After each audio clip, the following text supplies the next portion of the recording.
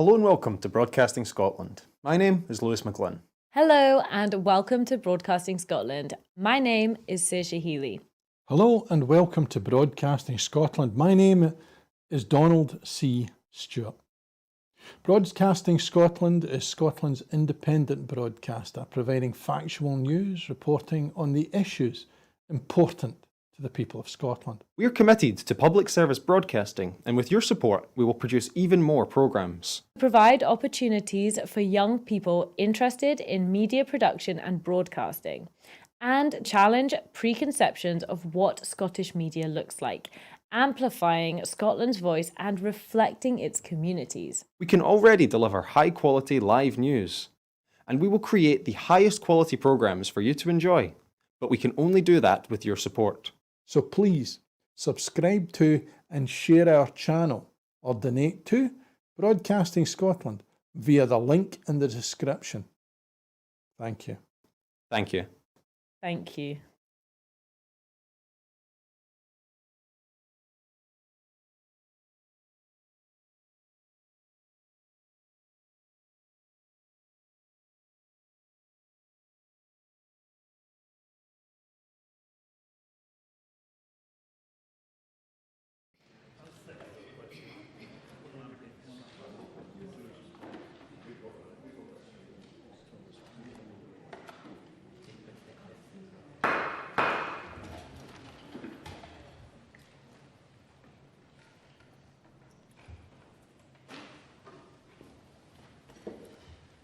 Good afternoon. The first item of business this afternoon is portfolio questions. The first portfolio is Deputy First Minister Responsibilities, Economy and Gaelic. Just to advise the Chamber there's a lot of interest in supplementaries.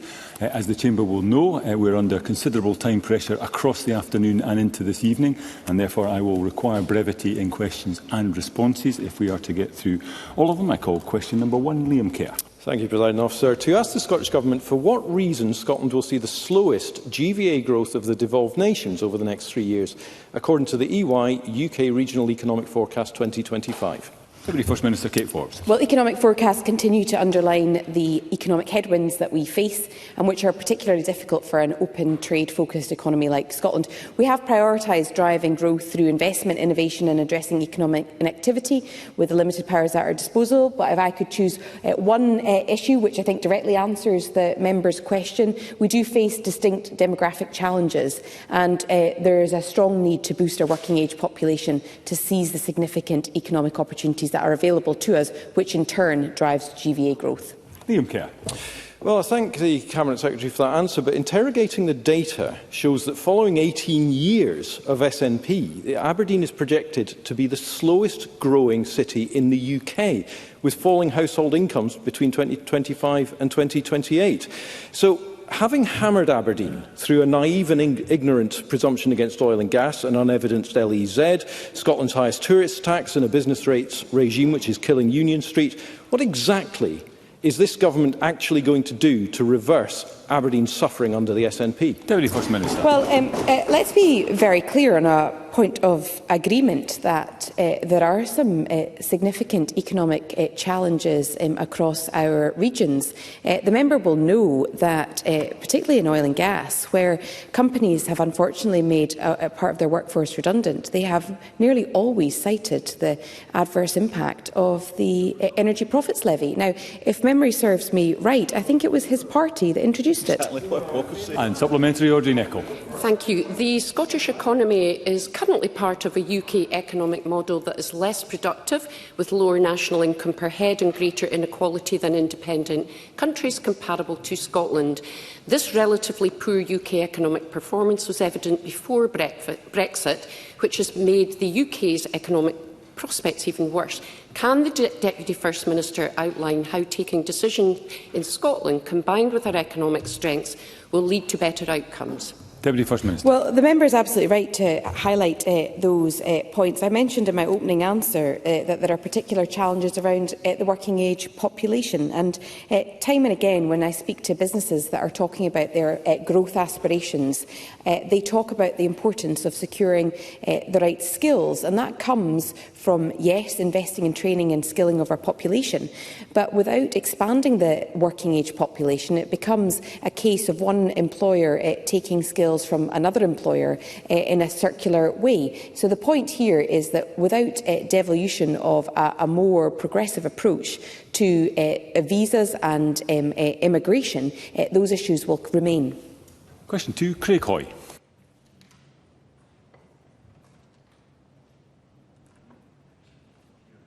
Thank you, Deputy Presiding Officer. To ask the Scottish Government what recent discussions the Business Minister has had with ministerial colleagues regarding the introduction of the visitor levy on the hotel and tourism sector.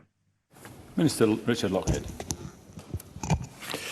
The Scottish Government recognises the importance of the visitor economy, and ministers, of course, regularly discuss how to grow the sector further. The Visitor Levy Act gives councils broad powers to shape a levy that suits local needs, benefiting communities, councils and businesses while supporting tourism at the same time.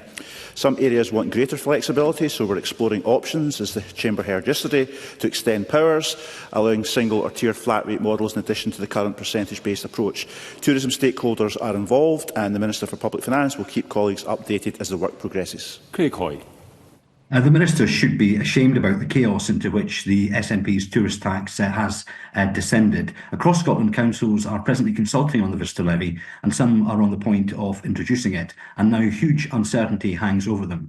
Dumfries and Galloway Council is presently consulting on their plans, and local hotelier Matthew Wallace, who runs the Cairndale Hotel and Spa in Dumfries, says that there is no over-tourism problem in the region, and he adds this levy is just a further increase in taxation and makes a region needlessly more expensive. So will the Minister now join me in urging the Scottish Government to pause the implementation of the levy until it listens to the very real concerns of businesses in Dumfriesshire and fixes the problem that this Government has created? Minister.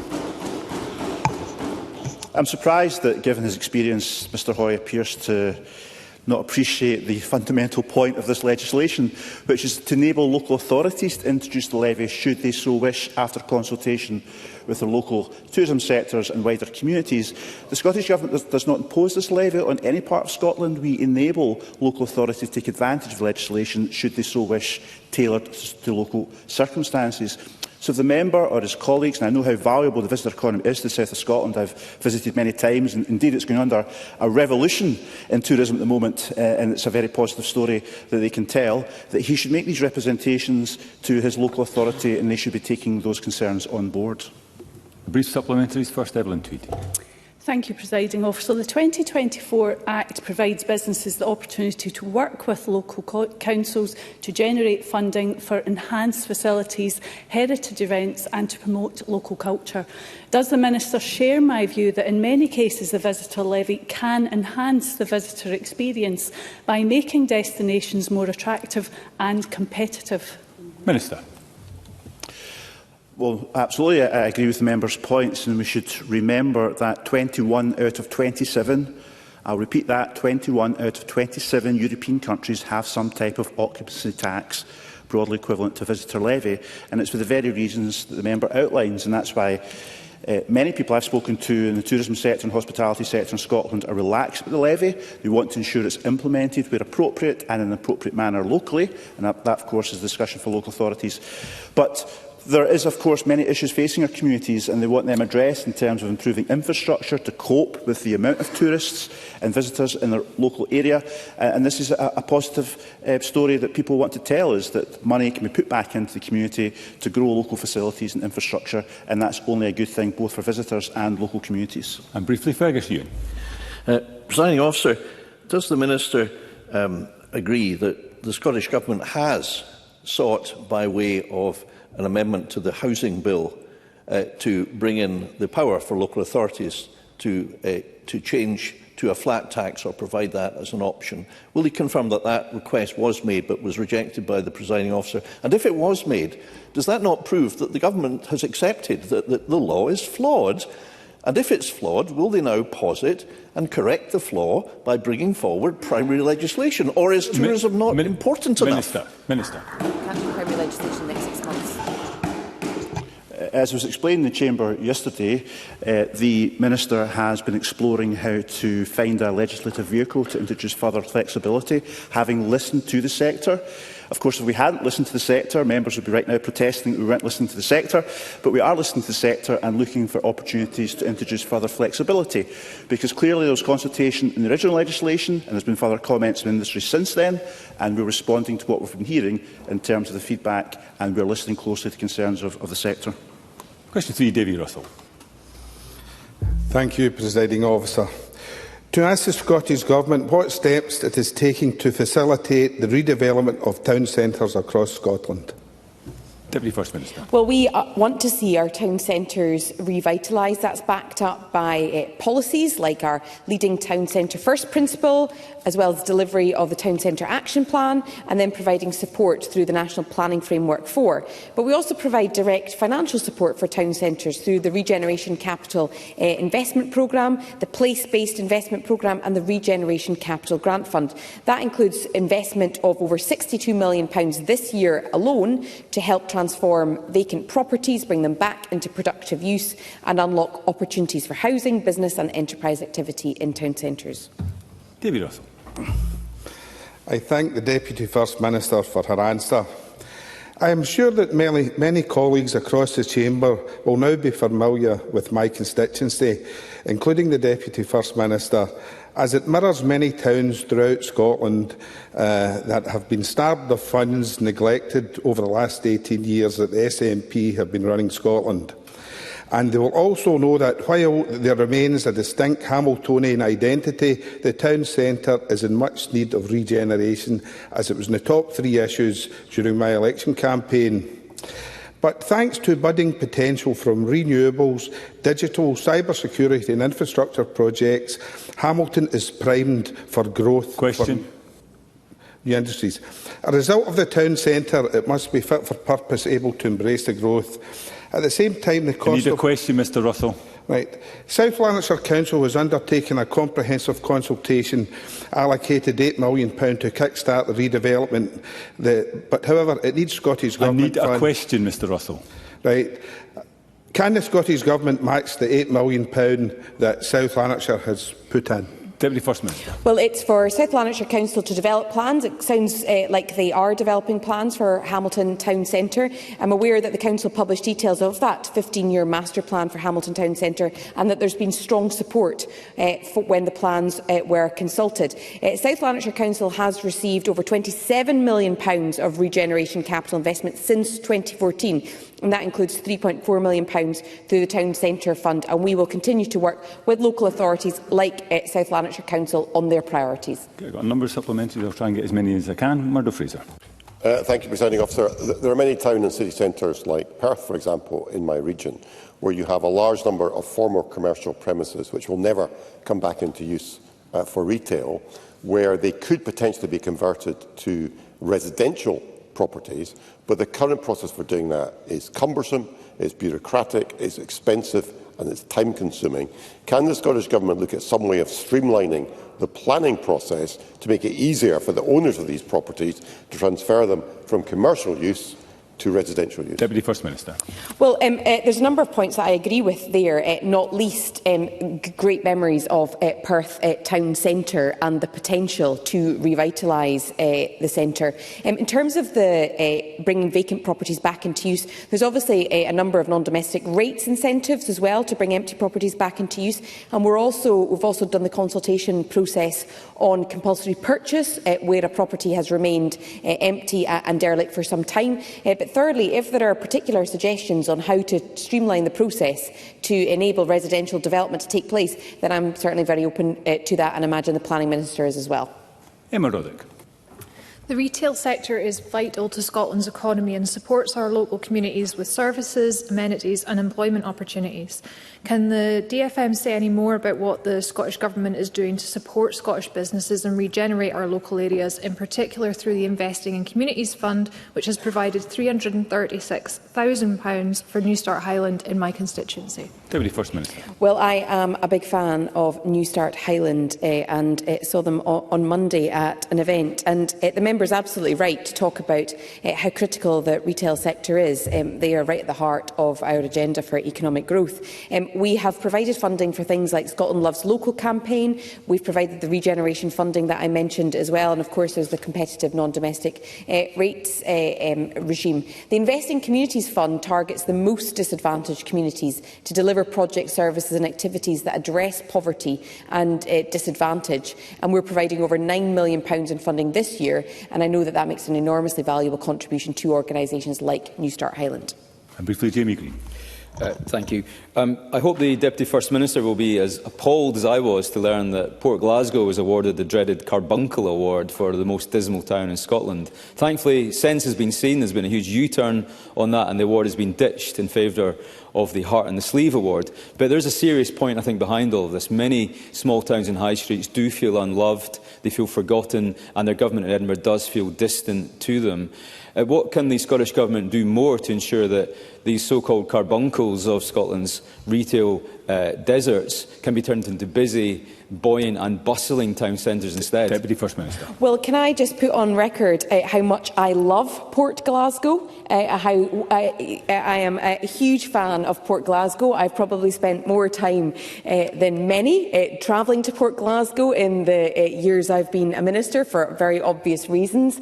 But the member mentions a number of different points that have driven the challenges for town centres, and those are the move to online shopping. There have been the challenges for the retail sector in particular, and I'm very committed to working with local authorities and local leaders on the ground to deliver master plans or transformation for those areas. Question 4 was withdrawn. Question 5, Fulton MacGregor. Thank you, Presiding Officer. To ask the Scottish Government what targeted support it is providing to small businesses in Coatbridge and Christen to help them deal with inflation and rising costs. Minister. The Find Business Support website offers a centralised platform for accessing public supports across the country, and businesses in Coatbridge and Christen can explore available grants, funding, advice and events tailored to their needs.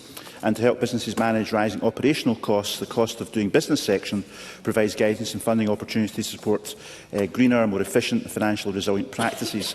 And the Scottish Government offers a competitive non-domestic rates regime with a package of reliefs worth an estimated £733 million this year, which includes the most generous small business rates relief in the UK. And indeed, as of the 1st of June 2024, 4,110 properties in North Lanarkshire benefited from the 100% small business bonus scheme relief. Fulton MacGregor.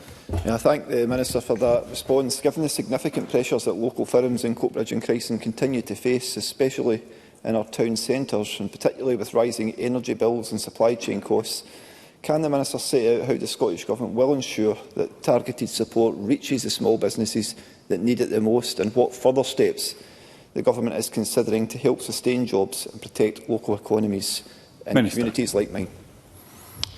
Well, I'm aware the Deputy First Minister in our previous answer to another member outlined some of the steps we're taking as a government, and of course we will continue to support businesses and communities with that competitive non-domestic rates package. We've also allocated Scottish Enterprise over £236 million in the current financial year to support its work to deliver transformational projects across the country as well. And most recent figures show that they supported and helped create or safeguard over 15,000 real living wage jobs last year, which was the second highest in record. I would also urge the member to signpost his local businesses towards Business Energy Scotland, because he mentioned the rising cost of energy bills. And whilst UK energy policy is being mishandled by the UK Government and has been for many years, despite Scotland being an energy-rich country, we are doing what we can to help businesses bring down their energy bills. I know a local butcher in my constituency saved a lot of money by contacting Business Energy Scotland after I referred him to that, and I'd urge the member to refer his businesses to Business Energy Scotland as well. Question 6, Annabel Ewing. Thank you, Presiding Officer. To ask the Scottish Government what its current priorities are for international trading links. Minister. Our export strategy, A Trading Nation, sets out the focus of our trading links, and this was updated and published on the 11th of September. Europe and North America remain key markets for Scottish exporters, and we're seeing increasing opportunities in the Gulf and in East Asia. And the creation of a special interest market category also enables our enterprise agencies to engage flexibly with fast-growing emerging markets such as Brazil, Mexico, Indonesia, Singapore and South Korea. And of course, the addition of Ukraine also empowers us to bolster trade with that country in their hour of need. Annabel, you. I thank the Minister for his response. He will be aware of the vital role that connectivity plays in international trade. I would ask the Minister, therefore, to clarify where matters stand with regard to getting the proposed Rosyth to Dunkirk ferry over the line, specifically with regard to what I understand is the key outstanding issue: what actions need to be taken by the Scottish Government and what actions require to be taken by the UK Government to allow Grangemouth to be designated on a temporary basis as a border control post for the purposes of freight being transported on this new ferry route. Minister. Thank you to the member for raising an important issue in her constituency, and I'm aware that she's met the Deputy First Minister to discuss this topic and also been in correspondence with her as well. And we continue to communicate with potential operators and Scotland's main ports to explore opportunities for new commercial ferry services so that our exporters and passengers do, of course, have more direct routes to and from Europe. In terms of the obstacles the member referred to, of course, I know from first-hand experience that a main obstacle is the border control post requirements, which were brought in due to the UK exiting the EU. And, of course, we have seen some recent announcements between the UK and the EU over relaxing potentially some of those obstacles through the SPS agreements as they're known. But until the effects and conditions of these agreements are known, it's really quite difficult for the Scottish Government to provide certainty about the future border control post requirements. So, as the member will appreciate, our officials are continuing to discuss these matters with the sponsors and UK colleagues. And supplementary, Alexander Stewart. Thank you, Presiding Officer. The Minister claims to be focused on international trade, yet Scottish exports to the rest of the United Kingdom are worth 3 times more than exports to the EU and the rest of the world. So why is the SNP so obsessed with grandstanding abroad instead of strengthening the most important trading relations, which is right here with the rest of the United Kingdom? Minister. Deputy Presiding Officer, I don't know what to say because I feel speechless after hearing that point. Is the member honestly suggesting that Scotland should abandon our international trade links and the tens of thousands of jobs that rely on exports in Scotland to overseas markets, particularly to the US but also to Europe? Of course, if we'd stayed within the European Union, we'd have maintained many more of the benefits of that relationship as well.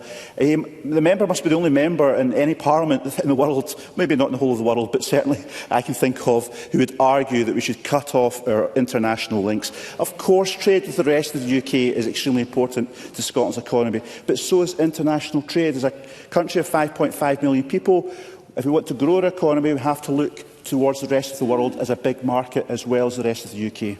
Thank you. Question 7, Monica Lennon.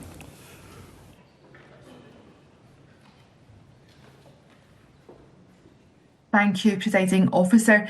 To ask the Scottish Government what discussions the Economy Secretary has had with ministerial colleagues regarding how the Glasgow City region deal can support improvements to transport and connectivity across the region.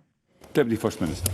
Well, we regularly discuss matters of importance with colleagues to ensure that we're securing strong economic growth, including with regards to transport investment. The Glasgow City region deal is supporting a range of projects to strengthen regional transport and connectivity. Monica Lennon. I thank the Deputy First Minister for her answer and welcome that update. Residents in Lanarkshire are in favour of more action to make public transport more affordable and accessible, but they do not favour proposals by SNP Glasgow City Council to introduce a charge for drivers visiting the city. Does the Deputy First Minister agree with me that this policy would be the wrong direction, and will she and the Government accelerate plans to boost transport and connectivity investment to support people in Lanarkshire, not punish them? Deputy First Minister. Well, without wanting to comment on decisions that are rightly to be taken by local authorities, because I'm a strong believer in local decision-making, I do agree with the importance of integrated transport links and more and improved transport links, and ensuring that all part of the region benefits, including Monica Lennon's constituents in Lanarkshire. There are a number of commitments through the region deal that emphasise transport, and it's always worth remembering that it is a Glasgow City region deal and it isn't just about the town centre. And very briefly, Claire Adamson. Thank you, Presiding Officer. It's vital that the Scottish Government continues to work to stimulate economic development, growth and connectivity across all regions of Scotland. Can the Deputy First Minister say any more about how the growth deals and strategic targeted investment from the Scottish Government are enhancing economic opportunities and innovation across Scotland? Briefly as possible, Deputy. Well, there's a number of examples of how the growth deals have supported the delivery of transport links, connectivity, improved infrastructure, and what's important about the growth deals is that they are done on a tripartite arrangement. In other words, they are directly informed by local priorities with the support of local authorities and the UK Government. And question 8, Sue Webber.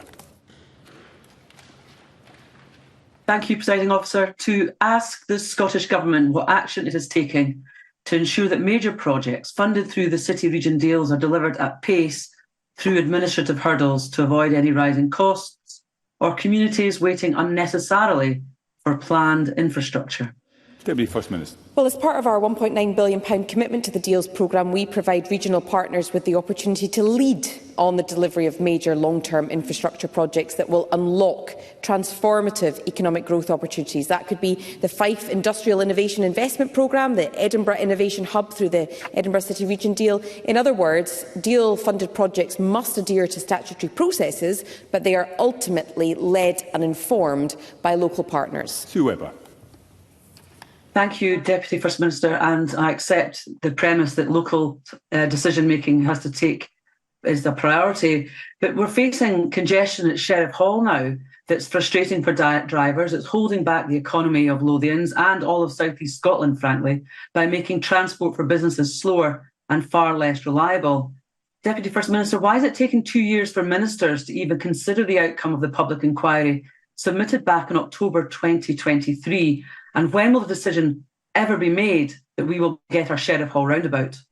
Deputy First Minister. Well, we are keen to see progress being made. There was over 1,200 items of evidence lodged for that public local inquiry. That indicates the extent of the interest in it, but that also needs rigorous scrutiny from technical and legal advisers, and they need to be separate from those involved in the promotion of the project. So consequently, only a small number of people working on the decision-making advice are there, and they are also the only people to be cited on the inquiry report, and we await advice on this from those officials. Thank you, and with apologies for those I wasn't able to call, that concludes portfolio questions on Deputy First Minister responsibilities. There will be a brief pause before we move to the next portfolio to allow front benches to change. Point of order, Fergus Ewing. Thank you, Presiding Officer. I wish to make a point of order of which I've given very brief notice, unnecessarily because it just arose after the answer from Minister Lockhead, as well as the answer from Minister McKee yesterday. And I think, with respect, it is a very important matter, Presiding Officer, and I seek your guidance under Rule 984 of Standing Orders, which is the part that deals with Stage 3 amendments. And it states, of course, that there may be amendments which are inadmissible.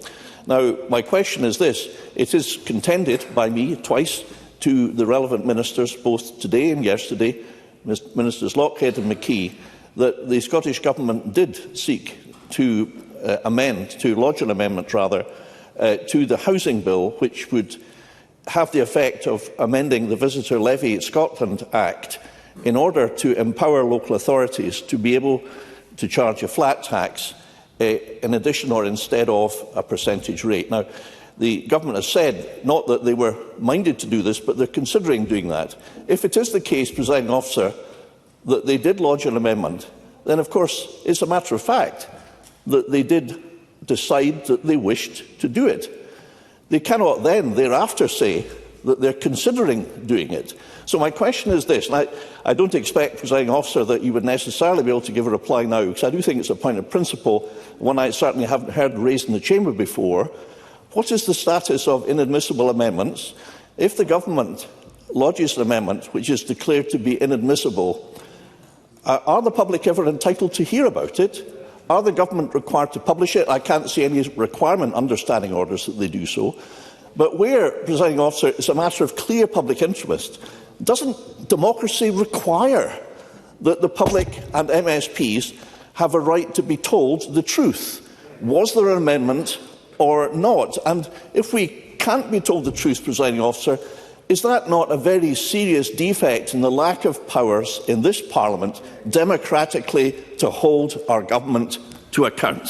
Thank you, Mr Ewing. As you'll be aware, the Presiding Officer did respond to a similar concern being raised yesterday. I will ensure that the comments that you have just made are further reflected on. If there's anything further that can be added, I will ensure that the Chamber is kept updated. With that, we move on to the next portfolio, which is finance and local government. Again, the same provisions in terms of the time pressures we are under over the course of this afternoon and this evening. And with that, I call question number 1, Alexander Burnett. To ask the Scottish Government what analysis it has undertaken of the potential impact of the funding allocated in its budget 2025-26 on Aberdeenshire Council's ability to invest in local infrastructure and support economic development. Cabinet Secretary Shona Robertson.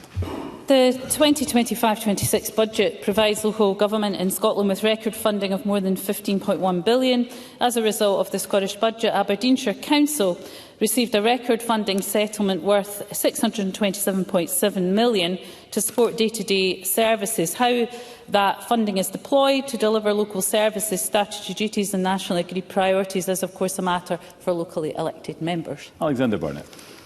Well, it's clear from conversations with constituents that local services are their biggest priority, overstretched and underfunded by this SNP government, from potholes that won't be fixed, grit bins being removed and bridges closed, breaking communities in two.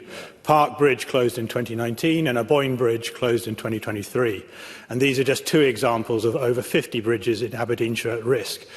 So, record funding aside, Aberdeenshire Council remains one of the lowest funded local authorities in the country, receiving around 10% less funding per head than the Scottish average, despite being the third most expensive area to cover geographically. So will the Cabinet Secretary commit to ensuring that Aberdeenshire Council receives the funding needed to maintain its critical infrastructure? Cabinet Secretary. Well, first of all, can I welcome the fact Alistair Burnett in his supplementary acknowledged that there was record funding for local government and for Aberdeenshire Council. And that, of course, has been confirmed by the Independent Accounts Commission that there is a real terms increase in funding over the last 3 years, if my memory serves me correctly. Now, it is up to each council to decide the infrastructure priorities that it takes forward, and of course we help with the capital allocations to local government, and of course they have the ability to borrow to take forward infrastructure investment projects. In terms of the funding formula that Alexander Burnett referred to, of course that is a funding formula agreed by the 32 local authorities through COSLA. It's not for Scottish ministers to change the funding formula. I suggest that he takes that up with COSLA. Question 2, Bill Kidd. Thank you, Presiding Officer. To ask the Scottish Government what assessment it has made of the Empowering Communities programme, including the impact of the Investing in Communities Fund. Cabinet Secretary. So our Empowering Communities programme is a much valued mechanism providing funding to communities across Scotland to support delivery of regeneration. The programme covers a range of community funds and grants which build the capacity in our communities and deliver regeneration, including the Investing in Communities Fund. The funds and grants are routinely assessed through established grant monitoring and reporting processes to understand their impact. Bill Kidd. I thank the Cabinet Secretary for that reply. The impact of the programme, in particular the Community Fund across Scotland, has been a huge success story, and no more so than in my constituency of Glasgow Anniesland, where Kingsway Community Connections Proud, Capable, Confident programme received over £280,000 of funding to build social capital within the community and has become part of the heart of the community. Given the success and impact of these programmes, can the Cabinet Secretary give an indication as to the future of this fund when the current 3-year funding round comes to a close? Minister Secretary. Well, can I first of all add my comments to the value of projects like the Kingsway Community Connections. Of course, going forward, decisions concerning future Scottish Government funding programmes will, of course, be considered and addressed through the budget and the spending review processes. All organisations receiving ICF are aware that it was a 3-year fund, and they were all asked to consider how their projects would be sustained after the ICF funding period ends on the 31st of March 2026. But these, of course, will be active discussions. Question 3, Stephen Kerr.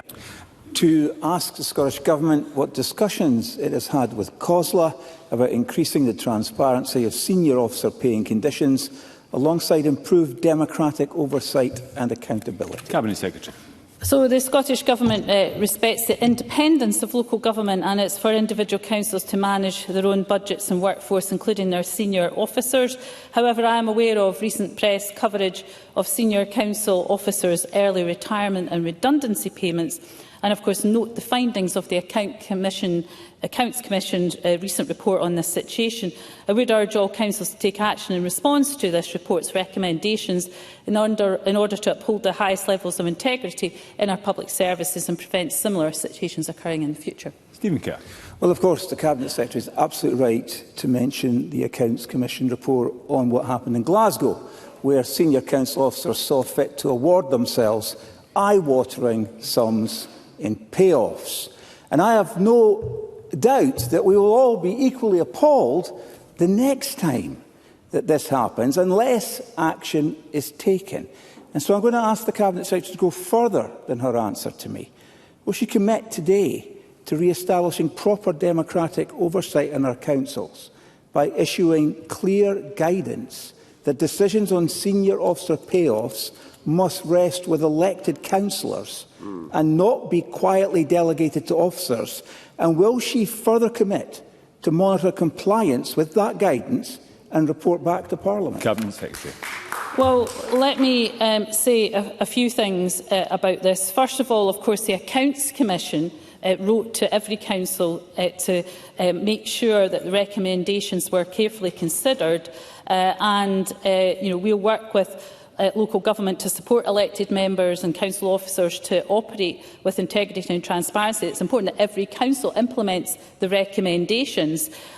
They, of course, conclude that there was an absence of independent scrutiny from councillors and formal documentation detailing how decisions were made and whether they demonstrated value for money. Councillors were not informed about this, and they should have been involved in the decision-making process, and governance arrangements have to be improved. And of course the new Chief Executive of Glasgow City Council has rectified many of the issues with input from councillors. So I think the Accounts Commission report absolutely will lead to all local authorities making sure that the recommendations are implemented within their own structures to make sure nothing like this can ever happen anywhere else. Briefly, Tess White. Huge sums of taxpayer money have been used to line the pockets of penny-pinching paper pushers in Glasgow as they sailed off into the taxpayer-funded early retirement. There's no accountability. Will the Cabinet Secretary ensure there is a code of conduct for council chief executives and officers with proper sanctions to stop rogue officers exploiting the public purse for personal gain? Cabinet Secretary. So let me reiterate the point that the Accounts Commission has investigated. They've written to every council to highlight their recommendations and the importance of elected members and officers following the Nolan Principles of Public Life. As I said earlier, the new Chief Executive of Glasgow City Council has rectified the issues with input from councillors. Council leader Susan Aitken has also made her own comments very, very clearly known about her absolute outrage at what has happened within the authority. And, of course, there has been an agreement with the Strathclyde Pension Fund for some money to be repaid to the council from the former Chief Executive. So these are serious issues, but it is important to be clear that there is no inference that this is a widespread practice across our local government structures and authorities. This is something that I think was particular to Glasgow, and the Accounts Commission have responded in a very strong manner indeed. Thank you. Question 4, Evelyn Tweed. Thank you, Presiding Officer. To ask the Scottish Government how much it has allocated in its budget for the improvement of road safety on the A84 trunk road between Stirling and Lochernhead. Cabinet Secretary. Transport Scotland, through the 2025-26 casualty reduction budget, has programmed £120,000 for road safety work on the A84. Evelyn Tweed. I thank the Cabinet Secretary for that answer. To ask the Cabinet Secretary if they can explain the budget prioritisation process and how the views of local communities are reflected in it. Cabinet Secretary. Well, look, the member will appreciate that Transport Scotland and its operations are a bit out with my portfolio responsibilities, but I will get the Connectivity Minister to write to the member with details on how that prioritisation process is taken forward, and I'm sure that the Minister will be happy to meet with Evelyn Tweed to discuss these matters in more detail. Thank you. Question 5, Maurice Golden. Thank you, Deputy Presiding Officer. To ask the Scottish Government what funding it has allocated from its budget 2025-26 to support local authorities to improve waste management services in line with its plan for a transition to a circular economy. Minister Ivan McKee. The 2025-26 budget delivered record funding of over £15.1 billion for local government, a real terms increase of 5.5%. as confirmed by the Accounts Commission. How that record funding is deployed to deliver local services and statutory duties such as waste management services alongside nationally agreed priorities is of course a matter for locally elected members. In addition, we are making one of the biggest investments in a generation to modernise recycling in Scotland through the £70 million Recycling Improvement Fund. In 2025-26, £13.9 million is allocated to local authority projects to improve recycling and reuse services. Maurice Golden. I thank the Minister for that answer. Clearly, record funding and indeed the Recycling Improvement Fund isn't working because recycling rates in Scotland have stalled. The 2013 target still hasn't been met, more than a decade on. So there's clearly a need for sustained support to help councils make the progress that is required. Does the Minister agree that ring-fencing extended producer responsibility funds for recycling infrastructure could provide a stable, long-term solution, one that can also deliver wider investment and new jobs across Scotland? Minister. The fund that the member refers to is, of course, managed by the UK Government, who allocates that money directly to local authorities, and we're engaged with COSLA and with UK Government on how that is operating. But as I said, we are not responsible for the collection or management of that fund. And in terms of the statistics, we've seen a reduction of 61% since 2011 on the amount of Scottish waste landfill. The recycling rate in Scotland at 62.2% in 2023, so significant progress, and we are seeing only around 14% of the waste that we produce is processed elsewhere. So yeah, we are making progress, but we absolutely recognise there is more work to be done in this area. Briefly, Sarah Boyack. Thank you, Presiding Officer. Key to delivering a circular economy locally and creating jobs would be setting targets for reuse Spain, Portugal, France and Belgium are now making progress, so will the Scottish Government set a target for reuse and support local authorities with advice and finance to actually deliver that? Minister. Well, as already indicated, in terms of funding for that, our Recycling Improvement Fund is already allocated over £66 million to 48 projects in 27 local authorities to deliver more frequent recycling collections and boost Scotland's capacity to recycle problematic materials like plastic film. We're also the first government in the UK to commit to action on single-use vapes, and from the 1st of June 2025 they can no longer be stocked or supplied in Scotland. So we are absolutely taking measures to make a difference, and the numbers demonstrate we are making progress. Question 6, Christine Graham. And thank you very much, Deputy Presiding Officer.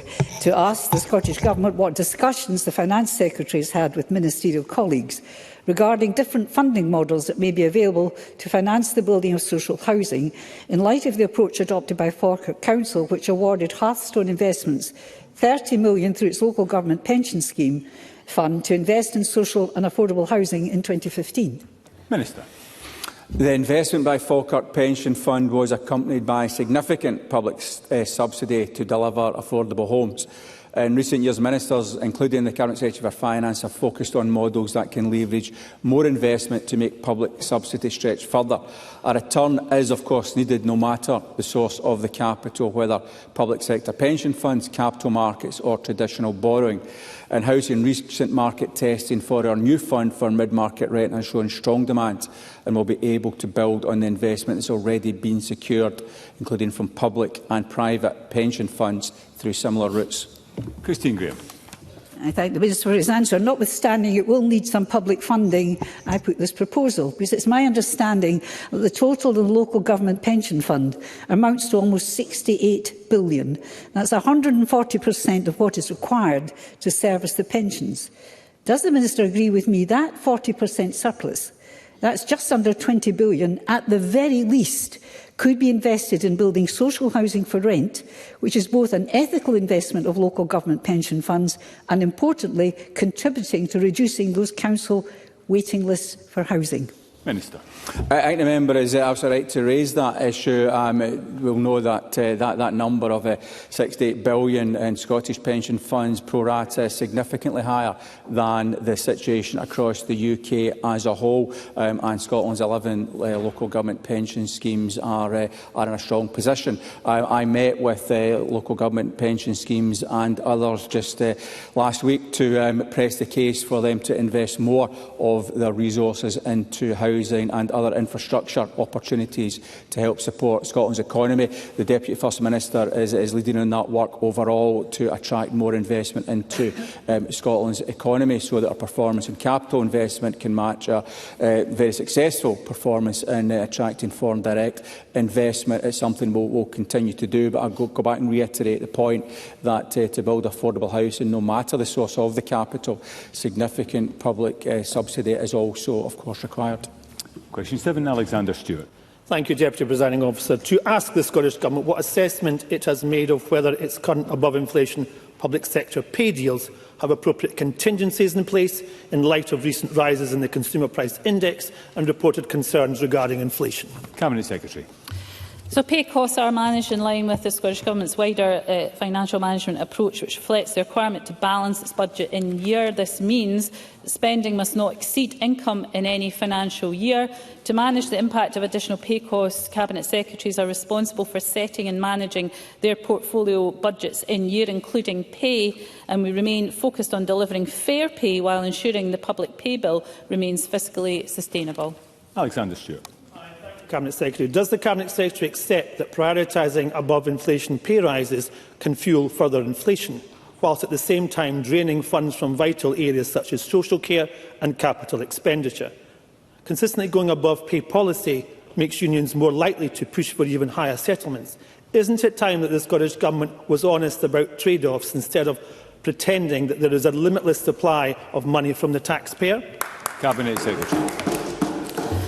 Well, first of all, it's interesting that Alexander Stewart mentioned social care because, of course, we have supported pay with the social care workforce in order to try and ensure that we can recruit into the social care workforce to look after our growing elderly population and those who need that level of support. So it was a very interesting example for Alexander Stewart to use. Of course, we have set out the requirement for multi-year pay deals, which is important because it then allows us to have certainty and to reduce the risk of any industrial action, which of course brings its own huge costs. And through those multi-year pay deals, we are able to take forward the important reform work that, of course, Ivan McKee is leading on through the public service reform strategy. Again, question 8, Stuart McMillan. Thank you, Presiding Officer. To ask the Scottish Government what recent discussions it has had with the UK Government regarding the next UK budget, which will be delivered on the 26th of November. Cabinet Secretary.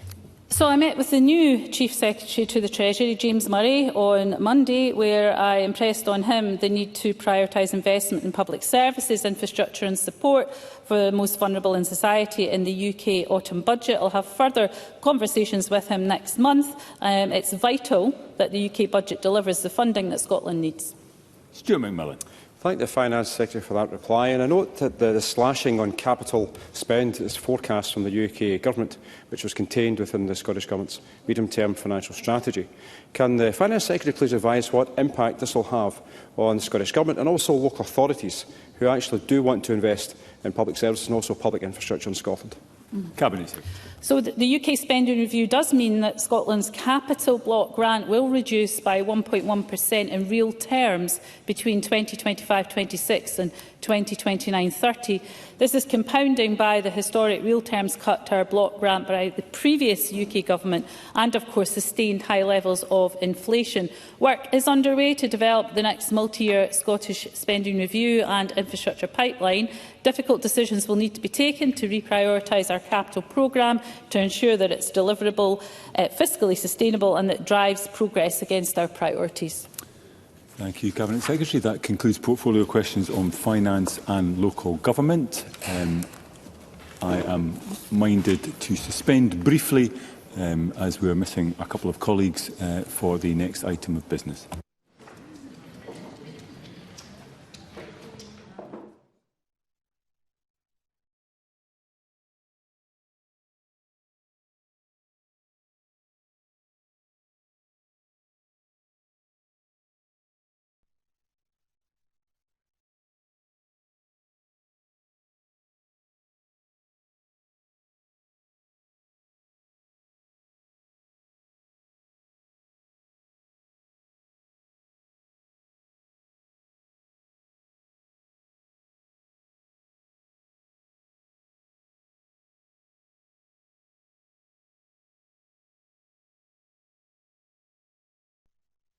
Thank you. The next item of business.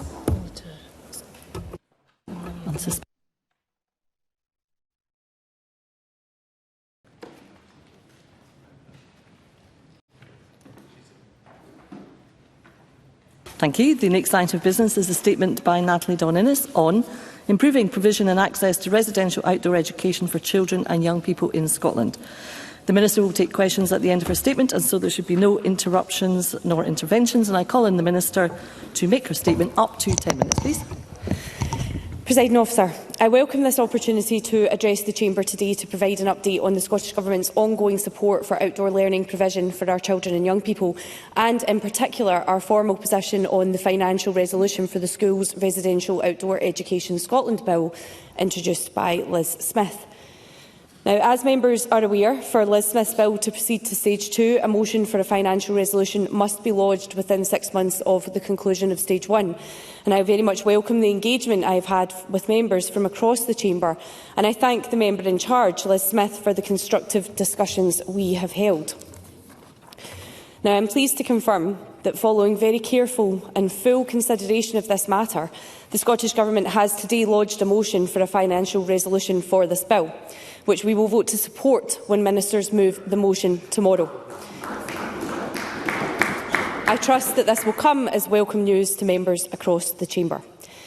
Now, as I've made clear to this chamber since stage 1, the Scottish Government absolutely recognises the important role that outdoor learning in all its forms, including residential outdoor education, can play in supporting the development of our children and young people. And this is reflected in our refreshed Learning for Sustainability Action Plan published in 2023. I think it's helpful to briefly note some of the Government's activity in this regard for the wider chamber's awareness. Now, this work includes, for example, the new Scottish Outdoor Learning Strategic Working Group, which will provide recommendations next month on how Government and partners can continue to strengthen support for outdoor learning. Education Scotland are also supporting the Association of Heads of Outdoor Education and the Scottish Advisory Panel for Outdoor Education in the development of a quality residential framework and a training resource for outdoor education centre instructors. Systemic change is being delivered through the curriculum improvement cycle, which is strengthening the place of outdoor learning across the 3 to 18 curriculum, and we continue to provide pupil equity funding and the Learning Estates Investment Programme, which many schools make use of to support delivery of both residentials and on-site outdoor learning. And what this package of work demonstrates is that even in the absence of legislation, the Scottish Government is working with partners across the education sector to improve provision and access to impactful, safe and varied outdoor learning experiences, including residential outdoor education. Our schools and our dedicated school staff are doing their best to ensure that pupils can benefit from such experiences. For example, Cedar Bank, an additional support needs school in West Lothian, is committed to ensuring all pupils across broad general education receive 2 hours of outdoor learning a week, and all subject areas across senior phase are encouraged to integrate regular outdoor learning as part of lesson plans. And at Alva Primary on the Isle of Mull, pupils take part in regular outdoor learning through activities such as weekly shore school, learning key skills and taking ownership of their whole learning environment. Now, there is an important reason why I mention all this.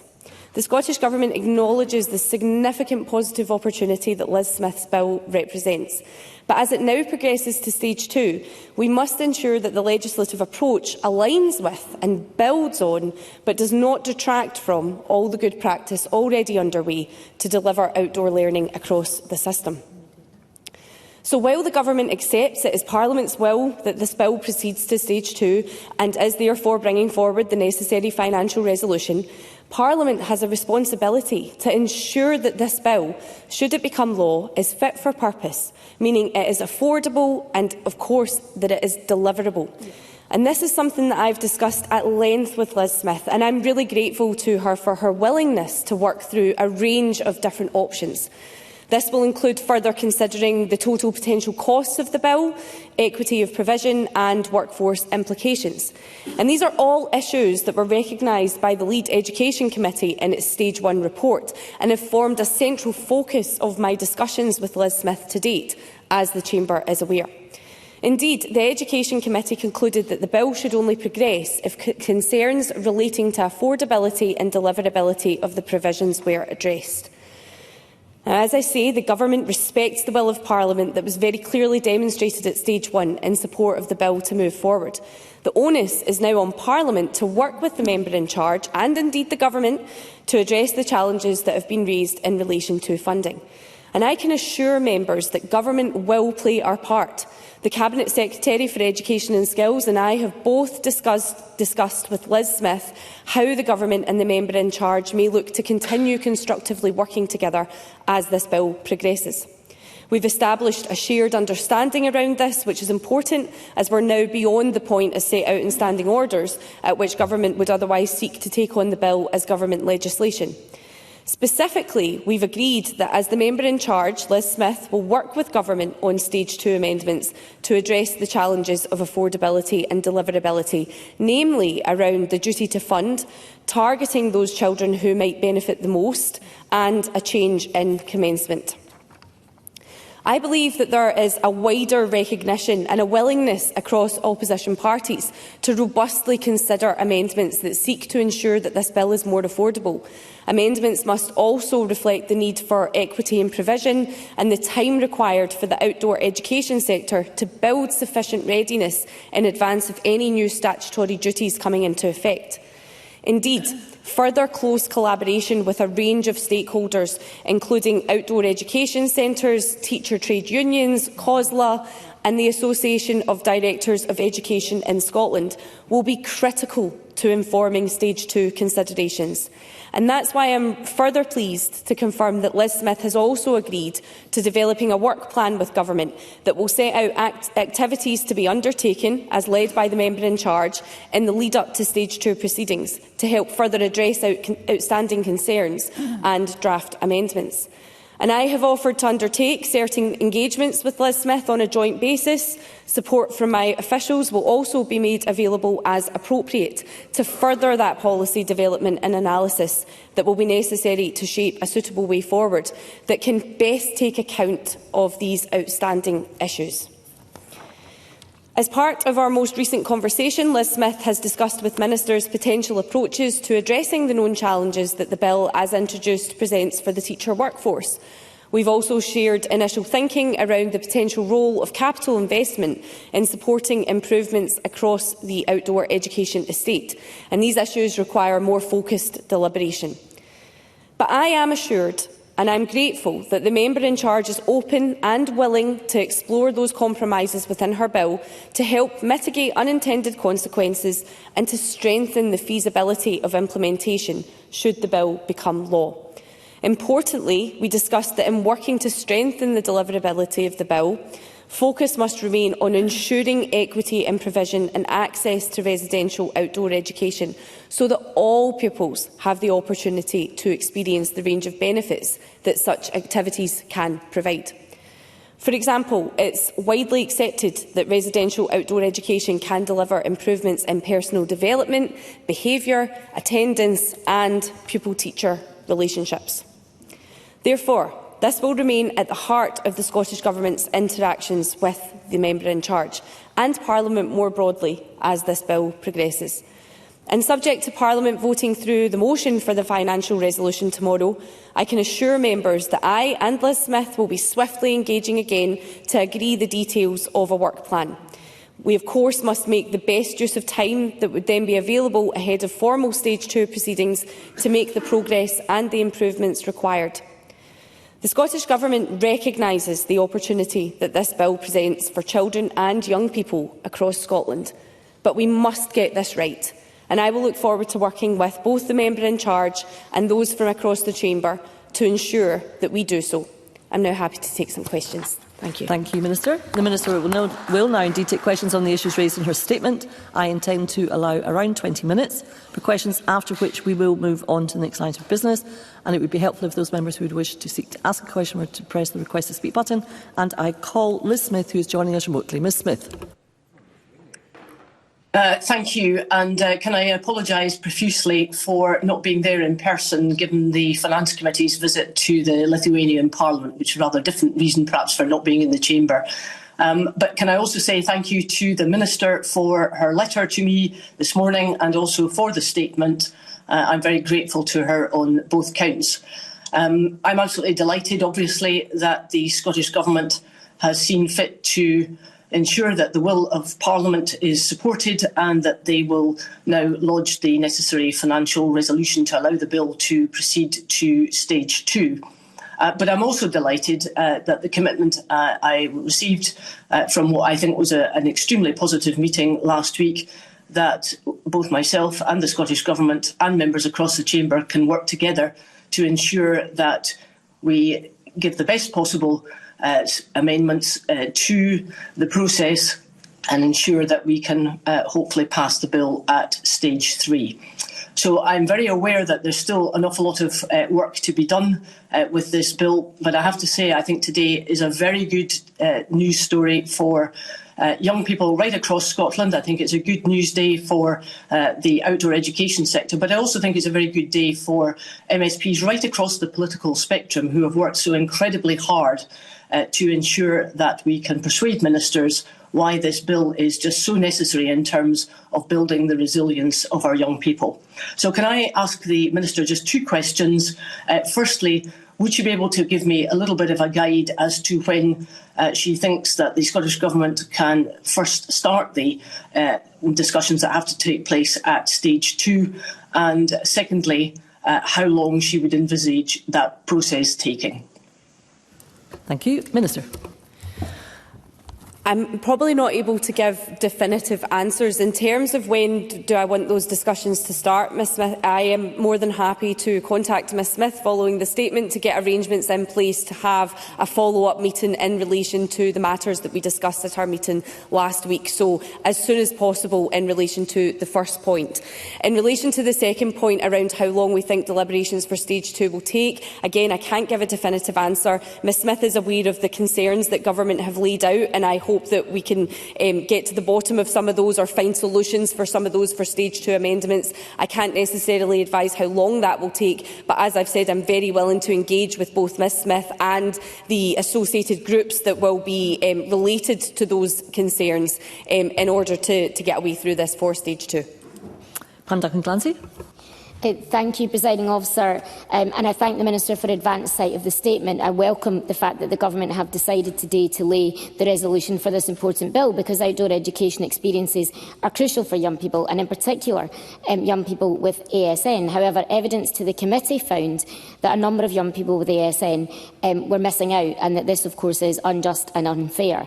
So can I ask the Minister, in the time that it has taken to make the decision on the financial resolution, and come back to the Chamber on this, can she set out what work she's done to establish what's needed to ensure access for pupils with ASN, and what can she say to reassure Parliament today that the needs of those pupils will be fully considered as the Government engages as the bill progresses through Parliament? Minister. This has been a key consideration for Government in our deliberations in relation to the financial resolution, and I think I set some of that out to the member at committee. We have found similar issues, that there are pupils and children with additional support needs who are not necessarily getting that experience. And equally, one of the issues with the bill is that we're not sure that the centres and the capacity is necessarily there to deal with the number of children and the range of very complex needs. So I can assure the member that going forward in terms of looking towards stage 2, that is absolutely a key consideration, because we want to ensure equity for all children in relation to residential outdoor experiences. I call George Adam to be followed by Miles Briggs. Mr Adam. Thank you, Presiding Officer. Among the many issues with this bill as it's currently drafted, and has been mentioned here today, is the issue of costings. Can I ask the Minister how the member in charge improved the cost estimates, and whether the financial memorandum is still at best a guesstimate, at worst a complete fiscal fantasy? And can the Minister give me detail as to how the measures contained within the bill will be financed? Minister. So I've been quite clear that the Government's position is that the proposals in this space must be both affordable, they must support equity, as I've just advised, and for deliverability give due consideration to the expectations placed on teachers to organise and take part in these trips. Now, the proposals brought forward by Liz Smith MSP to adopt a transitional or a phased approach to delivery, alongside potentially targeting of funding to support primary school pupils with additional support needs and those in deprived circumstances, are truly welcomed in this regard. And we've also had further discussion around some of those aspects in our meeting last week. But of course, the total costs cited in the financial memorandum are extensive and underestimate the total potential costs of the bill as introduced. And it's these aspects that we really need to zone in ahead of stage 2, because it's not just about the costs on the face of the bill, it's about the unknown costs as well. I call Miles Briggs to be followed by Stuart McNeill. Thank you, Deputy Presiding Officer. And can I genuinely welcome what I think is a change of attitude from ministers, and I hope genuinely they'll be working to help the member deliver the will of Parliament and deliver this bill and other private members' bills going through Parliament. So can I ask the Minister what steps the Scottish Government will now take with local authorities and representatives of teachers to look at how this bill can be delivered, especially given some councils, including my own Edinburgh City Council, already are delivering this policy, and the huge opportunity it can present to councils? Minister.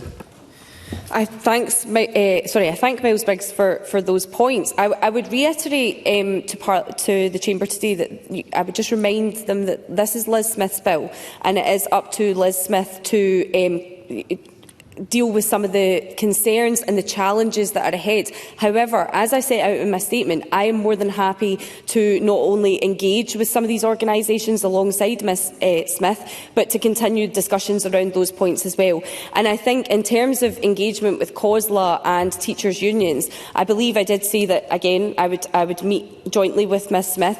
COSLA have some real concerns around the affordability aspects and the equity of provision and the workforce capacity. Something that was also discussed at length in a meeting that I had with trade union representatives. So I really just want to assure Mr Briggs that Government is very alive to these issues and is willing to work with Liz Smith to find a solution or a way to bring costs down. I call Stuart McMillan to be followed by Martin Whitfield.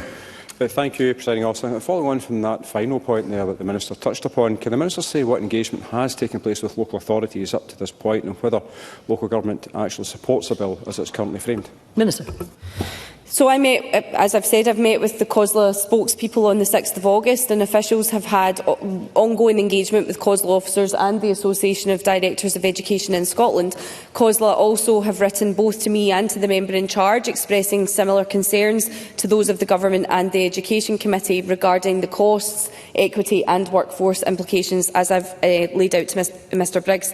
I think going forward it will be important to engage with COSLA again, and equally we hear some very good examples of how individual local authorities are driving this agenda forward, so I think it will be important to engage with those as well. I call Martin Whitfield to be followed by Emma Harper. I'm very grateful, Deputy Presiding Officer. The Minister spoke that the Government respects the will of the Parliament, and this is as it should be, although it is a U-turn for the Scottish Government in the way this part of the bill has been progressed so far. Surely good faith engagement from the Government is the absolute minimum any member in this chamber should expect from them. So, I am glad that the Minister has said that she will commit to engage in good faith with Liz Smith on this bill going forward. Will she also make that commitment to all of the parties and representatives that sit in this chamber, both with this bill and as other bills progress? Minister.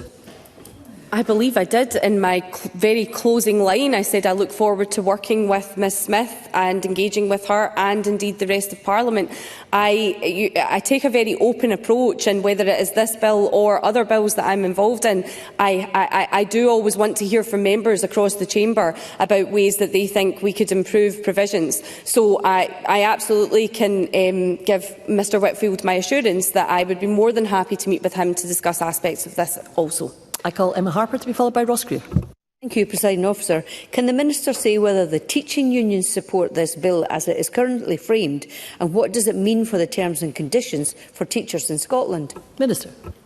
So I have already touched on this, but I'm happy to elaborate because I think that this is really one of the key concerns around the bill. Of course, the approach proposed by Liz Smith assumes that teachers will continue to engage in residentials on a voluntary basis. And this is a successful mode in the current context. And there are many examples of schools offering residential outdoor experiences on this basis.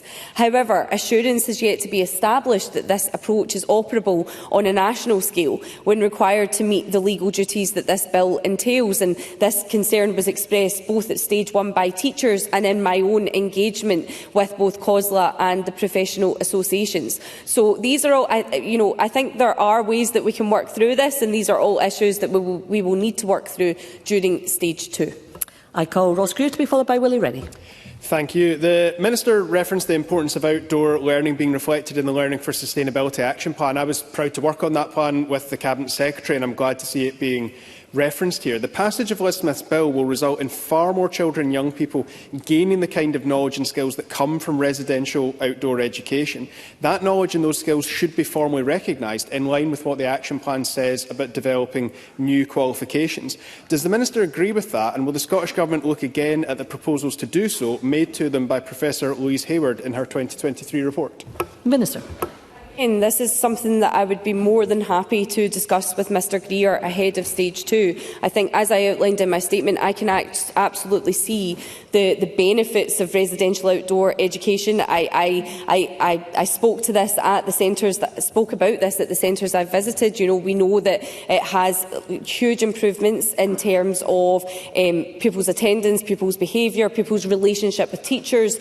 There are really, really positive aspects there. And then on the other other hand, we also have our non-residential outdoor education that takes place in classrooms and nurseries on a daily basis. That again has huge benefits and is something that we need to continue to promote more alongside the passage or as this bill progresses. So I'm more than happy to discuss the specific points that Mr Greer raises, as I've committed to speaking to members across the chamber.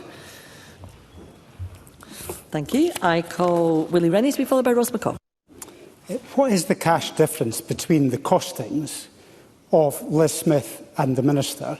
And if that gap can be closed, will the Government support the bill? Minister.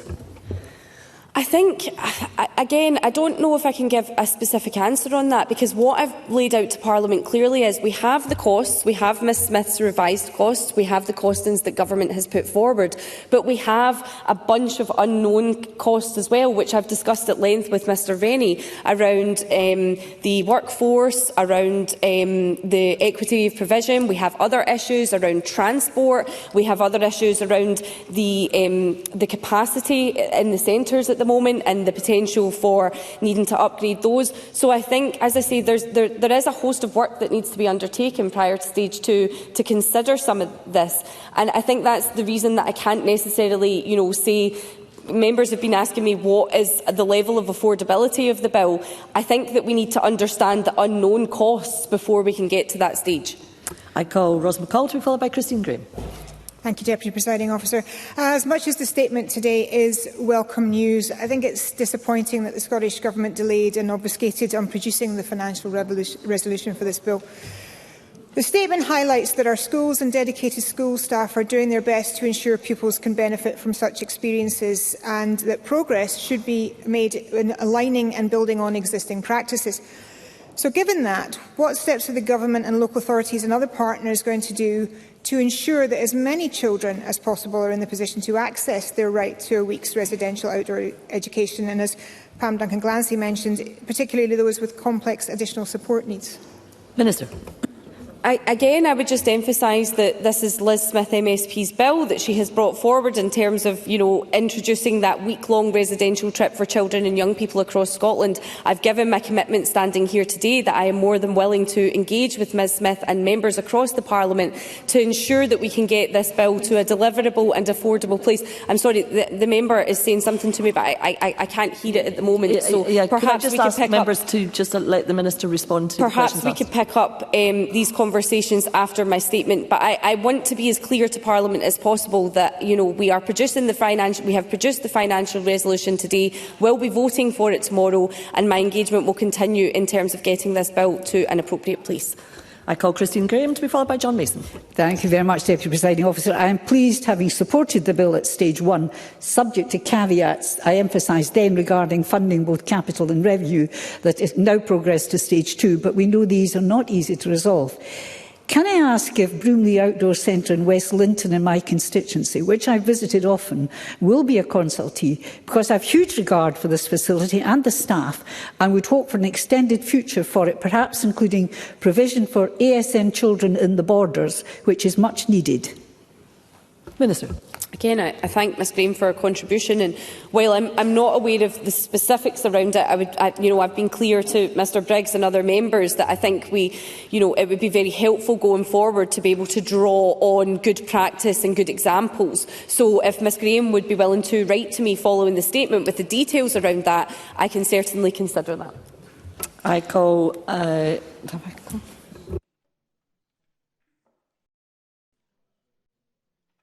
I call John Mason to be followed by Claire Adamson. Thank you very much. I have to say I have major reservations about this, and I would press the Minister further. What kind of cost are we committing to here? Is this a blank cheque? Is it 40 million? Is it 60 million? What are you committing to? Minister. Well, as I've said, members have the finances in front of them at the moment, and I am very, very aware of Mr Mason's concerns that, again, we have discussed at length. I think, I've been very clear today that although this is the approach that we're taking, Government is still concerned around some of those specific aspects of affordability. I would assure him that it's not a blank cheque. What we will do going forward is try to, at stage 2, make the bill more affordable and more deliverable, and ultimately members members will have that option in front of them when it comes to the voting for the bill. I call Claire Adamson to be followed by Fergus Ewing. Thank you very much, Presiding Officer. This is not normal for a curriculum to prescribe in such a way. Nonetheless, North Lanarkshire had a very proud tradition of offering this opportunity to young people. But unfortunately, the Kilbowie Outdoor Centre in Oban was closed in 2020 and has since been demolished. So I'd be interested to hear if the Minister is able to give us any further information about how capacity to fulfil this commitment could be met and whether there will be indeed need to be investment in centres. Minister. So some early work was done earlier on in the year in relation to capacity and understanding the needs of the sector, but I think I've been quite clear in my answers today that further work is needed in relation to this, specifically related to children with additional support needs. So again, although I can't necessarily go into the specifics around that because I've yet to engage with Ms Smith on the work plan going forward, I can assure her that that will be, again, a key consideration going forward. And I call Fergus Ewing. Presiding Officer, outdoor learning is said to be a core part of the curriculum for excellence, but it was recently reported this week that Scottish primary school children receive only 7 minutes of outdoor learning other than PE, compared with 30 minutes in about 10 years ago. Is that adequate? If it's not, what is adequate? What is enough? What is the Scottish Government's view? Because we're letting down our children at the moment, aren't we? Minister.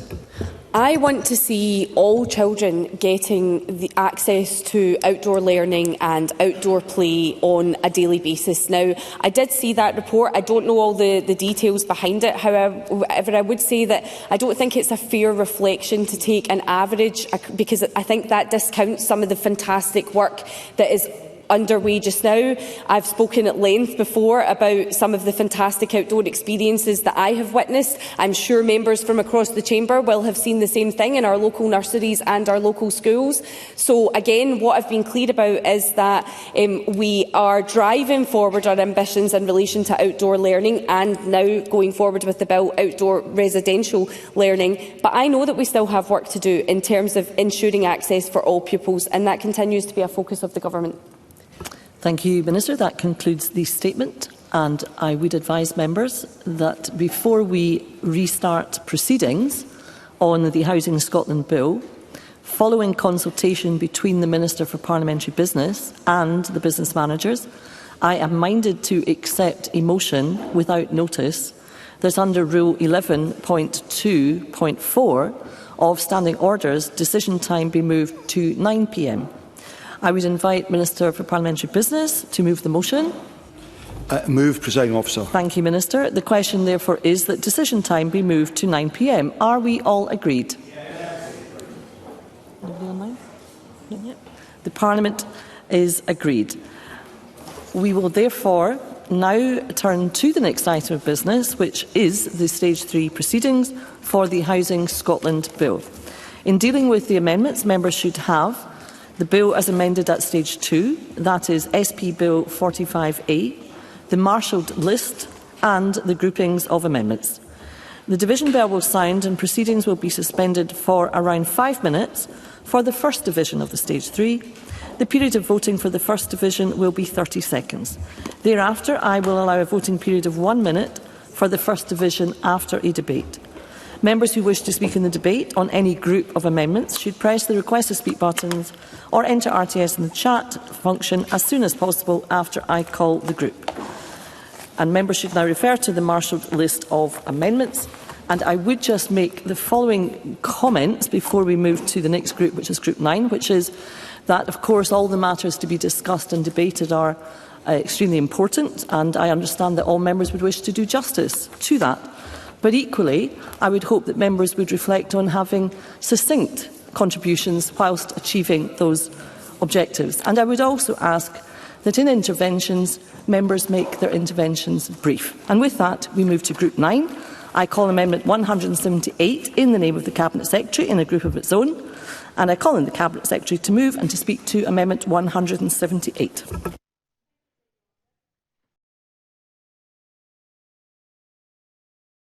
Okay. I move Amendment 178 in my name, which responds to amendments which are lodged at Stage 2, which sought to create a statutory duty to publish a report every 5 years on the operation and effectiveness of rent controls. At Stage 2, we recognise the overarching aim of those amendments and we agreed to consider them further before now. I have therefore brought forward Amendment 178. It obliges ministers to conduct a review on the operation and effectiveness of Part 1 of the bill and to prepare a report on this review. This will be informed by consultation with local authorities and representatives of landlords and tenants and will take place 5 years from the provisions of Part 1 taking effect. This ensures that the review is carried out after the first cycle of local authority assessments of rent controls and will therefore be informed by Part 1 having operated. And this is the only way we can truly review the process and the operation of rent controls in practice, and I ask members to support the amendment. Thank you, Cabinet Secretary. I note that no other members have sought to make a contribution, and I would ask whether the Cabinet Secretary has anything to add by way of wind-up. Nothing to add. Thank you, Cabinet Secretary. The question is therefore that Amendment 178 be agreed to. Are we all agreed? The Parliament is agreed. I call Amendment 6 in the name of Maggie Chapman, already debated with Amendment number 1. Maggie Chapman, to move or not move? Moved. Moved. The question is therefore that Amendment 6 be agreed to. Is the Parliament agreed? No. The Parliament is not agreed. There will be a division. And as this is the first division of the Stage 3 proceedings, I suspend for around 5 minutes to allow members to access the digital voting system. Thank you.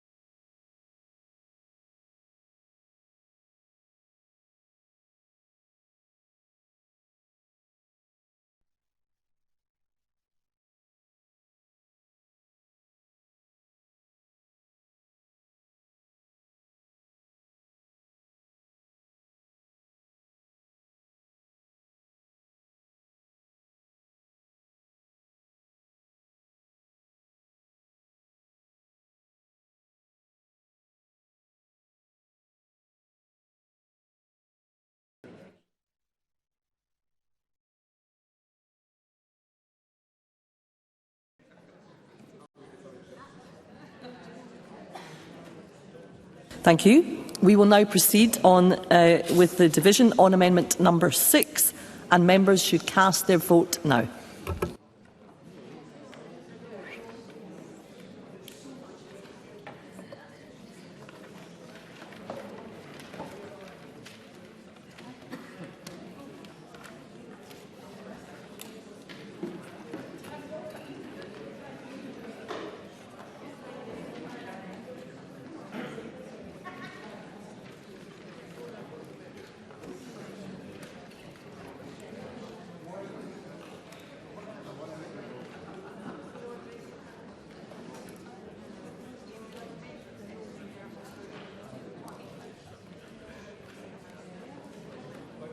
The vote is now closed. I have a point of order, first of all, from the Cabinet Secretary. Presiding Officer, I couldn't vote. I would have voted no. Thank you, Cabinet Secretary. Your vote will be recorded. A point of order from Ivan McKee. Couldn't get it connected. I would have voted no. Thank you, Minister. Your vote will be recorded. I have a point of order from Stuart McMillan. Thank you, Presiding Officer. I couldn't connect. I would have voted no. Thank you, Mr McMillan. Your vote will be recorded. I have a point of order from Audrey Nicholl. Thank you, Presiding Officer. I would have voted no. Thank you, Ms Nicholl. Your vote will be recorded. I have a point of order from Lorna Slater. Presiding Officer, I would have voted yes. Thank you, Ms Slater. Your vote will be recorded.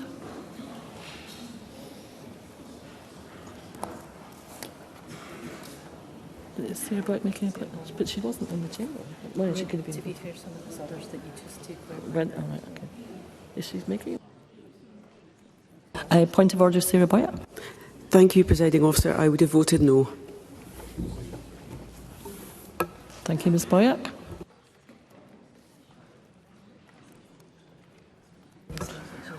Point of order, Rona Mackay.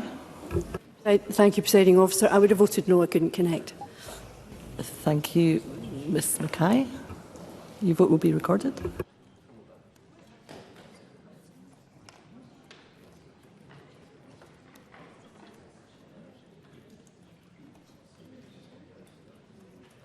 Thank you. The result of the vote on amendment number 6 in the name of Maggie Chapman is yes, 6, no, 97. There were no abstentions. The amendment is therefore not agreed.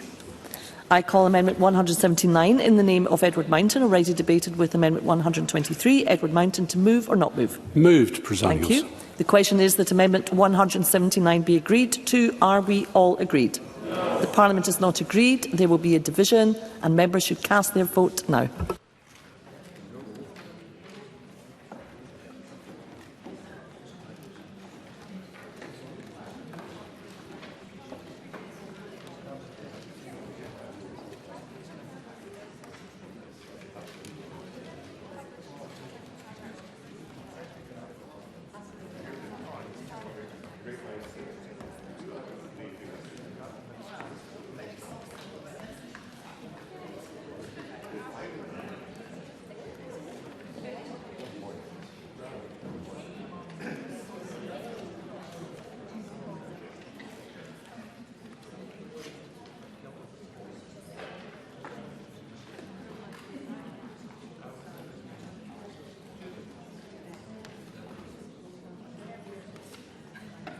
The vote is now closed.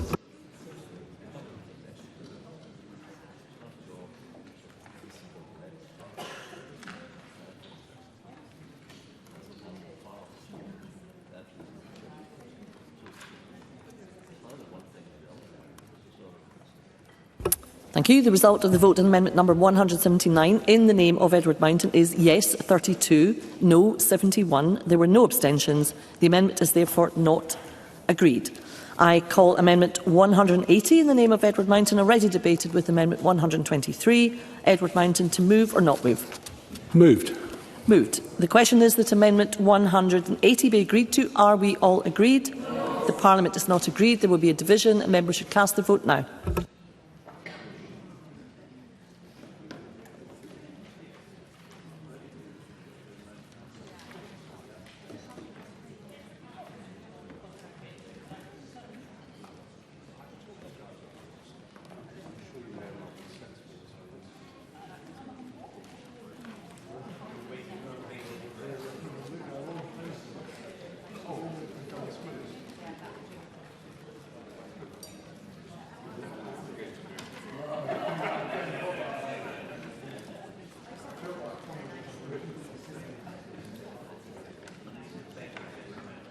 The vote is now closed.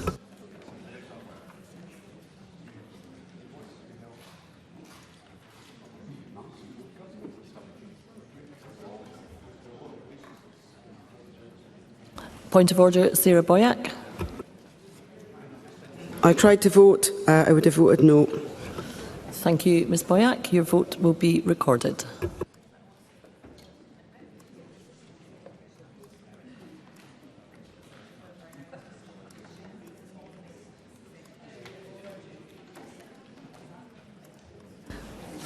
Thank you. The result of the vote on amendment number 180 in the name of Edward Mountain is yes 31, no 73. There were no abstentions. The amendment is therefore not agreed. I call amendments 181, 182, 183, 184, 185, 186, 187, 188, 189, 190 and 191, all in the name of Edward Mountain, already debated with Amendment 123. I would ask Mr Mountain if he can indicate whether or not he intends to move Amendments 181 to 191. I am not going to move them, Presiding Officer. Thank you, Mr Mountain. The member has indicated that they will not be moving Amendments 181 to 191. It would be helpful if any member who wishes to move any of these amendments from 181 to 191 could indicate now. No member has so indicated, and I therefore confirm for the record that the following amendments in the name of Edward Mountain are not moved. Amendments 181, 182, 183, 184, 185, 186, 187, 188, 189, 190 and 191.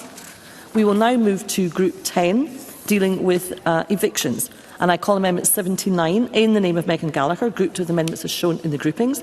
And I call on Megan Gallagher to move Amendment 79 and to speak to all amendments of the group. Ms Gallagher.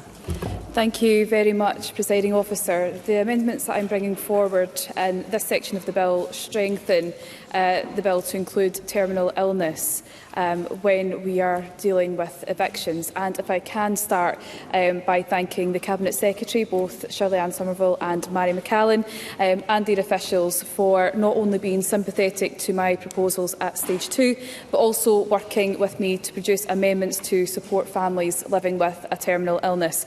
Presiding Officer, we do have a lot of amendments to get through this afternoon, and it is not my intention to go through each and every one of the amendments, because what they do add to the bill is that when they are considering factors that either courts or first-tier tribunals are looking at when looking at evictions, they consider the impact of a tenant or a member of the tenant's household due to the tenant or household member having a terminal illness. And I think this is a very compassionate way to look at the bill when we are looking at evictions. If I may also thank Marie Curie for the exceptional work that they have carried out in trying to gain cross-party consensus on this issue. They've been working hard alongside their other colleagues, trying to speak to MSPs regarding evictions and how we look at evictions in a compassionate way. If I may just speak briefly about Marie Curie and the evidence that they have found and what led to the amendments being submitted, because they found that approximately 27,600 people in Scotland every year must move home because of a close bereavement.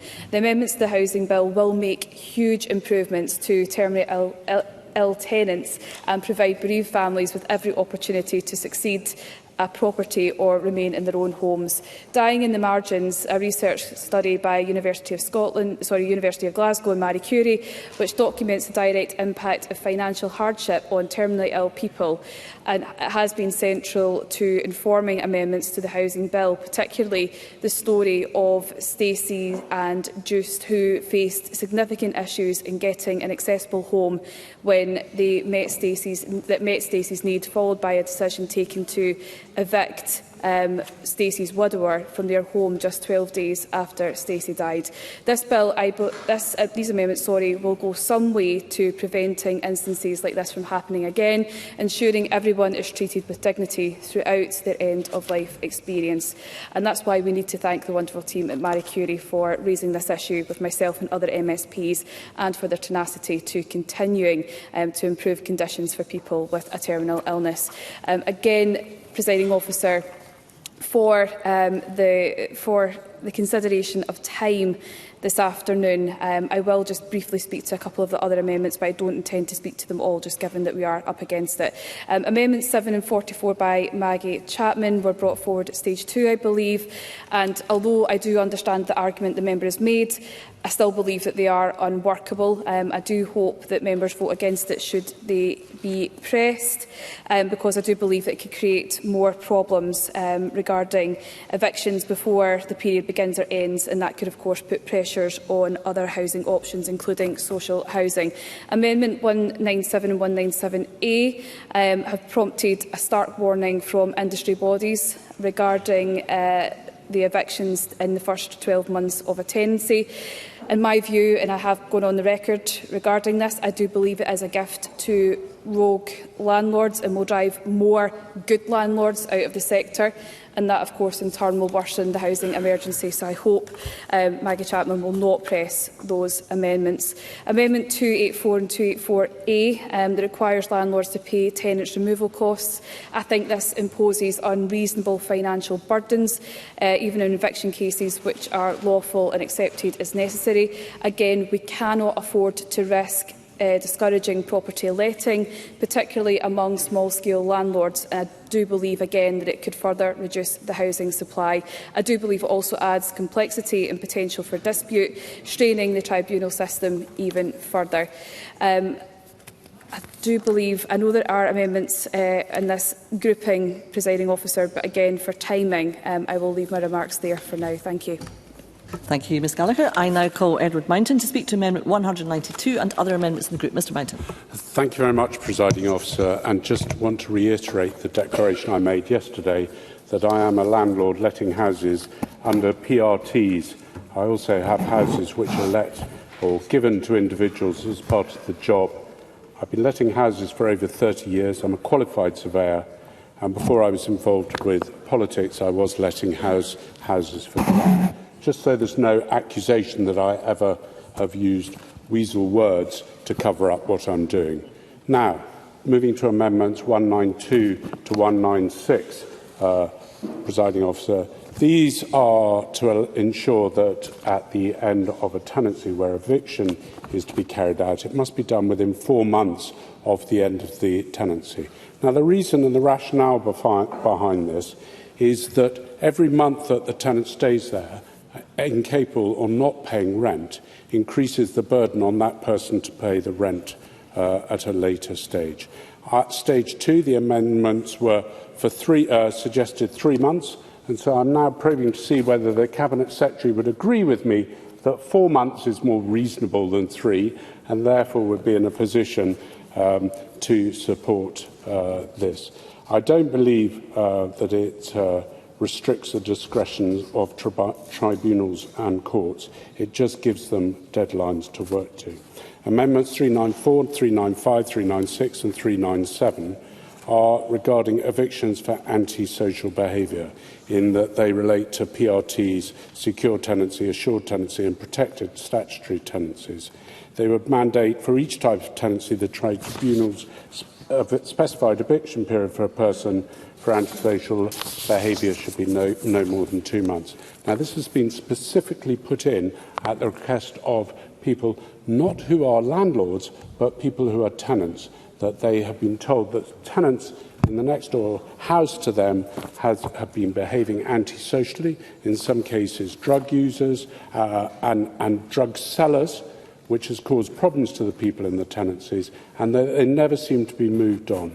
And this happened on various places around Inverness and across the Highlands. So I think it is perfectly reasonable that once antisocial behaviour has been proved, that there should be a finite amount of time before that tenant is moved on. I would obviously support MacGregor's amendments, which I'm delighted, I think, to perceive that the Cabinet Secretary and the Government will support regarding terminal illness. It seems totally appropriate that that is the case.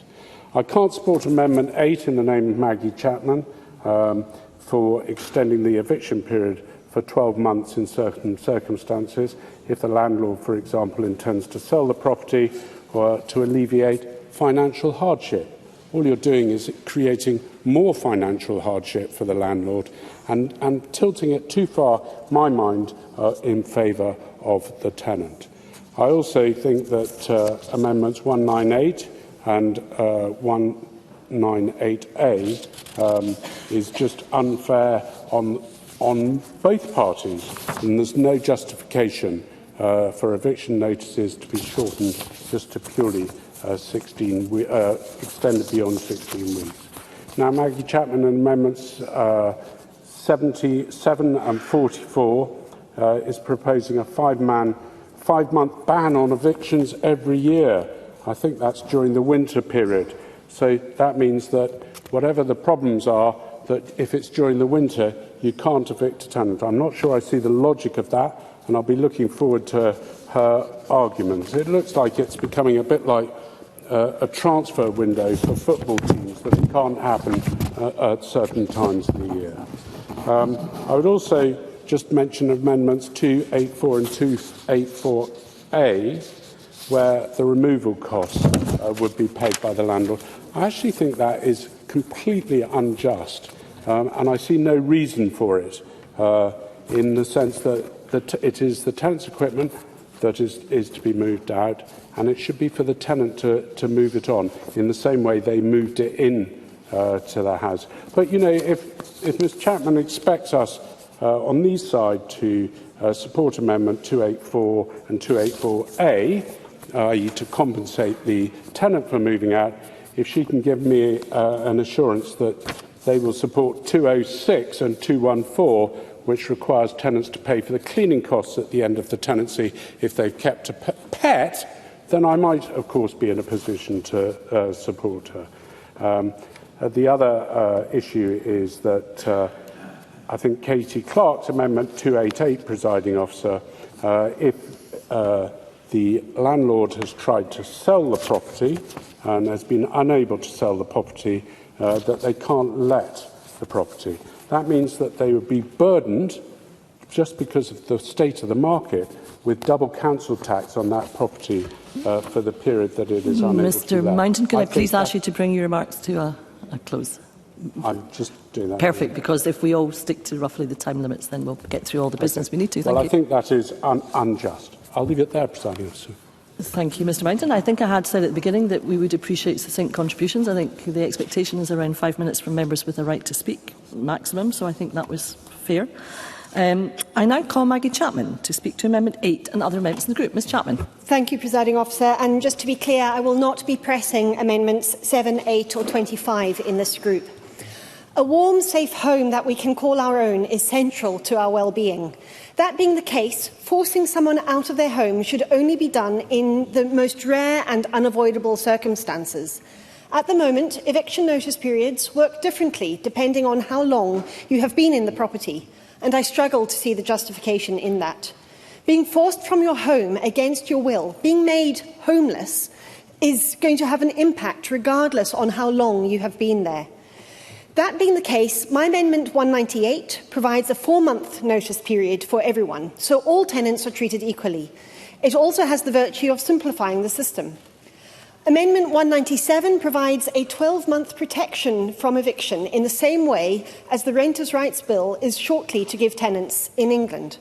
This would ensure both that people have a guarantee of a minimum 1 year of stability in their home and ensures protections in Scotland don't fall behind those of other parts of the UK. Both these amendments have the support of Living Rent, Crisis and Shelter, which I welcome and thank them for. They are the experts in supporting renters and are not troubled by the concerns raised by the Conservatives. I do note that similar provisions were part of the Conservative government's Renters Reform Bill, so I would encourage them to consider their position. The Liberal Democrats too supported the Commons' third reading. Yes. Edward Mountain. I thank the member for taking an intervention. I think it's an interesting thing if you're not allowed to end a tenancy within the first 12 months. Should it not refer also to the tenant not being able to end the tenancy within the first 12 months, not just the landlord? That would seem to be equitable and fair, Presiding Officer. I wonder if the member has a view. Maggie Chapman. I think tenants and landlords are not equal in the situation. The landlord owns the asset. The tenant is at risk of losing their home. Those are two very, very different situations. The Liberal Democrats too supported the Commons' third reading of the Renters' Rights Bill that has these same provisions, so I trust they will be consistent and support Amendments 197 and 198. If not, their constituents may well ask why Lib Dem MPs voted to give better protections for English renters and MSPs are not voting for the same protections for those renting in Scotland. Because let's be clear, if these amendments are not supported today, renters in Scotland will be less strongly protected than those south of the border. If the Government still cannot vote for these amendments, which have such wide support, I ask it at least to support Amendment 33, which would ensure eviction protections compared to the rest of the UK are kept under review. Amendment 44 provides a ban on winter evictions, specifically between November and March. Disallowing evictions within the winter period is not at all experimental. We've had a substantial evictions pause before in Scotland recently, and almost the same measure as I'm proposing have been in force in France for 70 years. In a country that can be as cold as ours, I don't think I need to press home the point too strongly that we should not be moving people out of their homes and into often poorly insulated temporary accommodation, and when new arrangements don't work out, onto our freezing streets. There are, of course, appropriate exemptions and exceptions, but the ban will apply for most of the common eviction grounds. I understand the Scottish Government's approach to flexing evictions prizes that flexibility, and this is appropriate when ensuring evictions do not coincide with things like exams taken by a member of a household, which can happen at any time of the year. But it's totally different for winter evictions. As we all know, from sliding down the Royal Mile to Parliament in the ice and snow, Scotland is reliably cold in the last few months and first few months of the year.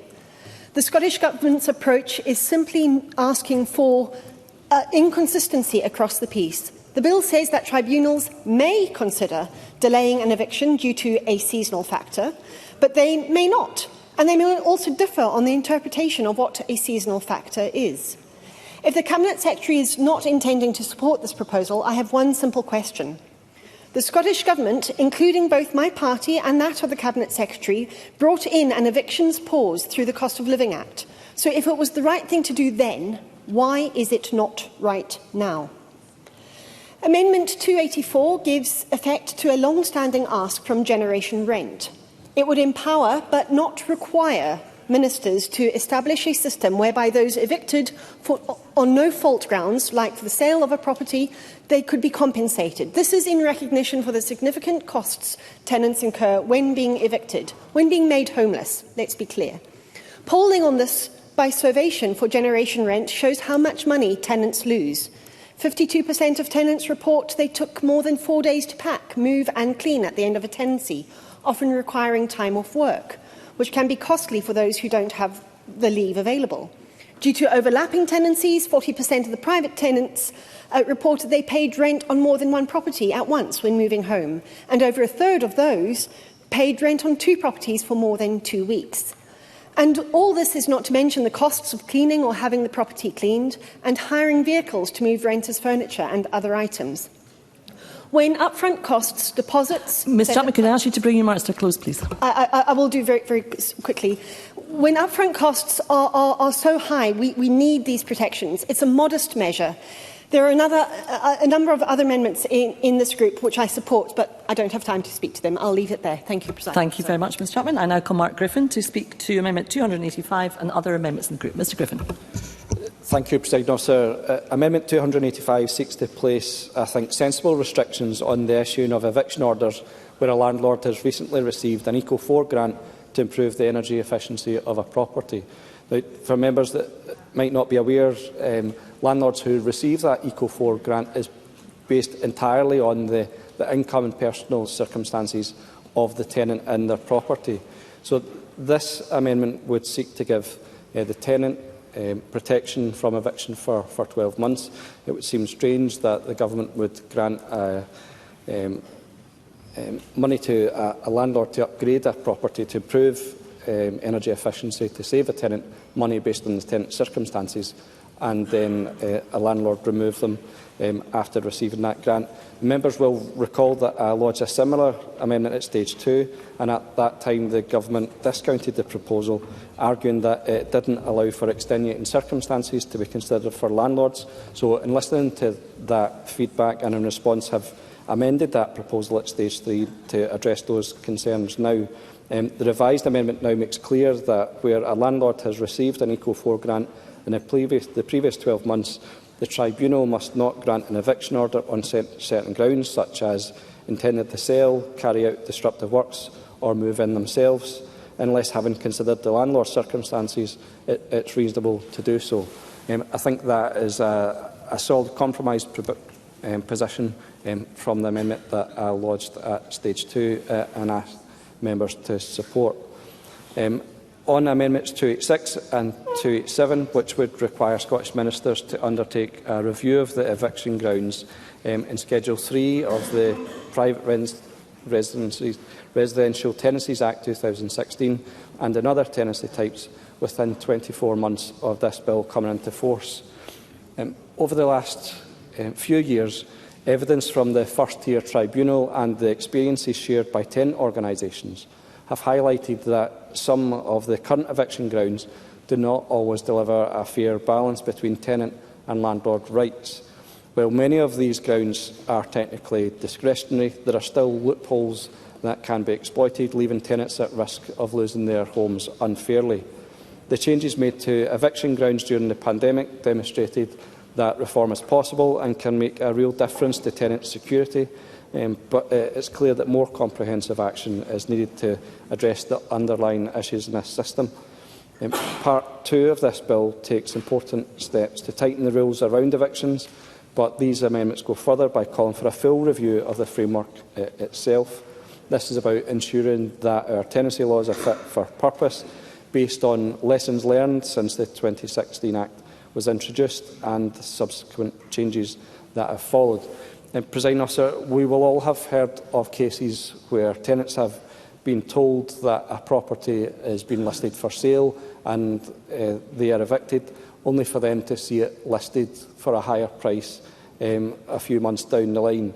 Those aren't isolated stories, and it points to a wider problem within the system that needs to be addressed at its root.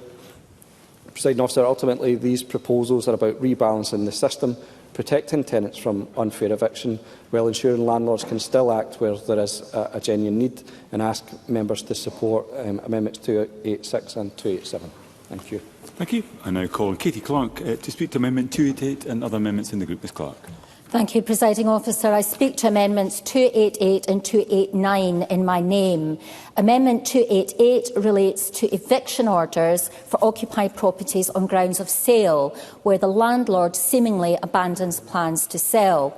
Generation Rent found that in 2022 that nearly a third of private landlords who evicted tenants in order to sell their property had failed to sell the property more than a year later.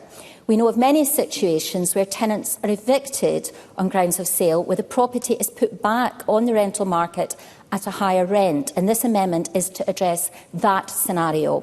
This amendment would restrict landlords from letting or attempting to let the property in question within 6 months of an eviction order being granted. This change would bring the law in Scotland in line with the provisions outlined in the UK Government's Renters' Rights Bill, which has been debated at Westminster over recent months, and therefore would bring the law in Scotland in line with the rest of the UK. I noted that Edward Mountain said that he believed that this would mean that the landlord would pay double council tax, but of course that is not the position when there is an attempt to sell a property, and no doubt we can come back to that later if the member doesn't accept that point.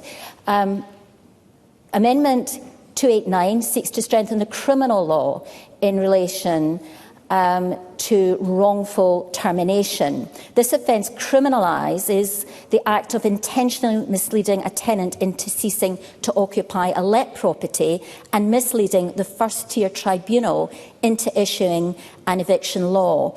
Of course, there are already criminal offences relating to these types of matters. However, this amendment would increase the maximum penalties for such offences, which would be appropriate in the situations where there are repeat offenders. There are already offences for unlawful eviction, and this amendment simply strengthens the law in this area, increasing penalties. Both these amendments are supported by Living Rent and other campaigns.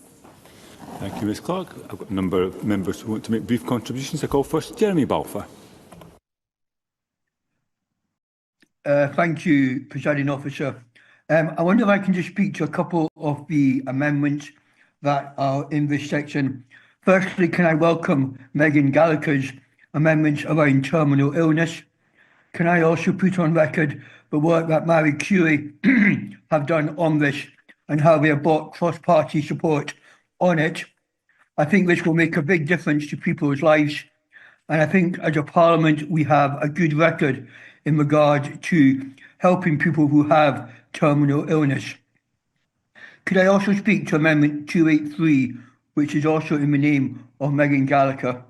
Can I remind members that I am a member and elder of the Church of Scotland? This amendment deals with property that is owned by churches and other faiths, where, for example, it is a church manse. As many of us are aware, there have been a number of churches closing and merging over the last number of years, and while people are looking for new ministers or pastors, that house remains empty. The churches are looking for a way where they can allow people to use that house while that church is vacant, but then when a new minister is appointed, for that house to then be made available for the church to use for that individual. We have debated this on a number of occasions, and I am disappointed that this amendment has never been accepted by the Parliament or by the Government. We all know there is a housing shortage, and any house that comes available for however long a period should be grabbed and used. If this amendment is not passed today, then many churches and denominations will simply leave that property empty because they know that they will acquire it in months to come forward. So I do hope that the Government and this Parliament will accept Amendment 283, and my thanks again to Megan Gallagher for bringing it forward. Thank you. Thank you, Mr Balfour. Just a reminder that members participating remotely should have their cameras on when they are participating. I call next Keith Brown. That's you. Or Fulton MacGregor.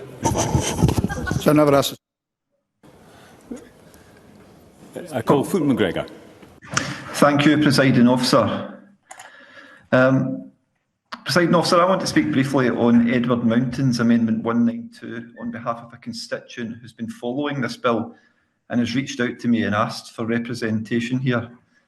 By way of some background, my constituent attempted to evict a tenant who had been antisocial. The first-tier tribunal delayed hearings, which caused a huge financial strain on my constituent, leading to tens of thousands of pounds worth of losses and a huge financial and emotional impact on her and her family. My constituent believes that had this amendment been in place, it would have given her a set time frame to allow her to budget for an eviction. In the end, the process dragged on so long that the situation was solved out with the tribunal system. Basically, a letting agency stepped in and moved the tenant to a different property. My constituent has been badly affected by the experience and, as you will imagine, is reconsidering her options in the future in terms of being a landlord. While, because of this case, I do have some sympathy, I probably should say that I cannot support the amendment for a number of reasons, including the risk that it undermines fairness. The strict deadlines may force tribunals to rush complex cases without properly considering the circumstances of vulnerable tenants, and there could be a risk of unjust outcomes and homelessness. Threat to judicial independence, legislating rigid timeframes could be seen as political interference in how tribunals operate and manage caseloads. and administrative impracticality. Tribunals are already under-resourced, and imposing deadlines without additional funding or staffing could create procedural chaos and even more appeals. So for these reasons, I can't support the amendment. However, as I have said, I do have great sympathy with it, and I wonder, in summing up, or when it comes to the Cabinet Secretary, if she would be able to outline ways in which the principle of Edward Mountain's amendment in this area could be achieved in practice while still safeguarding vulnerable people. Thank you, Presiding Officer. Thank you, and I call the Cabinet Secretary.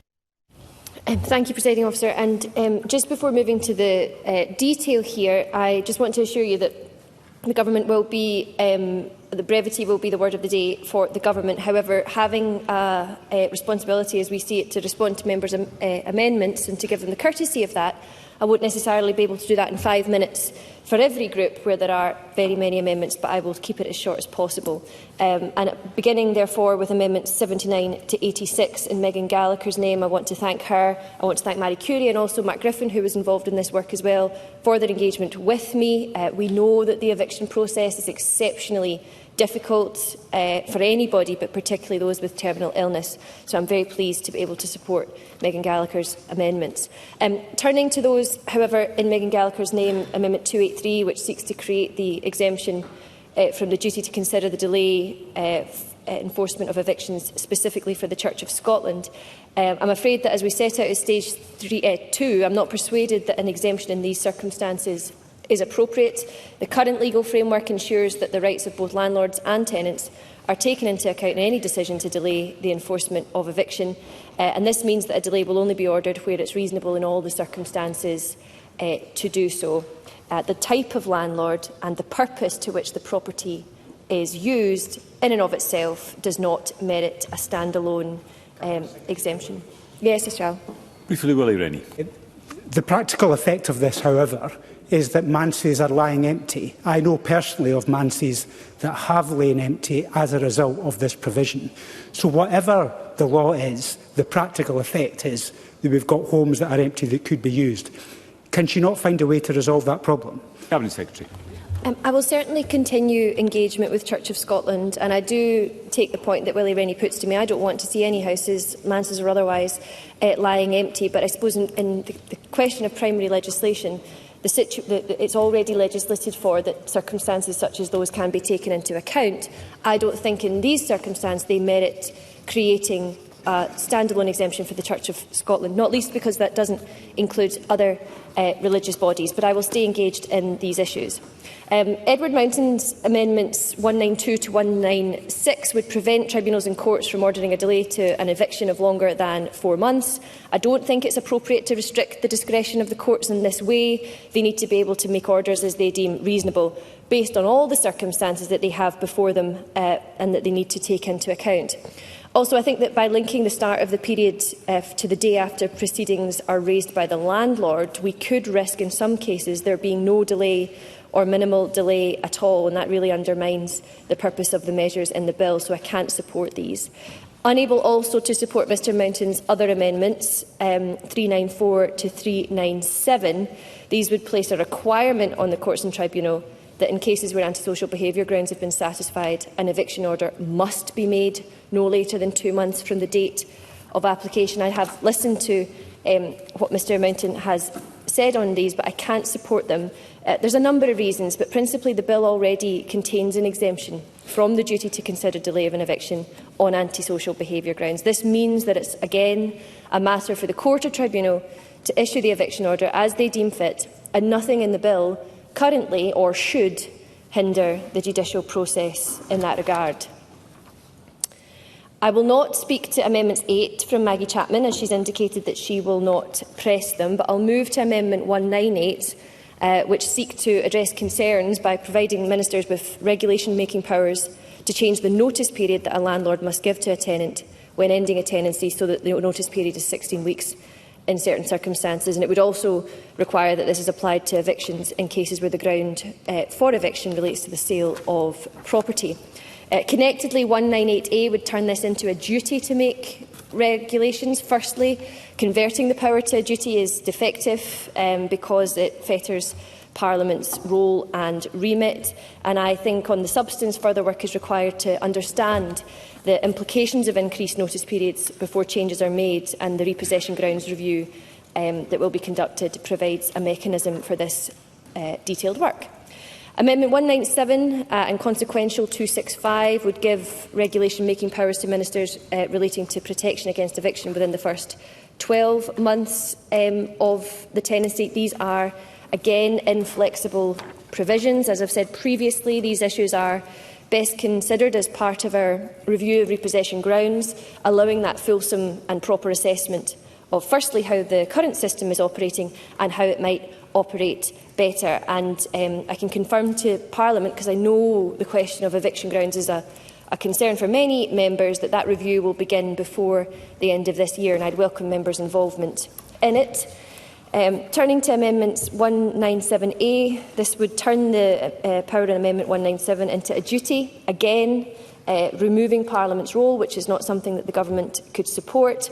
Amendments 7 and 25, these have been debated today. They seek to reintroduce that winter evictions ban that would apply every year from November until April, except in limited circumstances. The same amendments were lodged at stage 2 and not agreed, and for the same reasons that we set out then, I can't support them. Will the Cabinet Secretary give way? Yes, I will do. Kevin Stewart, I thank the Cabinet Secretary for giving way. And those amendments on winter eviction moratorium, it has been stated that that may constitute a disproportionate control of the use of a landlord's property. Yet we managed to do that during the course of COVID. Ms Chapman said it was during the cost of living crisis, but it was mainly for COVID.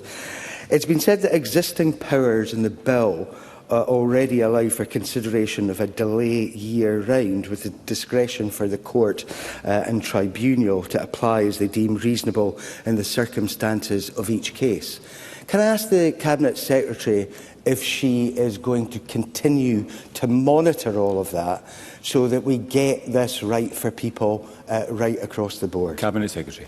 I thank Kevin Stewart for the intervention. I will, of course, keep a close eye on these matters, and in particular how the courts and tribunals use those existing powers to delay the enforcement of an eviction at any time of the year. And it's worth noting that seasonal impact is set out as one of the specific factors that can be considered. There's two other reasons why I don't think this is necessarily appropriate. Firstly, there's other times of year where particular strain means that protection could be argued for, other religious periods, exam periods, etc.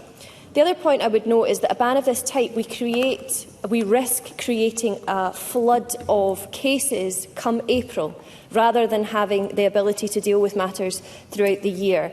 So I can't support these amendments, and Maggie Chapman's amendments 44 and 50 are alternatives, so the same issues apply. Skipping forward as quickly as I can, Presiding Officer, Amendment 284 would enable ministers to require payment of removal costs if a tenant is being evicted from a residential property. It's not clear from the amendment who would pay for this, but I think by implication it would be the landlord. We committed at stage 2, when a similar amendment was lodged, to consider the need to assess the impact of payments for removal costs. Whilst 284 would not compel ministers to make regulations, I'm concerned about supporting legislation where the justification has not been fully understood and the provision is not clear. For the same reason, I have significantly greater concerns about 284A, which would require ministers to take forward regulations regardless of the need for an impact of any changes. So, for those reasons and some other technical problems with the amendment, I can't support them. In respect of 37, I'm unconvinced for the need for an unlimited ongoing statutory requirement for a 5-yearly review of protections. Ministers can already carry out a review of eviction protections in the social and private rented sector whenever it is considered appropriate to do so. Mark Griffin's Amendment 285, which he's explained, seeks to address concerns about a small number of landlords acting unreasonably after receiving ECO4 funding. I do remain of the view that this amendment isn't necessary and I can't support it. Our current framework provides protection already from unreasonable eviction in these circumstances, and this is because in Scotland, all grounds for eviction are discretionary, and the tribunal can take into account all the circumstances in the case. However, I do agree that there are concerns about ECO4. This is a UK government scheme. We did ask UK ministers to make changes last year, I understand that it was, to strengthen those safeguards, but they weren't able to do so at the time. So I would welcome Mark Griffin's support in seeking to have those changes made.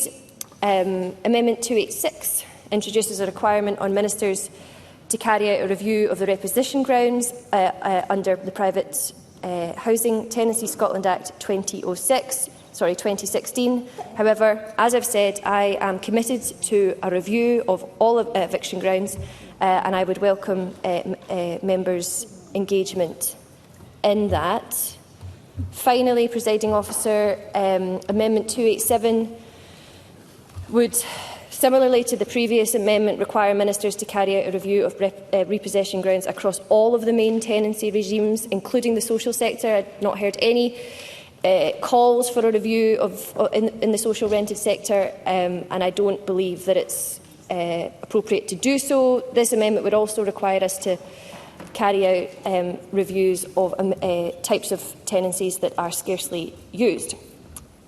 Amendment 288 from Katie Clark. I absolutely understand the intent behind it, but unfortunately I can't support it. We set out in stage 2 in relation to a similar amendment that any additional restrictions and measures in relation to wrongful termination, they need very careful consideration, that this should be done through the review of repossession grounds to ensure the right balance. And I understand her intention has been to ensure that certain repossession grounds cannot be used spuriously, but it would be already open to a tenant in those circumstances to apply to the tribunal for a wrongful termination order. And similarly, in respect of 289, which would introduce a new offence, I want to assure Katie Clark that there is an existing offence through the Scottish Tribunal's Offences in Relation to Proceeding Regulations 2016, which could result in imprisonment of up to 2 years, a fine or both. So for all of those reasons, I would ask members to support Ms Gallagher's amendments 79 to 86, Mr Griffin in 286, but otherwise not press or not support. Thank you. I call Megan Gallagher to wind up. Press to withdraw Amendment 79. Ms Gallagher. Thank you, Presiding Officer. And if I may thank the Chamber, as I don't believe that any member has spoken against my amendments in relation to terminal illness. But again, to also thank colleagues who have engaged with Marie Curie and have been fully supportive of what these amendments try to achieve. Because again, as the Cabinet Secretary laid out, when you have a terminal illness and you are experiencing evictions, that's an added pressure not onto what you're dealing with personally, but of course what your family are dealing with as well. And it's good to see that we're all working together in order to add some compassion onto the face of the bill. So I just want to add my thanks to everyone who has worked with Marie Curie in order to make this possible. If I can, and then this is just really briefly, and I'll close my remarks after this, amendments 283 in my name regarding the religious properties and the points that have been raised by colleagues Jeremy Balfour and Willie Rennie. I still believe that this is an unresolved issue, and I would therefore ask the Cabinet Secretary if she could continue to engage with Church of Scotland. It was a representative from Church of Scotland who contacted myself and other members across this chamber in order to bring an amendment of this nature forward onto the housing bill. So if there are unresolved issues, there are still opportunities, in my view, even if it's not on the face of the bill, for us to look at them to make sure that we're not having properties sitting empty when in fact those properties could be used. Again, it goes back to the fact that we've got a shortage of homes right up and down the country, and I think that we should be using every lever possible in order to make sure that we are using the homes that we already have in existence. On that point, Presiding Officer, I will leave my remarks there and I'll press number 79, I believe. Thank you. Thank you, Ms Gallagher. The question is that Amendment 79 be agreed. Are we all agreed? Yes. Parliament is agreed. I call Amendment 80 in the name of Megan Gallagher. Already debated with Amendment 79. Megan Gallagher to move or not move? Move, please. The question is that Amendment 80 be agreed to. Are we all agreed? Yes. Parliament is agreed. I call Amendment 192 in the name of Edward Mountain. Already debated with Amendment 79. Edward Mountain to move or not move? Moved. Question is that Amendment 192 be agreed to. Are we all agreed? No. Parliament is not agreed. There will be a division and members should cast their votes now.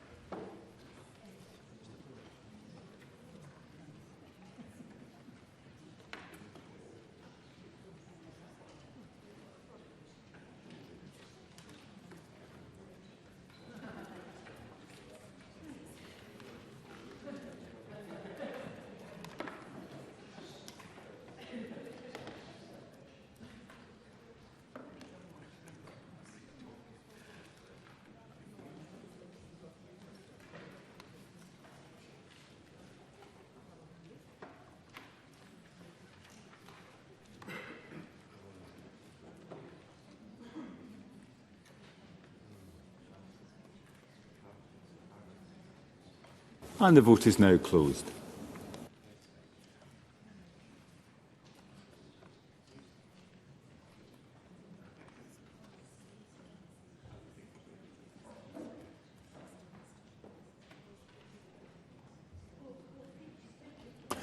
And the result of the vote on amendment number 192 in the name of Edward Mountain is yes 25, no 81. There were no abstentions. The amendment is therefore not agreed. Call amendment 283 in the name of Megan Gallagher, already debated with amendment 79. Megan Gallagher, to move or not move? I will press.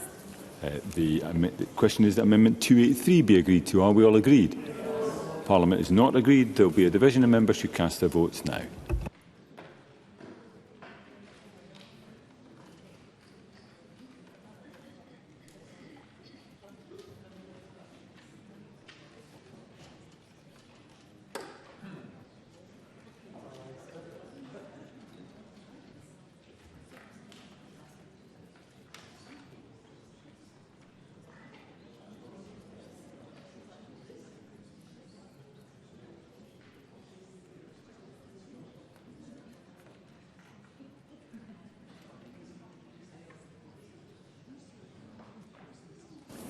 And the vote is now closed. Point of order, Richard Lockhead. Vote no, please. Thank you, Mr Lockhead. I'll make sure that vote is recorded.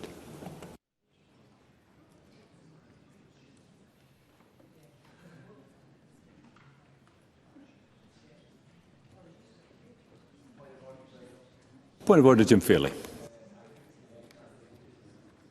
Can I get Mr Fairley's microphone on, please?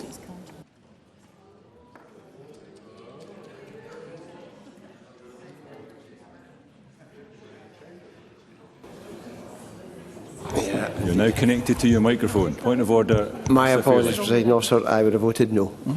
Thank you, Mr Fairley. I'll make sure that's recorded.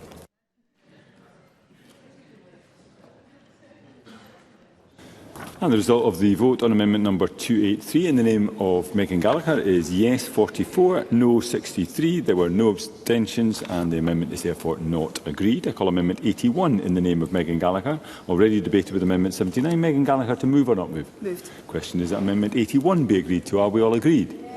Parliament is agreed. I call amendment 193 in the name of Edward Mountain, already debated with amendment 79. Edward Mountain, to move or not move? Not moved, President. That is not moved. I call amendment 82 in the name of Megan Gallagher, already debated with amendment 79. Megan Gallagher, to move or not move? Moved. Question is that amendment 82 be agreed to. Are we all agreed? Parliament is agreed. I call amendment 194 in the name of Edward Mountain, already debated with amendment 79. Edward Mountain, to move or not move? Not moved. That is not moved. I call amendment 83 in the name of Megan Gallagher, already debated with amendment 79. Megan Gallagher, to move or not move? Moved. Question is that amendment 83 be agreed to. Are we all agreed? That is agreed. I call amendment 84 in the name of Megan Gallagher, already debated with amendment 79. Megan Gallagher, to move or not move? Moved. Question is that amendment 84 be agreed to. Are we all agreed? That is agreed. I call amendment 195 in the name of Edward Mountain, already debated with amendment 79. Edward Mountain, to move or not move? Not moved. That is not moved. I call amendment 85 in the name of Megan Gallagher, already debated with amendment 79. Megan Gallagher, to move or not move? Moved. The question is that amendment 85 be agreed to. Are we all agreed? That is agreed. I call Amendment 86 in the name of Megan Gallagher. Already debated with Amendment 79. Megan Gallagher to move or not move? Moved. The question is that Amendment 86 be agreed to. Are we all agreed? Yes. That is agreed. I call Amendment 196 in the name of Edward Mountain. Already debated with Amendment 79. Edward Mountain, move or not move? Not moved. That is not moved. I call Amendment 8 in the name of Maggie Chapman. Already debated with Amendment 79. Maggie Chapman to move or not move? Not moved. That is not moved. I call Amendment 198 in the name of Maggie Chapman. Already debated with Amendment 79. Maggie Chapman to move or not move? Moved. Question is that Amendment 198 be agreed to. Are we all agreed? No. Parliament. Oh, no. I'm getting ahead of myself. Call Amendment 198A in the name of Maggie Chapman. Already debated with Amendment 79. Maggie Chapman to move or not move? Also moved. That is moved. The question, therefore, is that Amendment 198A be agreed to. Are we all agreed? Parliament is not agreed. There will be a division on this. Members should cast their votes now.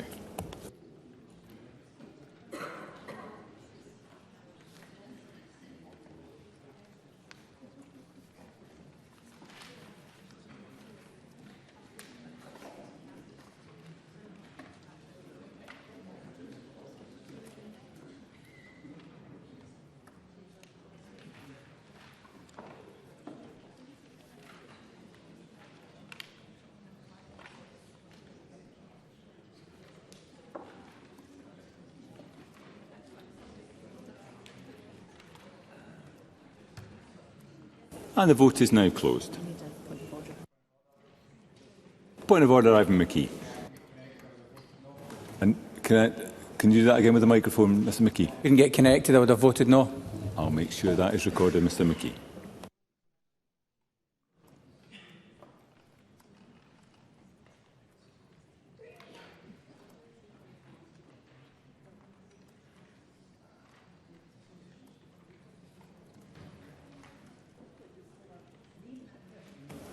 And the result of the vote on amendment number 198A in the name of Maggie Chapman is yes 22, no 85. There were no abstentions. That amendment is therefore not agreed. Maggie Chapman to press or withdraw amendment 198. Press. Question is that amendment 198 be agreed. Are we all agreed? Yes. Parliament is not agreed. There will be division. The members should cast their votes now.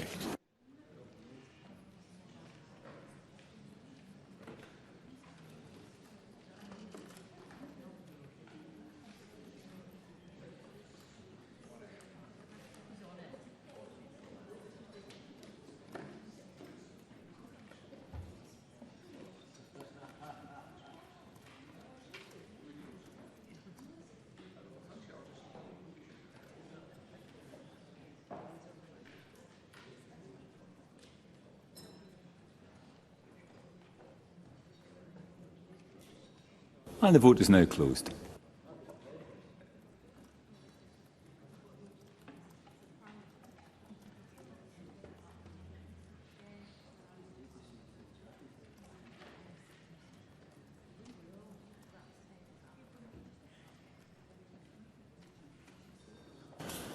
And the result of the vote on Amendment 198 in the name of Maggie Chapman is yes 22, no 83. There were no abstentions. The amendment is therefore not agreed. I call Amendment 197 in the name of Maggie Chapman, already debated with Amendment 79. Maggie Chapman to move or not move? Moved. Question is that Amendment 197 be... No. Call Amendment 197A in the name of Maggie Chapman, already debated with Amendment 79. Maggie Chapman to move or not move? Moved. Therefore the question is that Amendment 197A be agreed to. Are we all agreed? Yes. Parliament's not agreed. There will be a division and members should cast their votes now.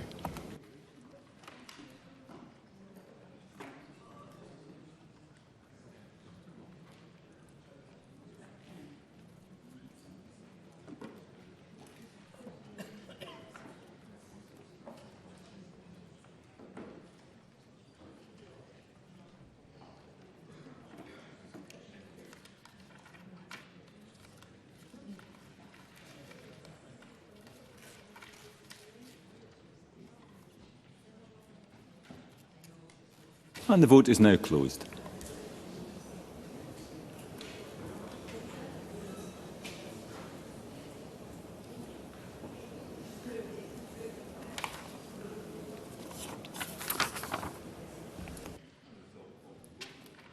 The result of the vote on amendment number 197A in the name of Maggie Chapman is yes 22, no 85. There were no abstentions. The amendment is therefore not agreed. Call on Maggie Chapman to press or withdraw amendment 197. Press. Question therefore is that amendment 197 be agreed to. Are we all agreed? Yes. Parliament is not agreed. There will be a division of members who cast their votes now.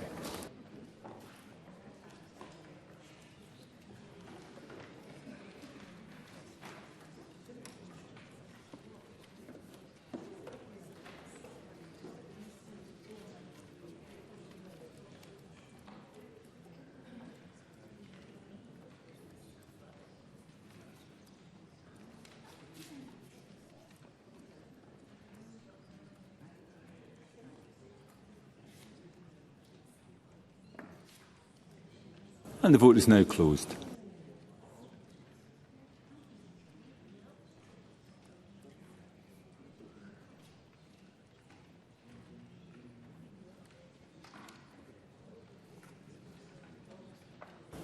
The result of the vote on amendment number 197 in the name of Maggie Chapman is yes 23, no 84. There were no abstentions. The amendment is therefore not agreed.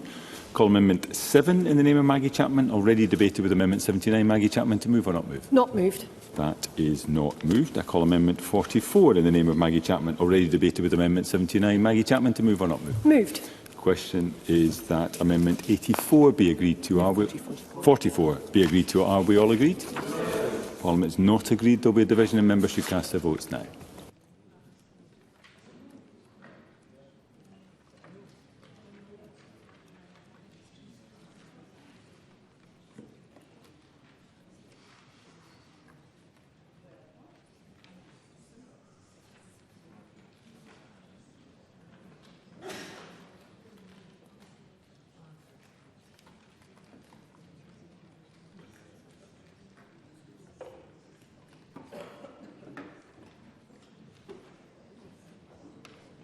The vote is now closed.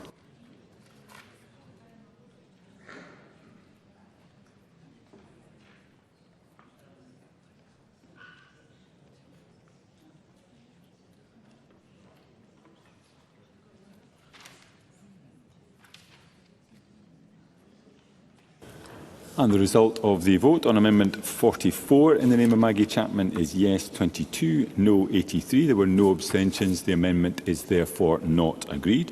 Call amendment 284 in the name of Maggie Chapman, already debated with amendment 79. Maggie Chapman, to move or not move? Moved. And I call amendment 284A in the name of Maggie Chapman, already debated with amendment 79. Maggie Chapman, to move or not move? Moved. Question therefore is that amendment 284A be agreed to. Are we all agreed? Parliament's not agreed. There will be a division of members who cast their votes now.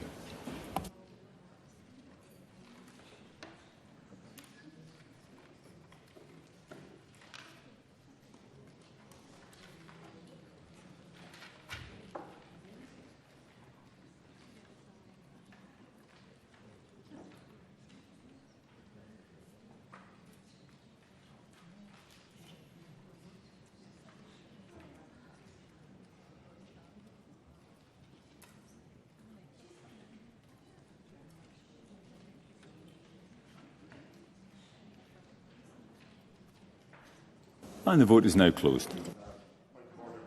Order, Murdo Fraser. Thank you, Presiding Officer. My app would not connect. I would have voted no.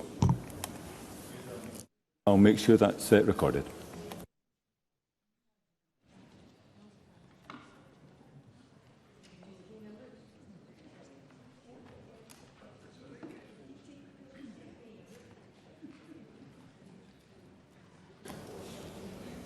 And the result of the vote on amendment 284A in the name of Maggie Chapman is yes 22, no 84. There were no abstentions. The amendment is therefore not agreed.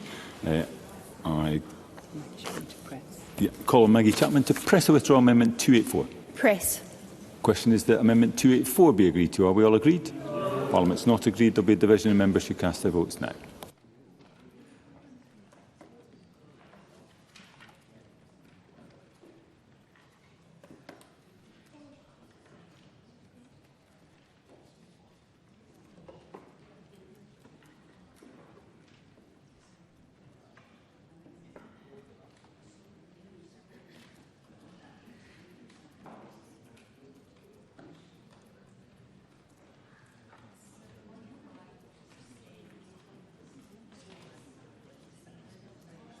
And the vote is now closed. Point of order, Fergus Ewing. No, I couldn't connect. I'll make sure that vote is recorded, Mr Ewing.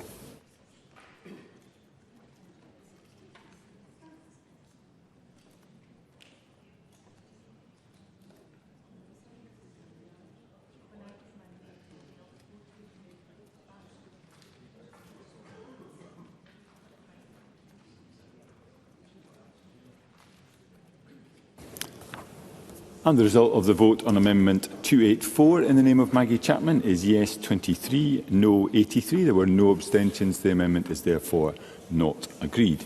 Call Amendments 394, 395, 396 and 397, all in the name of Edward Mountain, all previously debated with Amendment 79. By Edward Mountain to move Amendments 394 to 397 en bloc. En bloc, moved. Thank you. Does any member object to a single question being put on Amendments 394 to 397? No. Nobody objects. Therefore, the question is that Amendments 394 to 397 be agreed. Are we all agreed? Yes. Parliament is not agreed. There will be a division and members should cast their votes now.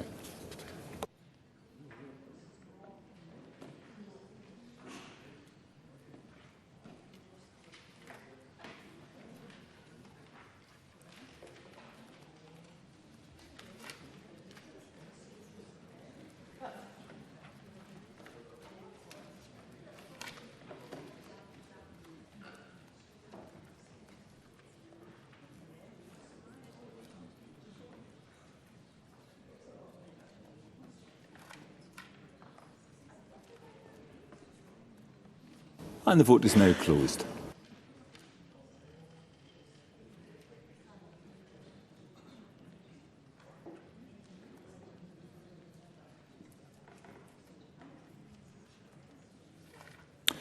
And the result of the vote on Amendments 394 to 397 in the name of Edward Mountain is yes 40, no 67. There were no abstentions. The amendments are therefore not agreed.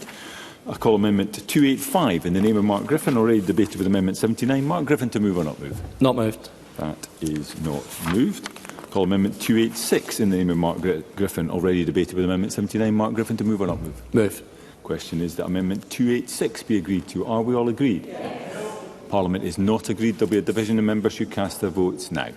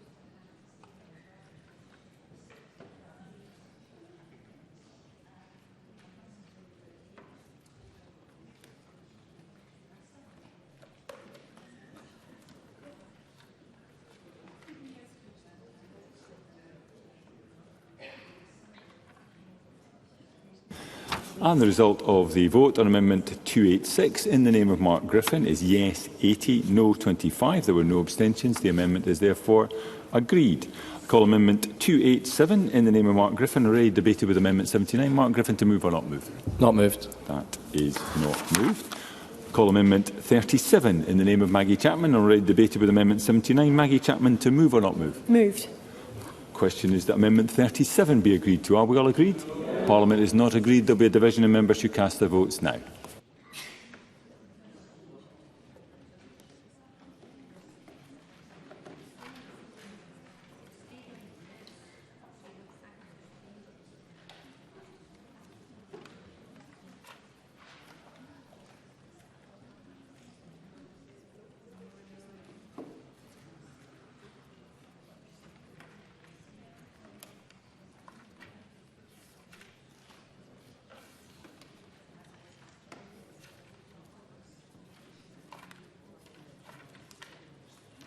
And the vote is now closed.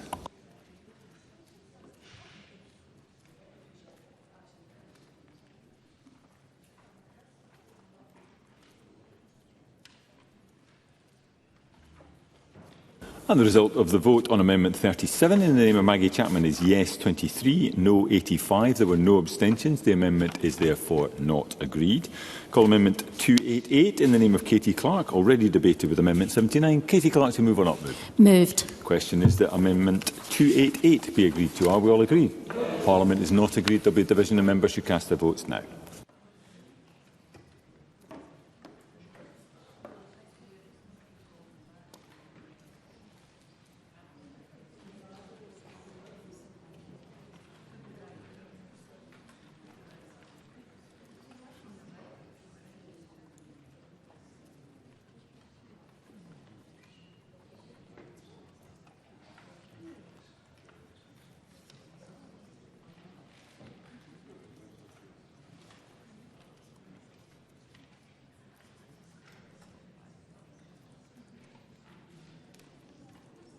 And the vote's now closed.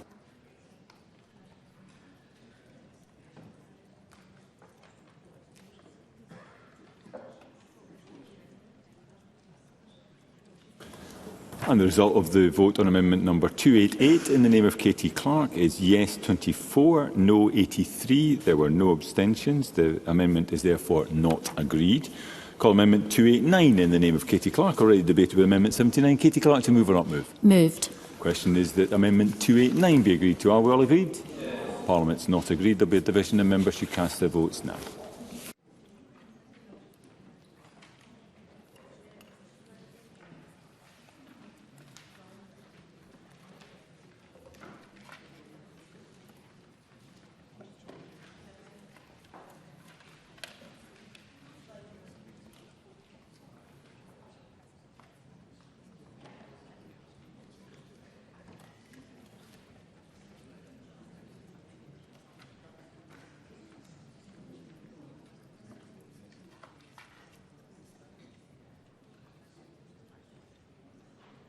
The vote is now closed.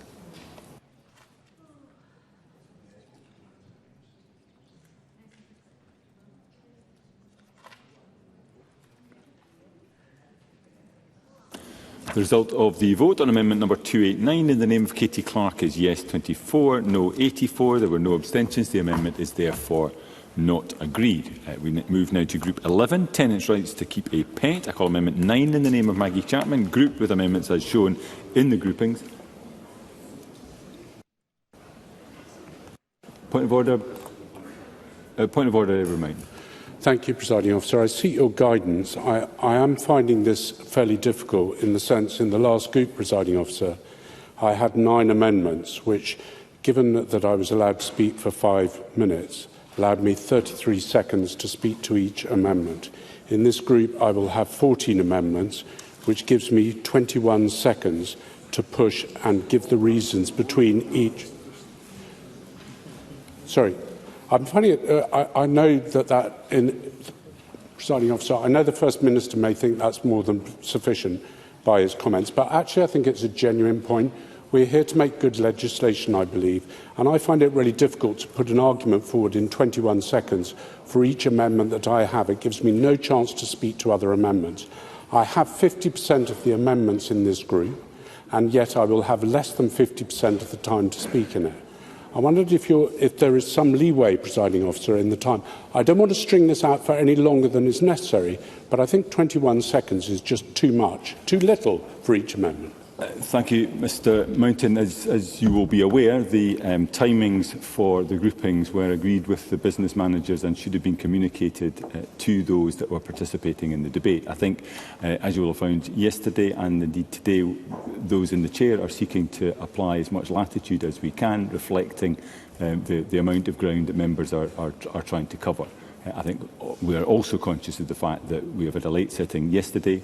We're likely to have a late sitting again tonight and most certainly next Tuesday as well. So we will exercise as much latitude as we can, but we need cooperation from members in accordance with what the Chamber voted on in terms of the business motion and timings. With that, we move to Group 11, which is tenants' rights to keep a pet. I call Amendment 9 in the name of Maggie Chapman, grouped with amendments as shown in the groupings. Maggie Chapman to move Amendment 9 and speak to all amendments in the group. Ms Chapman. Thank you, Presiding Officer, and I move Amendment 9 in my name. Pets make a house a home, and that is what this part of the bill is trying to do by setting up a clear framework for tenants to make requests for their pet to live with them. There is a lack of pet-friendly rented homes in Scotland. A 2021 survey of landlords, letting agents and tenants on pets and rental properties conducted by YouGov on behalf of Cats Protection and Dogs Trust found that 68% of private Scottish landlords who don't currently allow pets in any or all of their properties say nothing would persuade them to do so. Currently, tenants are being denied the opportunity to experience the benefits of pet ownership simply because their contract says no pets. The bill will end blanket no pets policies by allowing tenants to request to keep a pet. Giving responsible tenants the right to request to keep a pet in their home, which landlords cannot unreasonably refuse, will decrease the burden on animal rehoming organisations such as Cats Protection. In 2023, Cats Protection took in the equivalent of around 3 cats each day due to landlords not allowing them in their properties. The current proposals have the potential to help relieve the large wait lists faced by rehoming organisations and allow them to focus their resources on other animals in need. I have a number of amendments to make this process work better, and these have been developed in partnership with Cats Protection, Dogs Trust and Sight Scotland. Amendments 87 and 15 reduce the time a tenant has to wait to get a response to a pet request from 42 to 30 days. Dogs Trust believes this would allow tenants to better plan for pet ownership, reduce any kennelling or cattery expenses and lessen the significant stress of not knowing if they will be able to keep their pet in their rented property. I thank the Scottish Government for their support for Amendment 87, which applies to private housing. I know it is reluctant to support the social housing version in 15, but supporting both of these would also ensure that private and social sector tenants are treated equally. Otherwise, we would be treating social and private tenants differently, and that's simply not fair. After discussing this for the best part of this year, I still have not heard a convincing argument as to why. Amendment 12 addresses a loophole in the proposed system. If a landlord does not meet the deadline, they are currently deemed to have refused consent to keep a pet, which is also not fair. Tenants have no way of knowing why the landlord does not consent to the pet, and therefore no ability to offer assurances to the landlord. Amendment 12 changes this, so the landlord is deemed to have consented if they do not reply within the timescales. This is not something new, and it's not untested. It's the same approach that appears in the bill for social housing. Again, there is no good reason at all why social and private tenancies should be treated differently. Amendments 9, 10, 13 and 14 cover assisted animals. These exempt assistant animals from the pet request process, granting an automatic right to have an assistant animal in a rented property. I've heard concerns that my amendments are already covered by the Equality Act. But the Act, of course, prohibits discrimination against disabled people, but there are no specific provisions for disabled tenants who need their assistance animals at home. Sight Scotland reports having to work with the landlords of blind and partially sighted people to ensure their assistant animals can live with them. If the Equality Act was perfectly clear on this point, this would not be happening. I'd like to provide a quote from a person with sight loss in Edinburgh who has repeatedly been refused a tenancy because they need their guide dog to live with them. And this is the quote. "It was very disheartening when I was told that I couldn't rent a property because of my guide dog. It made me feel very upset and frustrated. Even when I explained the laws and legislation, I was still told no, and that the letting agent had to take the landlord's side. It made me very wary of looking for a rental property, and I started to discount a lot of properties as the advert said, no pets. This left me with very limited choice of houses to pick from. The stress of finding a property is bad enough without having to explain my sight loss and why I have a guide dog as my mobility aid." Presiding Officer, disabled people should not be made to jump through the hoops of the Equality Act to prove that it covers having their assistance animals with them in their homes. There should instead be a clear and simple statement in Scottish housing law confirming that they can, and this is what my amendment does. In the interest of time, I won't comment on other people's amendments, only to ask Edward Mountain whether he has considered the requests that we discussed at stage 2 around exempting assistance animals from his amendment to get a professional cleaner. I'd be interested in his comments on that regard. Thank you, Presiding Officer. Thank you, Mr Chapman. I now call Edward Mountain to speak to Amendment 199 and other amendments in the group. Mr Mountain. Thank you very much, Presiding Officer. And I want to be clear at the outset that I'm a great supporter of pets. I've got 4 dogs myself, and I would never want to be seen as somebody stopping people having pets in their houses and their homes. So amendments 199, 200, 201, 216 and 217 requires that all notices regarding pets are sent by recorded delivery. Now, that may seem archaic, but it protects both the tenant and the landlord to ensure that the notices are sent and there is copies of them that are recorded. An unscrupulous landlord, for example, may say that he's responded to a notice from the tenant, and all that would be required at law is for him to sign an affidavit to say that he has sent a notice. Whether he has or not, he could just sign that. And that could happen, which is why I believe that sending notices by recorded delivery, especially when you're presuming in favour of one or the other, would be sensible. In fact, in most rented accommodation, notices are sent by recorded delivery. The Amendment 202 is a simple amendment that, while an appeal is carrying on regarding a pet, that the pet cannot be kept at the property. Amendment 203 means that if a tenant has applied to a tribunal to make a decision, that it can't apply again regarding that pet in that property unless there's been a material change in circumstances. Amendment 204 means that the landlord should be able to refuse consent for a pet if they have medical reasons for doing so. I give the example that if I get too close to cats, that I break out sneezing and come out in hives, for example, and therefore to go into a property that I've let that's got cats actually makes it extremely difficult for me. And there are other people with those sort of conditions, and that is the point that I'm trying to get round there. As far as Amendment 205 is that I would like to see ministers having to make provisions about when it's reasonable for a landlord to refuse consent within 6 months of the Act receiving royal assent. And 206 would mean, and I'll come to this separately, but I don't want to rush this, Amendment 206 and 2014 would mean that a landlord could be able to specify as a condition of rent that carpeted floors and soft furnishings should be cleaned by an independent company at the end of tenancy. Should be able to, would be my comment, not that they must be.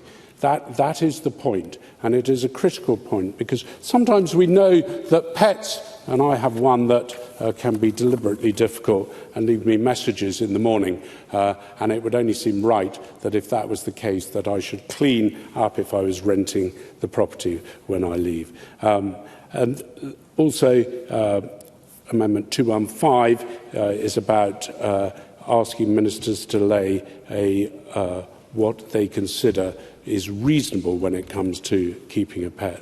218 would require that the landlord does not consent to a pet. The tenant may not make further application unless there's been a material change in circumstances. 219 changes the presumption regarding the landlord's consent to be kept from automatically in favour to against. And that shouldn't be an issue, because if the Minister or the Cabinet Secretary has laid down regulations for the reason for refusal, they should be quite clear. Now, I want to answer the specific question that Maggie Chapman made regarding assistant animals. I absolutely consider assistant animals as critical to people's lives, and therefore I think the presumption should be in favour of keeping them. But assistant animals sometimes are not always the well-trained guide dogs that you have. They can also be dogs that keep you company. And therefore, I think the ability that the landlord may ask for the carpets to be cleaned would be suitable. It doesn't mean they have to. Now, Presiding Officer, there are lots of other amendments in this group. I'm just wondering if I can just probably sum up to say that Amendment 15 shortens the timescale from, I believe, 30 days, from 42 days, which I think is reasonable, to 30 days. I think that's too quick, especially if the landlord is not in a position to receive the notice, maybe on holiday, may not be able to. I mean, frankly, both parties should be talking to each other and ringing up and speaking on the telephone. I'll give way if I have time, Presiding Officer. Maggie Chapman, briefly.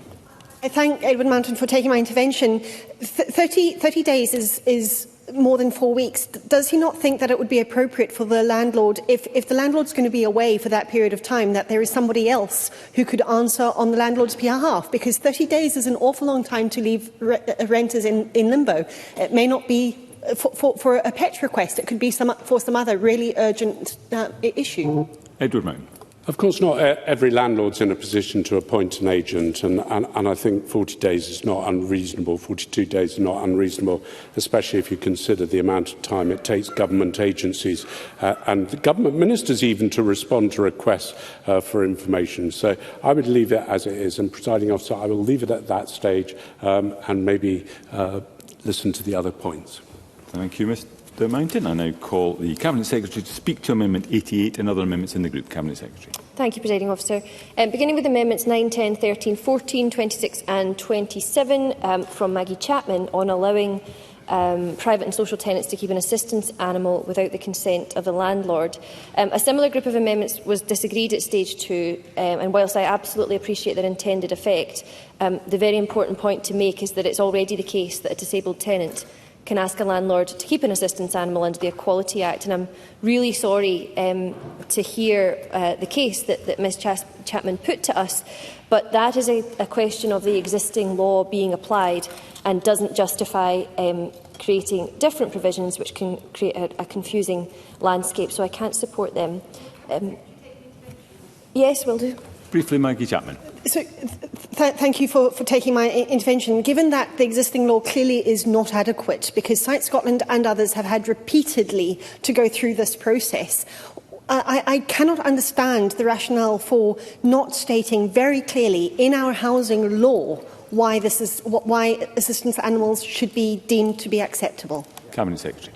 It is just entirely, Presiding Officer, the fact that it's already part of our housing law that, as I said, a disabled tenant can ask a landlord to keep an assistance animal under the Equality Act. This can't be unreasonably refused. So I'm very happy to work with Ms Chapman and others on ensuring that that's being applied, but it doesn't justify an additional provision. On Amendment 87, however, I'm very grateful to Maggie Chapman and Emma Roddick for their engagement with me on this issue.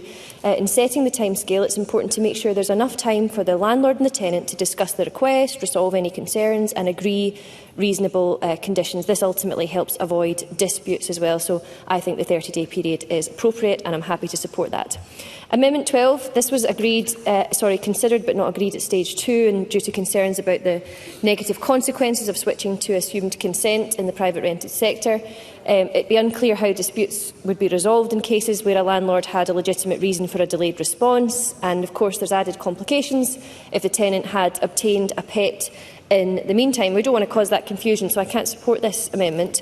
On 15, this would replace the current 1-month timescale for a request to keep a pet in the social rented sector with not more than changing that to not more than 30 days. This is unnecessary. The period of 1 month is aligned with social landlords' other response timescales for other requests, and I think it's clearly helpful to keep for both landlords and tenants if there's a consistent approach which is taken.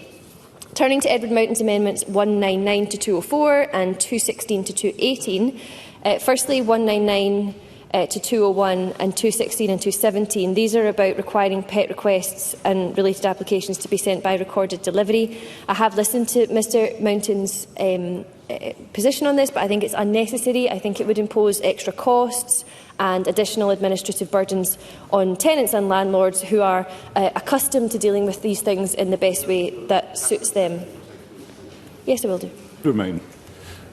I hear the Cabinet Secretary's point of view. My point is that I'm trying to prove that there's no dubiety, so no one can say something has happened when it has happened. How will the Cabinet Secretary adjudicate in a situation where somebody says that the notice has been served and the other person says that they haven't received it? Whose side would she take? Cabinet Secretary. I wouldn't adjudicate on these matters, Presiding Officer. That would be for a tribunal or a court if it were escalated to that position. But the point is that right now it's up to the tenants and the landlord to use the mean that best suits them, and I don't think that we should change that. Amendment 202 would restrict a private tenant from keeping a pet. until the tribunal has made a determination. However, before keeping a pet, tenants must already first have the permission of the landlord, or if this is disputed and appealed, they need to wait for the consent order from the tribunal. So this is not necessary and I can't support it. Amendments 203 and 218 would prevent tenants from making further requests to keep a pet following a dismissal appeal without a material change in circumstances. I think this is a bit rigid. I think it can be achieved in a more balanced way, probably through guidance, and in a way that encourages constructive discussion between landlords and tenants, and so I won't support that. 204 would allow reasonable refusal to keep a pet where the landlord has a medical reason. I hear what Mr Mountain says about his own aversion to cats, but really the detail of what's an unreasonable refusal and what are reasonable conditions are really best developed through consultation and in guidance, not in primary legislation. I turn to Amendments 88 to 93 and 102 to 104 in my name. These are technical. They revert 3 duties to make regulations back into powers. The powers enable ministers to make provision about when it's reasonable to keep a pet and about when a consent condition is reasonable. These powers were turned into duties at stage 2, and we must restore Parliament's role. Edward Mountain's Amendments 205 and 215 would instead require ministers to lay draft regulations within 6 months of royal assent. This isn't appropriate. However, I can assure Mr Mountain that draft regulations will be laid as soon as reasonably practicable after the powers take effect. And I would also assure him that it's very much my intention that they will be in place when the associated right to have a pet comes into force. On his other amendments, 206 and 214, on cleaning carpets, etc., before one could keep a pet, again, I think the detail of what's reasonable should be developed in consultation, and I firmly believe that that is the right approach. That, of course, is why the bill requires such consultation and why draft regulations must first be approved by Parliament. And finally, Presiding Officer, 219 would take the existing process in the social rented sector, whereby failure of a social landlord to reply to a request is considered approval, and change this to deemed refusal. Processes in relation to keeping a pet in the SRS are well established and they're understood, and I can see no good reason to change this, so I won't support that amendment. But for all these reasons, I'd ask members to support 88 to 93 and 102 to 104, but ask others not to press. Thank you.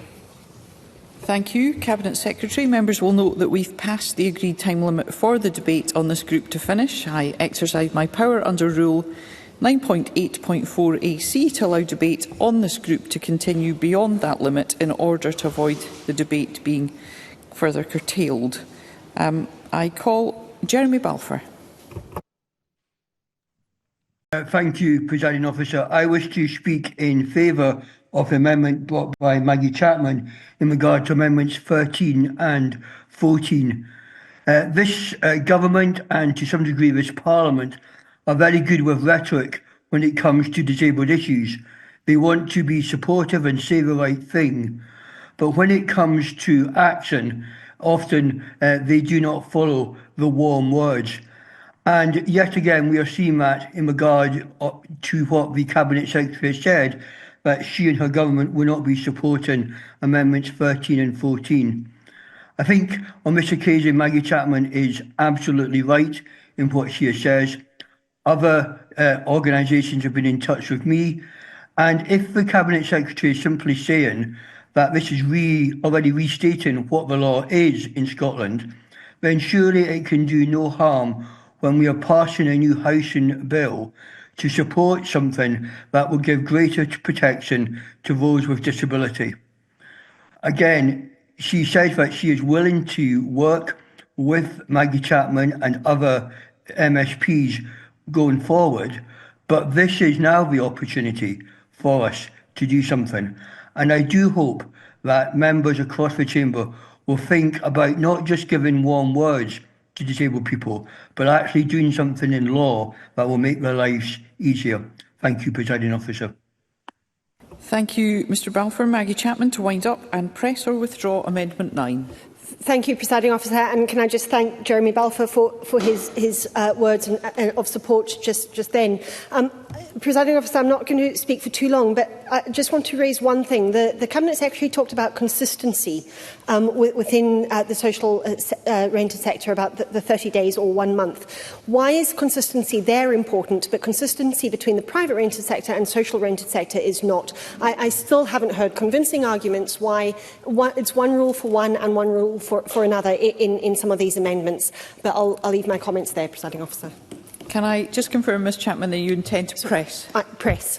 Thank you. The question is that Amendment 9 be agreed to. Are we all agreed? Yes.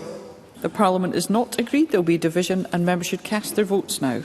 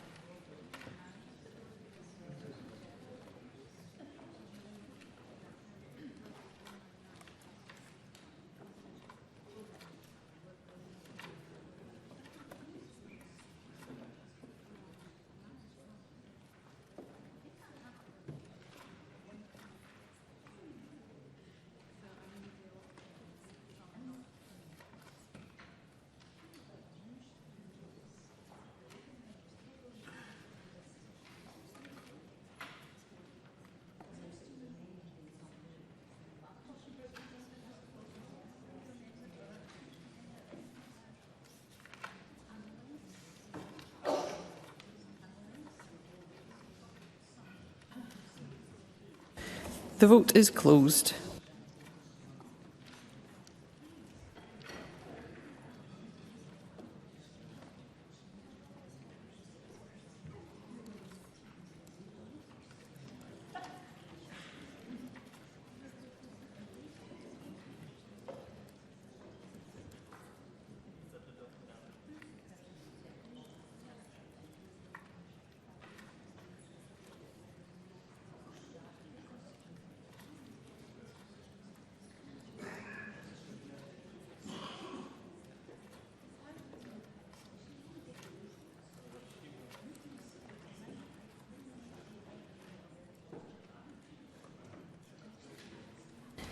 The result of the vote on amendment number 9 in the name of Maggie Chapman is yes 25, no 84. There were no abstentions. The amendment is therefore not agreed. I call amendment 10 in the name of Maggie Chapman, already debated with amendment 9. Maggie Chapman, to move or not move? Not moved. Thank you. I call amendment 199 in the name of Edward Mountain, already debated with amendment 9. Edward Mountain, to move or not move? Moved. The question is that amendment 199 be agreed to. Are we all agreed? Yes. The Parliament is not agreed. There will be a division and members should cast their votes now.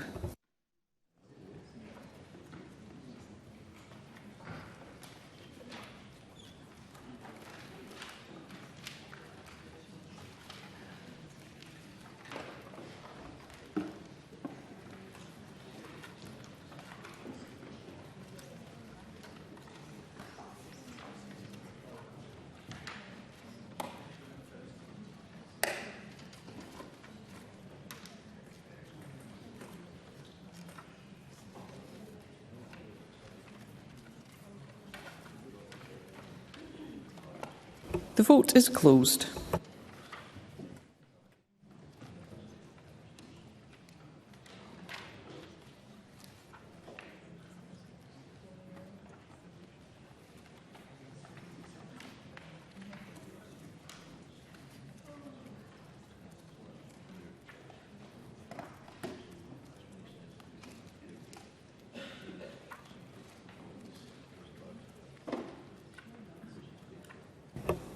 The result of the vote on amendment number 199 in the name of Edward Mountain is yes 40, no 67. There were no abstentions. The amendment is therefore not agreed. I call amendment 87 in the name of Maggie Chapman, already debated with amendment 9. Maggie Chapman, to move or not move? Moved. The question is that amendment 87 be agreed to. Are we all agreed? Yes.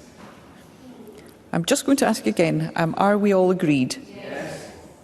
We are agreed. I call Amendment 200 in the name of Edward Mountain, already debated with Amendment 9. Edward Mountain to move or not move? Not moved. Thank you. I call Amendment 12 in the name of Maggie Chapman, already debated with Amendment 9. Maggie Chapman to move or not move? Moved.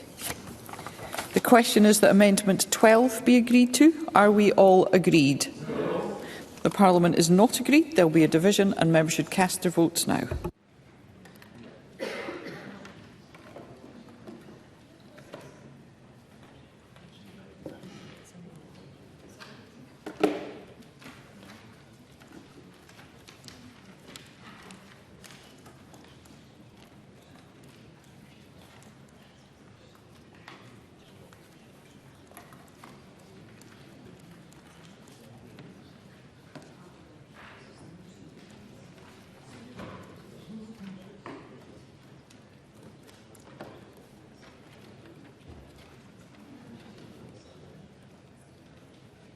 The vote is closed.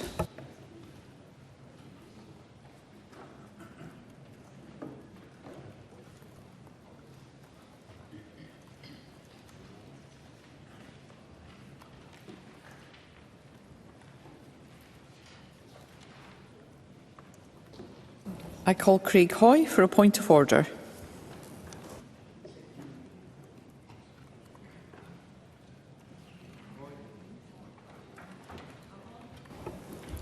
I call Craig Hoy for a point of order.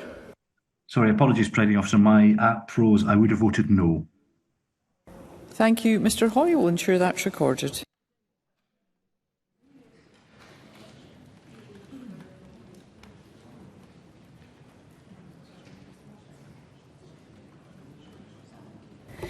The result of the vote on amendment number 12 in the name of Maggie Chapman is yes 24, no 85. There were no abstentions. The amendment is therefore not agreed. I call amendment 201 in the name of Edward Mountain, already debated with amendment 9. Edward Mountain to move or not move? Moved. The question is that amendment 201 be agreed to. Are we all agreed? Yes. The Parliament is not agreed. There will be a division and members should cast their votes now.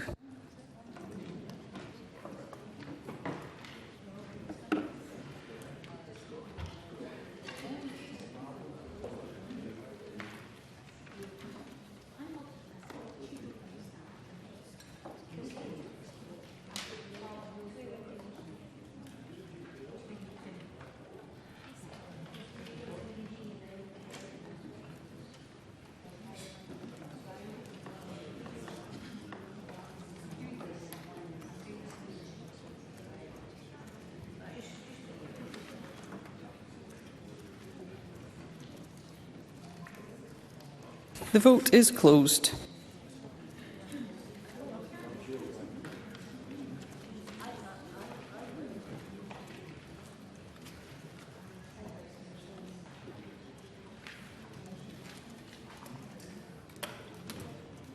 The result of the vote on amendment number 201 in the name of Edward Mountain is yes 43, no 66. There were no abstentions. The amendment is therefore not agreed. I call amendment 202 in the name of Edward Mountain, already debated with amendment 9. Edward Mountain to move or not move? Moved. The question is that amendment 202 be agreed to. Are we all agreed? Yes. The Parliament is not agreed. There will be a division and members should cast their votes now.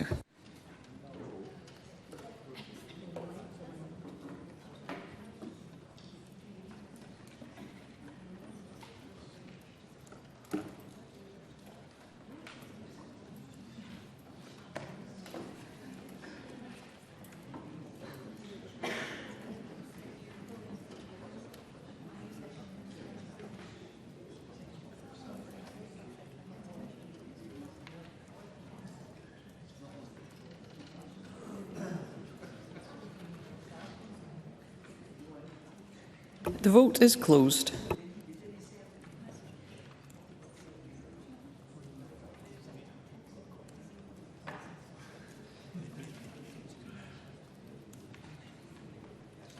The result of the vote on amendment number 202 in the name of Edward Mountain is yes 40, no 69. There were no abstentions. The amendment is therefore not agreed. I call Amendment 203 in the name of Edward Mountain, already debated, with Amendment 9. Edward Mountain to move or not move? Moved. The question is that Amendment 203 be agreed to. Are we all agreed? No. The Parliament is not agreed. There will be a division and members should cast their votes now.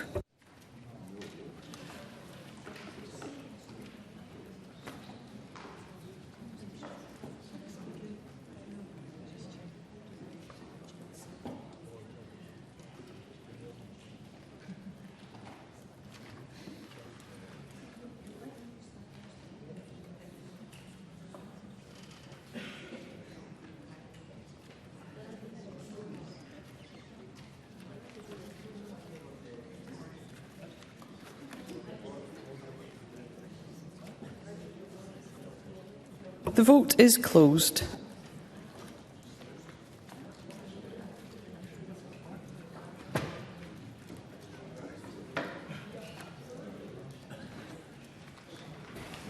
The result of the vote on amendment number 203 in the name of Edward Mountain is yes 41, no 68. There were no abstentions. The amendment is therefore not agreed. I call Amendment 88 in the name of the Cabinet Secretary, already debated, with Amendment 9. Cabinet Secretary to move formally. Moved. Thank you. The question is that Amendment 88 be agreed to. Are we all agreed? Yes. The Parliament is not agreed. There will be a division and members should cast their votes now.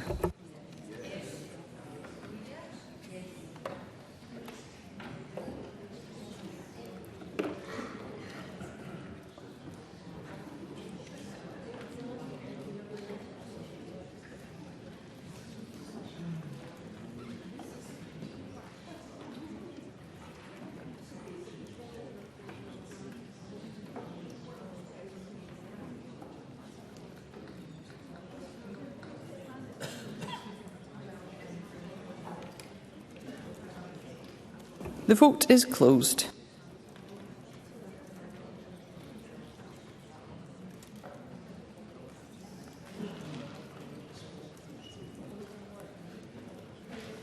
The result of the vote on amendment number 88 in the name of the Cabinet Secretary is yes 60, no 49.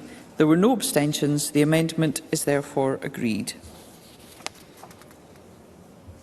I call Amendment 89 in the name of the Cabinet Secretary, already debated, with Amendment 9. Cabinet Secretary to move formally. Moved. The question is that Amendment 89 be agreed to. Are we all agreed? No. The Parliament is not agreed. There will be a division and members should cast their votes now.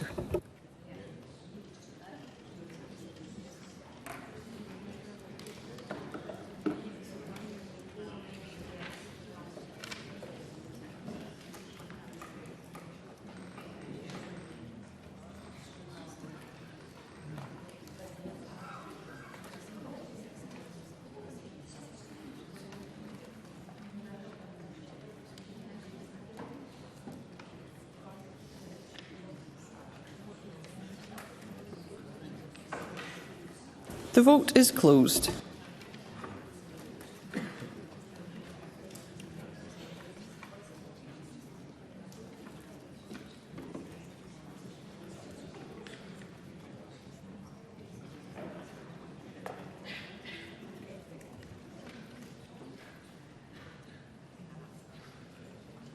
The result of the vote on amendment number 89 in the name of the Cabinet Secretary is yes 59, no 48. There were no abstentions. The amendment is therefore agreed. I call amendment 204 in the name of Edward Mountain, already debated, with amendment 9. Edward Mountain to move or not move? Moved. The question is that amendment 204 be agreed to. Are we all agreed? Yes. The Parliament is not agreed. There will be a division and members should cast their votes now.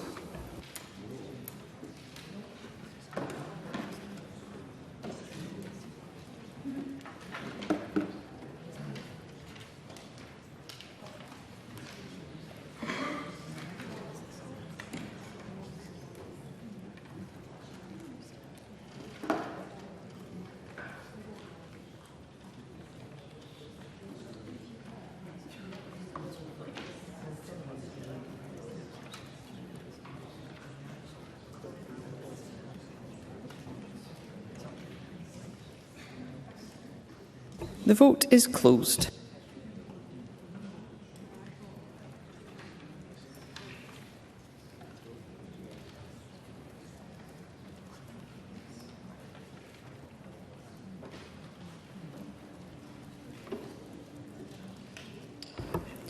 The result of the vote on amendment number 204 in the name of Edward Mountain is yes 40, no 68. There were no abstentions. The amendment is therefore not agreed. I call amendment 90 in the name of the Cabinet Secretary, already debated with amendment 9. Cabinet Secretary to move formally. Moved. The question is that amendment 90 be agreed to. Are we all agreed? Okay, I would be grateful if colleagues would be very clear when calling out. That's helpful. The Parliament is not agreed. There will be a division and members should cast their votes now.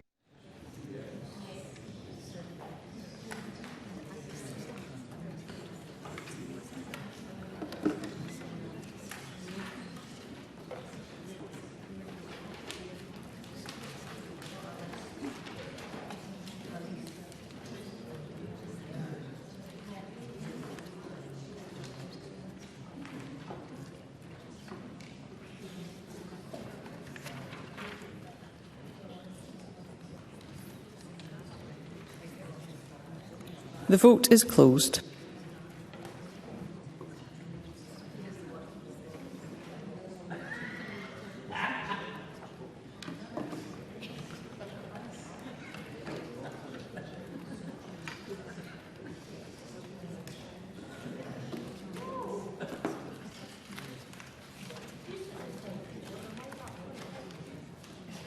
The result of the vote on amendment number 90 in the name of the Cabinet Secretary is yes 99, no 9.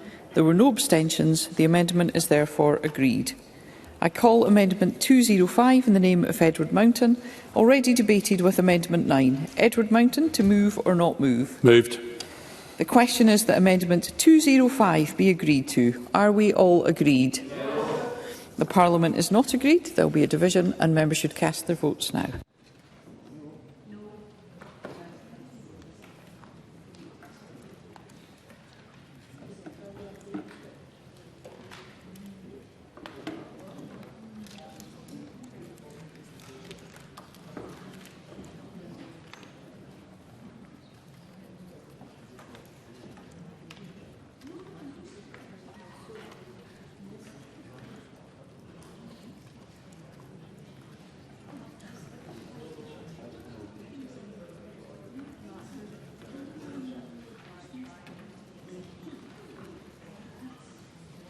The vote is closed.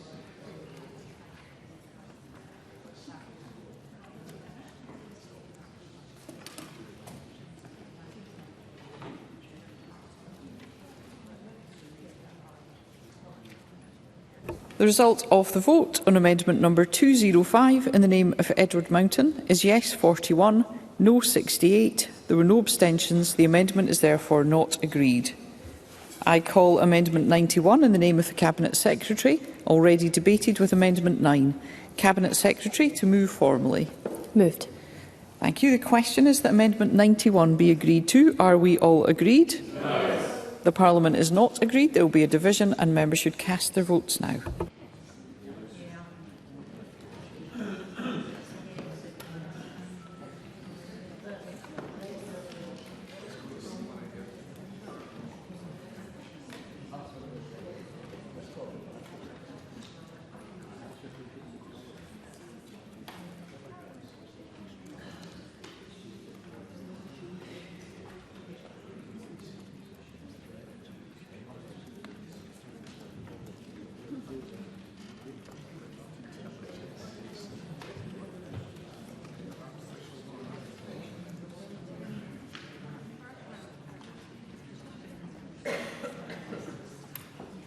The vote is closed.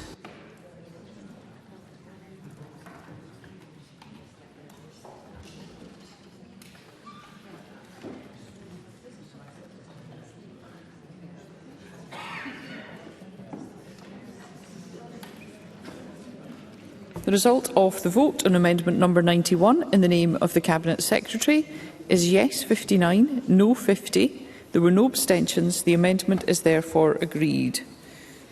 I call Amendment 92 in the name of the Cabinet Secretary, already debated with Amendment 9. Cabinet Secretary to move formally. Moved. Thank you. The question is that Amendment 92 be agreed to. Are we all agreed? Yes. The Parliament is not agreed. There will be a division and members should cast their votes now.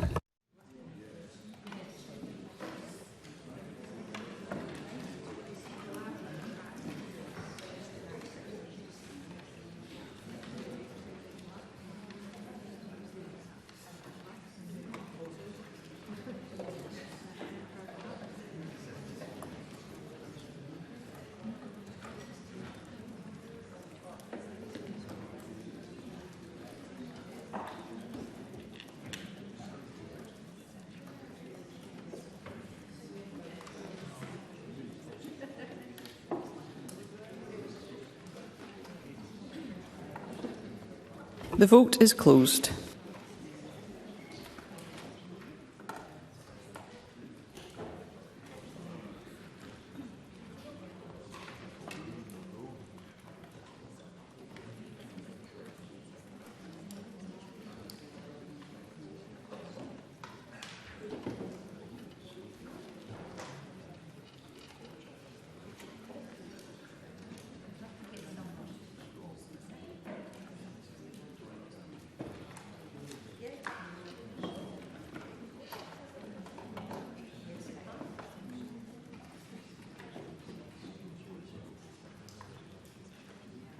The result of the vote on amendment number 92 in the name of the Cabinet Secretary is yes 60, no 47. There were no abstentions. The amendment is therefore agreed.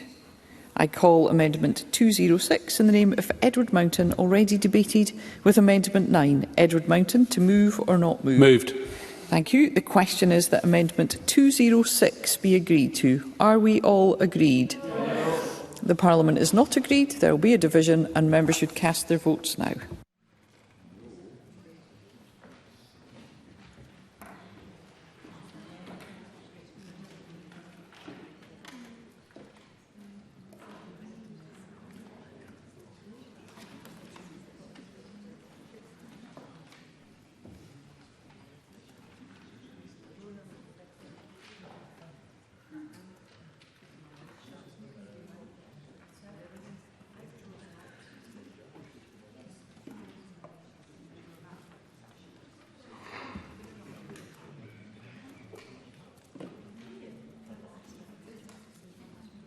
The vote is closed.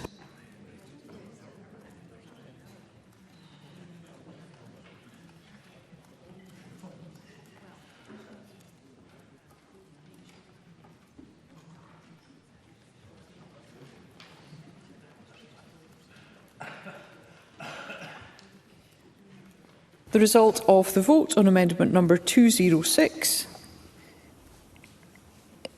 in the name of Edward Mountain, already debated, the result of the vote on amendment number 206 in the name of Edward Mountain is yes 40, no 68. There were no abstentions. The amendment is therefore not agreed. I call amendment 93 in the name of the Cabinet Secretary, already debated with amendment 9. Cabinet Secretary to move formally. Moved. Thank you. The question is that amendment 93 be agreed to. Are we all agreed? Yes. The Parliament is not agreed. There will be a division and members should cast their votes now.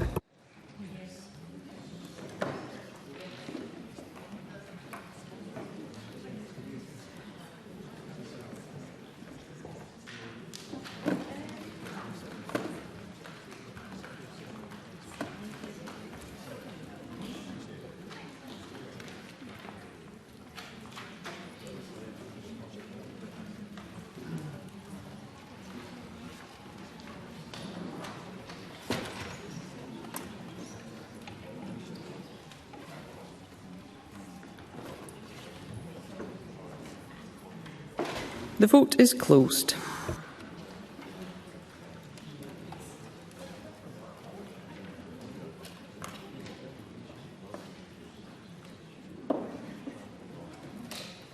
The result of the vote on amendment number 93 in the name of the Cabinet Secretary is yes 101, no 8. There were no abstentions. The amendment is therefore agreed. And we move to Group 12, Tenants' Right to Make Changes to Let Property.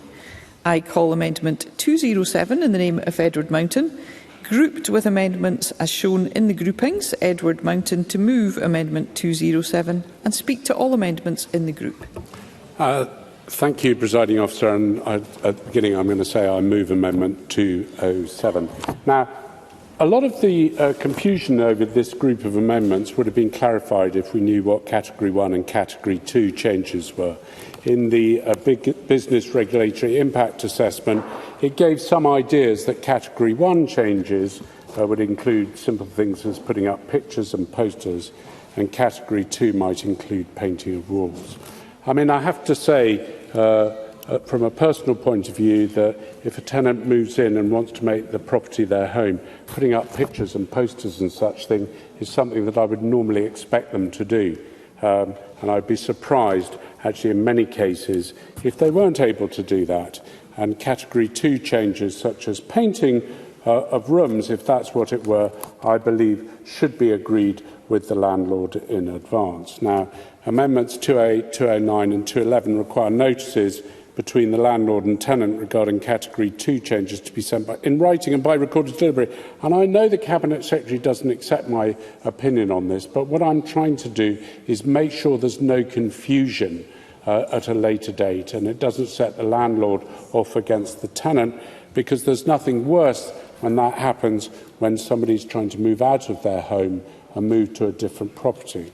Now, Amendment 210 was that a tenant must return any Category 2 changes on the let property to their original state. Now, that to me seemed perfectly sensible if Category 2 changes included things like painting properties.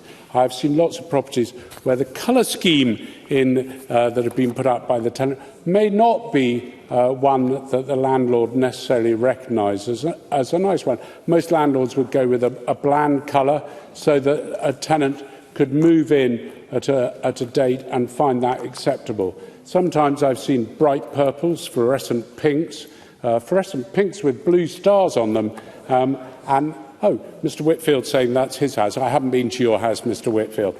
But I think the point is that all I'm trying to do is suggest that at the end of a tenancy, it should be returned to the landlord in the state that it was at the beginning. Now, I will take an intervention, Presiding Officer. Maggie Chapman. Thank you, Presiding Officer. I thank the member for taking my intervention. Under these two amendments, 207 and 210, is it his contention that disabled people should have to pay to take out disabled aids that have been put in around a property, because those could potentially fit into both of these amendments?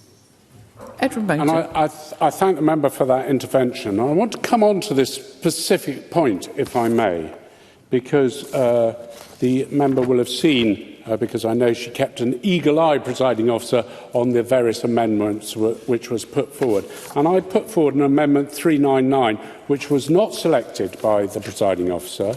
And the reason why I put this manuscript amendment through later is because I'd had a letter which I received 47 minutes after the lodging deadline from the Cabinet Secretary, saying that I was being discriminatory against disabled people by not allowing changes under Category 1 to allow them to put disabled access. Actually, I never wanted to do that, and my manuscript amendment was to be entirely clear to allow disabled people to put in any things that they wanted to make their life easier within the house, providing it didn't require structural changes. Because if there were structural changes, of course, as Ms Chapman would know, Presiding Officer, it would require a building warrant to be able to allow that in most cases to go forward. So I was disappointed I wasn't able to clarify that.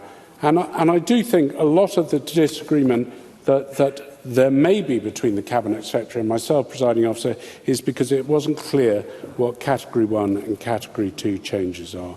Now, I also would just briefly like to speak to the other amendments in the group, is that Maggie Chapman's Amendment 94 seeks to get a change from 42 days to 30. I have to say that I think 42 days is right for the reason that Cabinet Secretary gave earlier. Now, I'm disappointed with amendments 95, 96, 98 and 99, Presiding Officer, because these were this is changing the amendments that I submitted at stage 2 and was agreed by the committee that saying that ministers must specify the changes, and the Cabinet Secretary is changing that back to May. I think that's disappointing, and I think it's overriding the discussion that was had at the committee. Amendments 212 and 213 do exactly the same, and I want to just remind people about that manuscript amendment. I'd just also probably mention, if I may, Presiding Officer, Amendment 38 in the name of Maggie Chapman, where tenants can make changes to properties if those changes promote nature recovery. Now, I absolutely understand why that might be appropriate, and tenants may want to change their garden into vegetable gardens and may want to make those changes. But if those gardens are established and already have trees and plants in them which prove the amenity of the property, I think that's something they need to negotiate with the landlord rather than just have an automatic right to do so. Presiding Officer, I'll probably leave it at there, listen to the other arguments, and I'll get a chance, I believe, Presiding Officer, to sum up. But yeah, thank you. Thank you. I call Maggie Chapman to speak to Amendment 94 and other amendments in the group. Thank you, Presiding Officer. A couple of amendments in this group. Amendment 252 establishes the right to grow in outdoor spaces of rented properties. Renters could submit a Category 2 change request, and this should not be unreasonably refused. The physical and mental well-being, the physical and mental health benefits of gardening and growing your own food are well established, and this amendment ensures that there could be no undue barriers to renters using outdoor spaces that are part of the property they rent to grow their own, as well as to promote animal and insect life, such as by planting flowers which support pollinators. Domestic gardens can be mini havens for nature, and this kind of action is vital as we are facing a nature emergency, with many of Scotland's animal, insect and plant species threatened with extinction. Urban creep, whereby green space in already urban areas is lost, such as when gardens are turned into driveways, is driving nature loss and urban flooding. And we need to do much more to ensure green space is protected and looked after. And my Amendment 252 is a small contribution to that. And according to TDS, which runs the Safe Deposit Scotland scheme, disagreements over gardening is the 5th most common reason for deposit disputes, and so clearly having more clarity here will benefit both tenants and landlords. And with young people in the most deprived areas of Scotland having significantly worse access to play space, the amendment also seeks to make it easier for modest changes to be made to garden and other spaces so that they can enjoy the benefits of outdoor play. I have listened carefully to comments at stage 2, and I have changed Category 1, which would not require approval, to Category 2, which would. It would still allow landlords to refuse if they felt the ask was unreasonable, and so appropriate safeguards are there. Before I close, Presiding Officer, Amendment 94 reduces the timescale for landlords to respond to a property change request. Having supported the timescale for pet requests, I look forward to government support on this amendment, and I'm grateful for the conversations we've had on this in recent weeks. Thank you. Thank you. Cabinet Secretary to speak to Amendment 95 and other amendments in the group.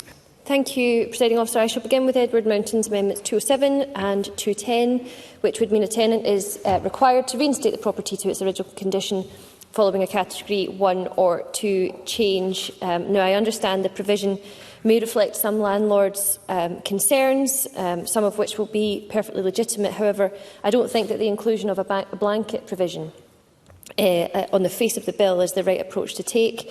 I think that the substance of the approach, that kind of restriction, is likely to be disproportionate, but actually the best way to test all of that is to do consultation and to set out what is to be taken forward in secondary legislation, which of course he can be part of.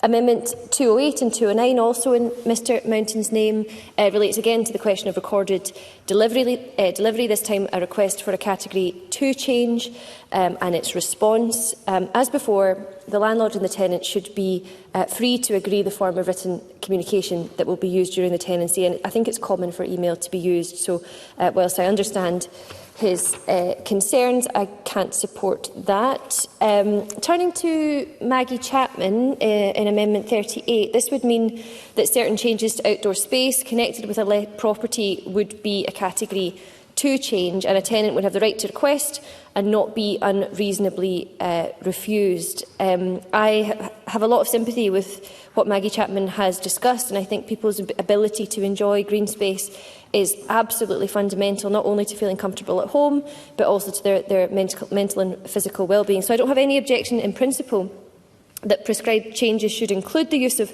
properties outside space. However, I'm afraid the drafting of this amendment is too broadly framed. As it's drafted, it would apply to a very broad range of changes, and it would face, we believe, problems with implementation, particularly in respect of communal gardens. So that would have to be made clearer in any drafting. I don't want to create confusion for landlords and tenants, so I can't support that one. And again, it comes to what I said earlier, which is that the best way to develop the detail of all of this is through secondary legislation supported by consultation and engagement with tenants and landlords. And I'll be very pleased to include some of these matters that Maggie Chapman raises in that work. I also welcome her Amendment 94, which would reduce to 30 days the period in which a landlord in the PRS must respond to a request to make changes to a let property. If agreed, of course, this will mirror the time frame for response to a PET request proposed under Amendment 87, and it will ensure that consistency that we're trying to support. Turning to my amendments in the group, I'm seeking Parliament's support for Amendments 95 to 100, which make changes to various duties to make regulations regarding requests to make changes to the let property. As before, these duties were originally set out as powers in the bill, but a changes at stage 2 turned them into duties. And whilst they're duties, Parliament's role is undermined. So my amendments are about restoring Parliament's role in scrutinising what the government do, and I would just assure Mr Mountain that he ought not to be disappointed about that, because it's about ensuring that Parliament has its rightful place in approving regulations. Amendments 212 and 213, also in my name, are intended to reverse changes made at stage 2, the effect of which would mean it was always reasonable for structural change, however minor, to be refused. I have obviously listened to what Mr Mountain said. I'm not able to speak to the manuscript amendment that he refers to because it's not up for debate, but these restrictions would limit our ability to allow changes that support disabled people and their families, for example, to install support aids. This is not something I would want. I'm quite sure it's not something Mr Mountain would want either. Yes, I'm happy to. Edward Mountain. Thank you very much. I just seek from the Cabinet Secretary, Presiding Officer, some clarity on the definition of structural change. Structural change means one thing to me as a surveyor, it may mean something different to her, and I'd like to know what she means, Presiding Officer, by structural change. Cabinet Secretary. Well, in the context that I've referred to, I suppose we're talking about things being affixed to walls. But of course, definitions of these things is exactly why I have been stressing the point that consulting on these matters and making the changes via secondary regulations is the appropriate way to do it. But I've spoken about support aids because that involves affixing items to walls.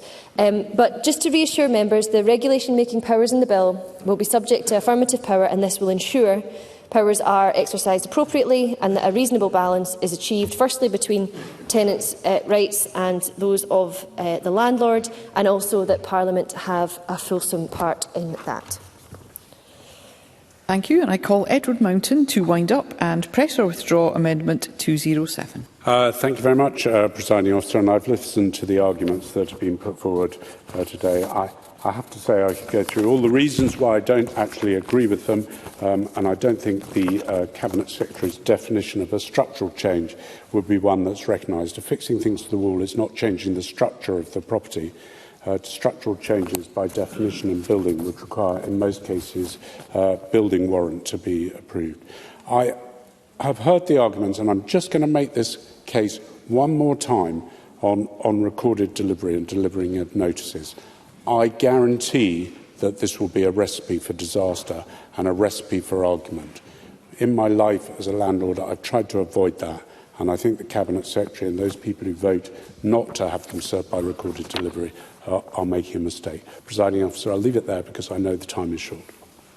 I just confirm, Mr Mountain, you are pressing. Yes, I am pressing, Presiding Officer. Thank you. Point of order, Maggie Chapman. Very sorry, Presiding Officer. In my remarks, I referred to Amendment 252. I should have been referring to Amendment 38. That was my error. Apologies for that. Thank you, Ms Chapman. Your comments are recorded. The question is that Amendment 207 be agreed to. Are we all agreed? Yes. The Parliament is not agreed. There will be a division, and members should cast their votes now.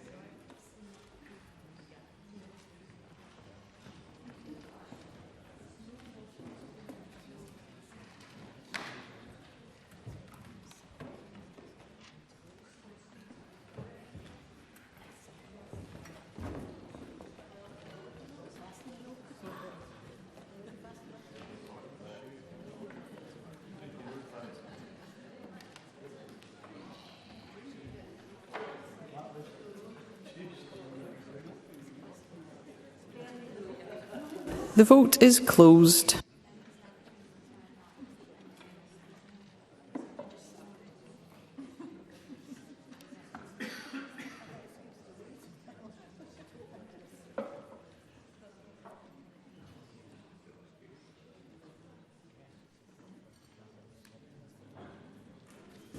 I call Brian Whittle for a point of order.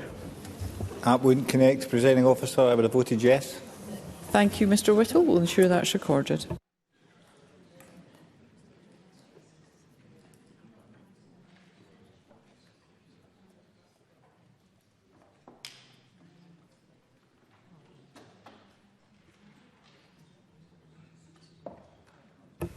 The result of the vote on amendment number 207 in the name of Edward Mountain is yes 40, no 66. There were no abstentions. The amendment is therefore not agreed.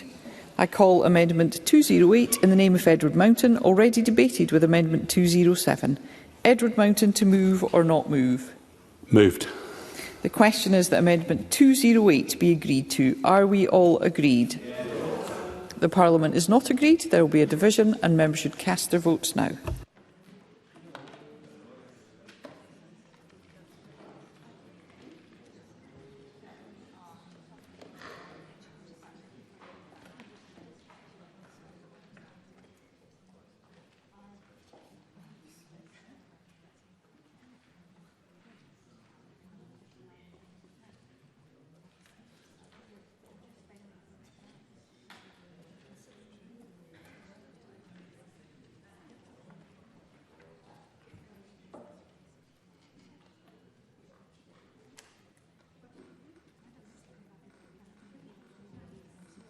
The vote is closed.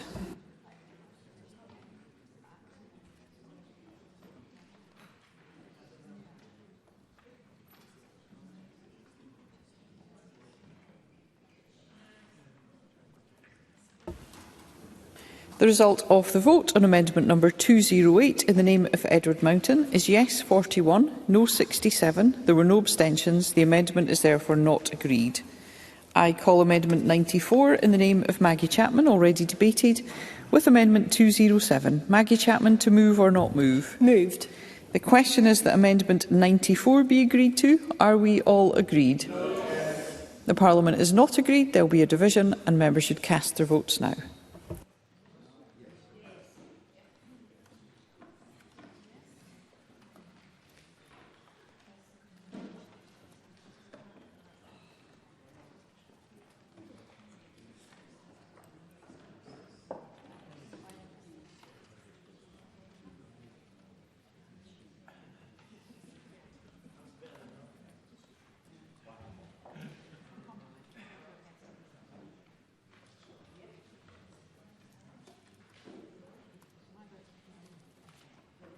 The vote is closed.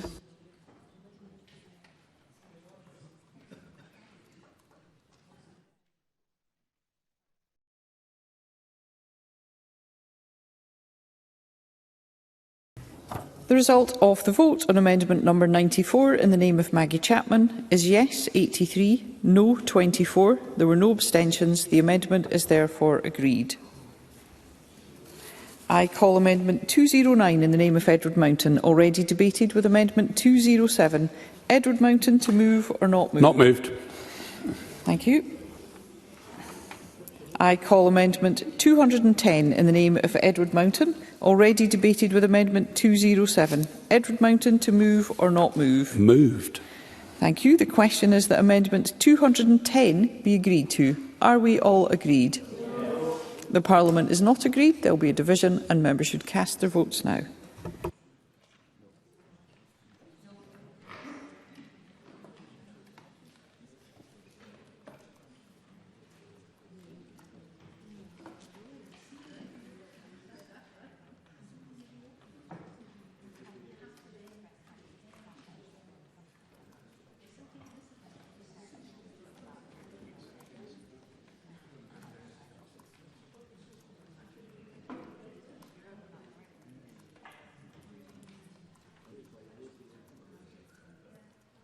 The vote is closed.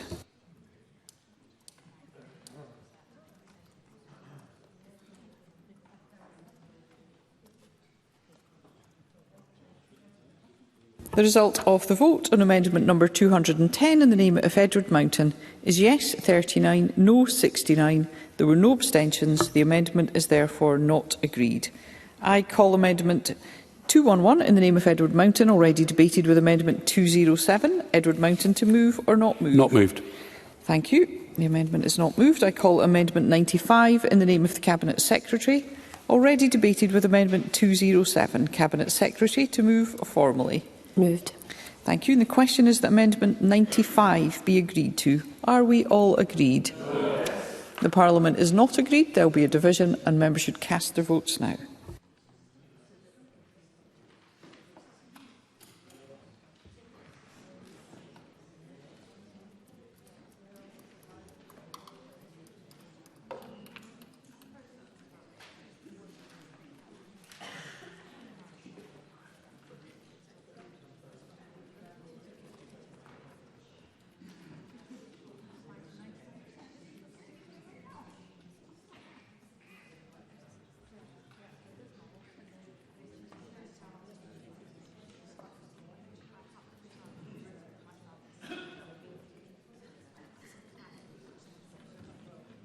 The vote is closed.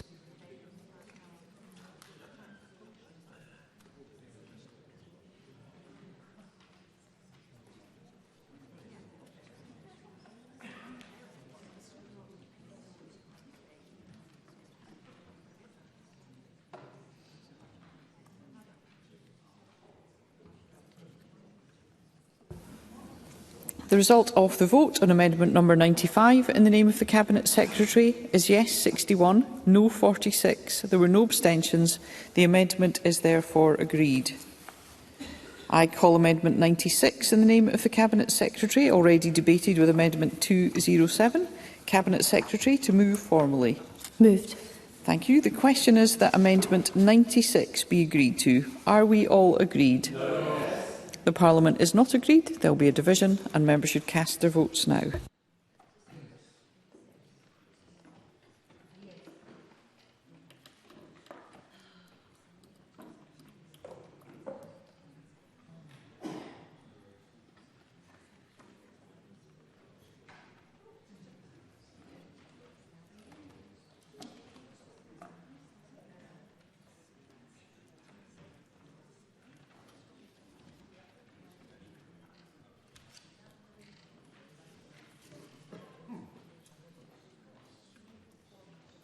The vote is closed.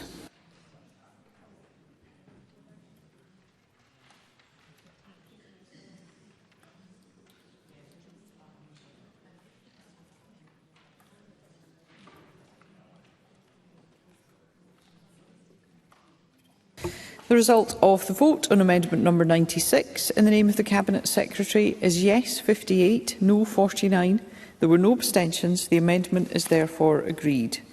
I call amendment 212 in the name of the Cabinet Secretary, already debated, with amendment number 207, Cabinet Secretary, to move formally. Moved.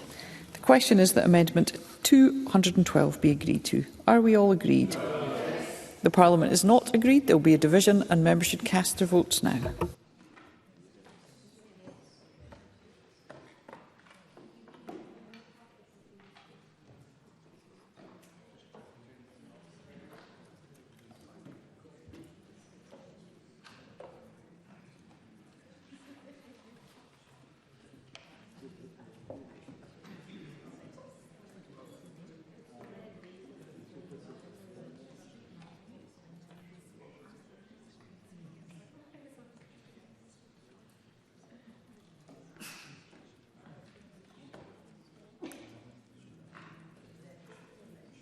The vote is closed.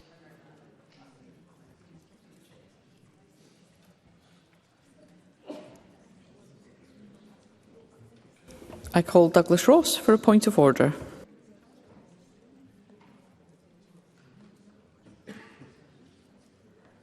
Thank you, Presiding Officer. I could connect. I would have voted no. Thank you, Mr Ross. We'll ensure that's recorded.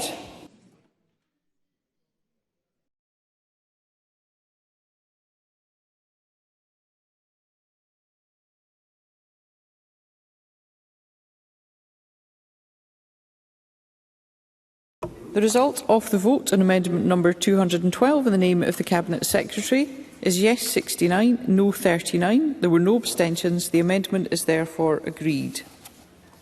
I call amendment 38 in the name of Maggie Chapman, already debated, with amendment 207. Maggie Chapman, to move or not move? Moved. Thank you. The question is that amendment 38 be agreed to. Are we all agreed? No. The Parliament is not agreed. There will be a division and members should cast their votes now.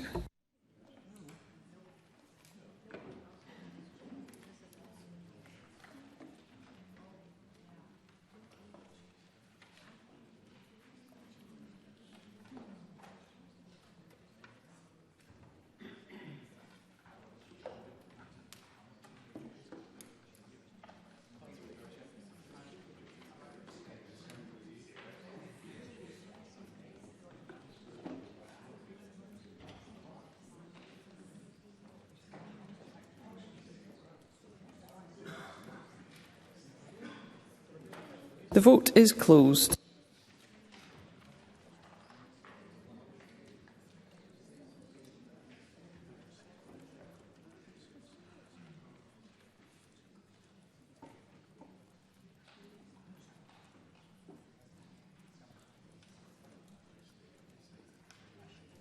The result of the vote on amendment number 38 in the name of Maggie Chapman is yes 8, no 98. There were no abstentions. The amendment is therefore not agreed.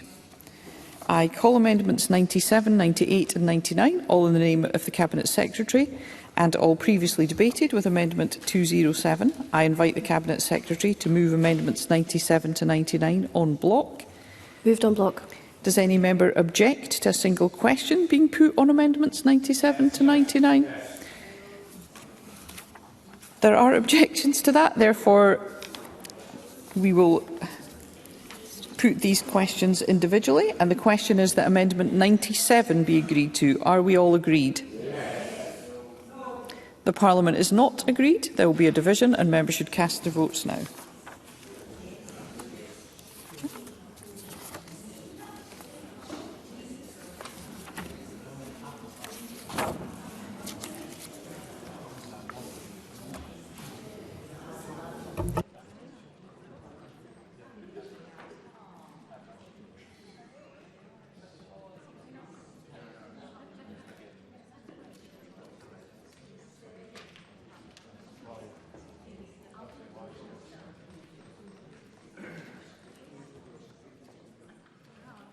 The vote is closed.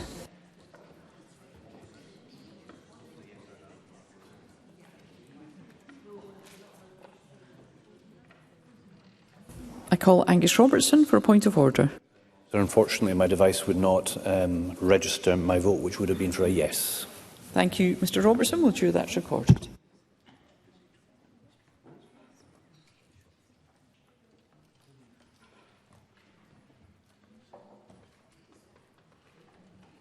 The result of the vote on amendment number 97 in the name of the Cabinet Secretary is yes 100, no 8. There were no abstentions. The amendment is therefore agreed.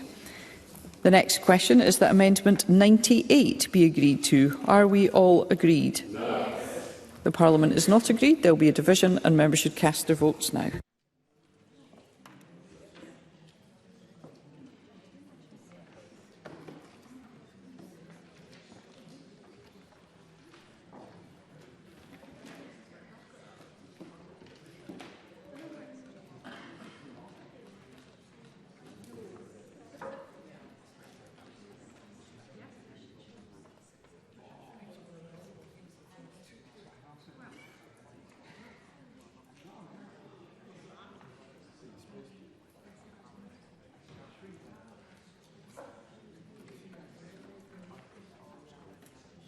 The vote is closed.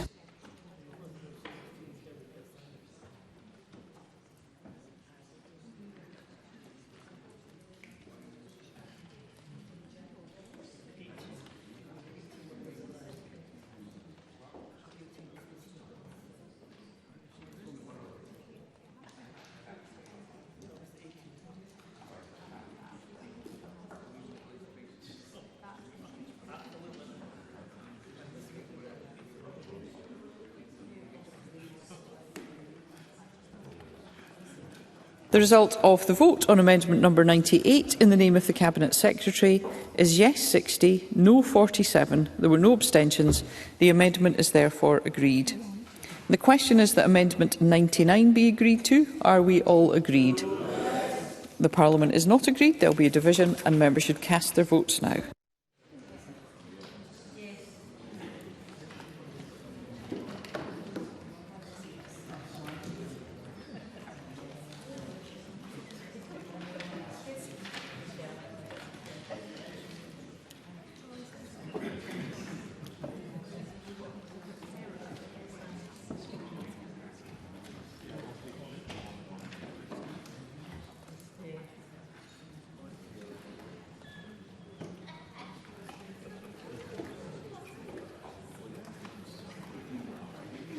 The vote is closed.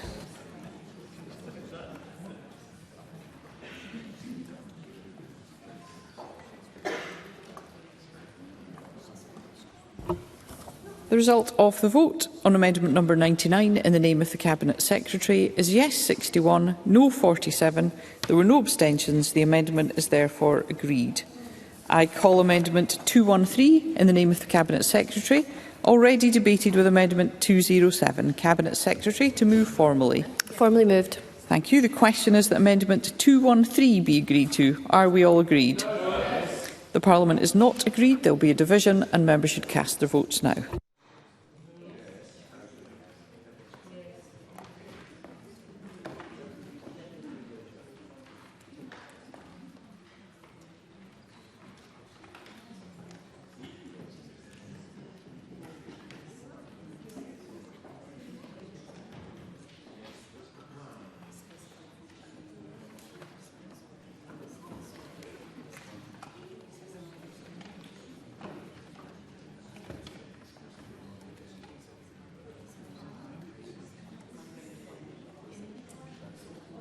The vote is closed.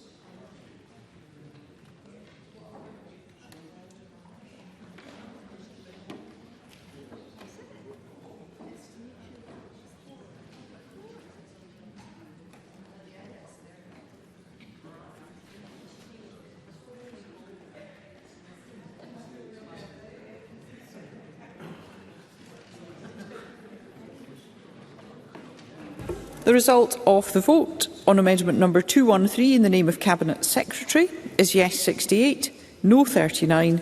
There were no abstentions. The amendment is therefore agreed. I call amendment 100 in the name of the Cabinet Secretary, already debated with amendment 207. Cabinet Secretary to move formally. Moved. Thank you. And the question is that Amendment 100 be agreed to. Are we all agreed? Yes. The Parliament is not agreed. There will be a division and members should cast their votes now.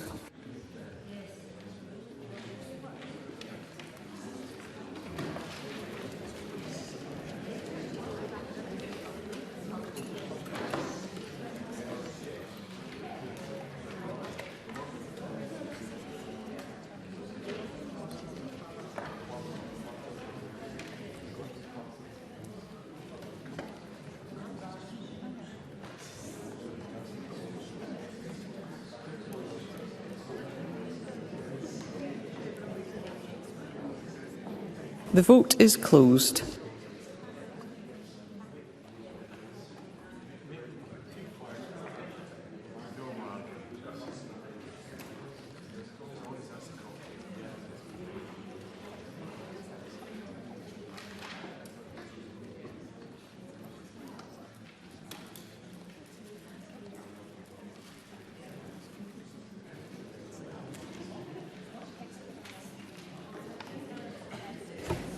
The result of the vote on amendment number 100 in the name of the Cabinet Secretary is yes 99, no 8. There were no abstentions. The amendment is therefore agreed. And I suggest that we call a comfort break at this time and return sharp to the Chamber at 6:20 p.m. Thank you.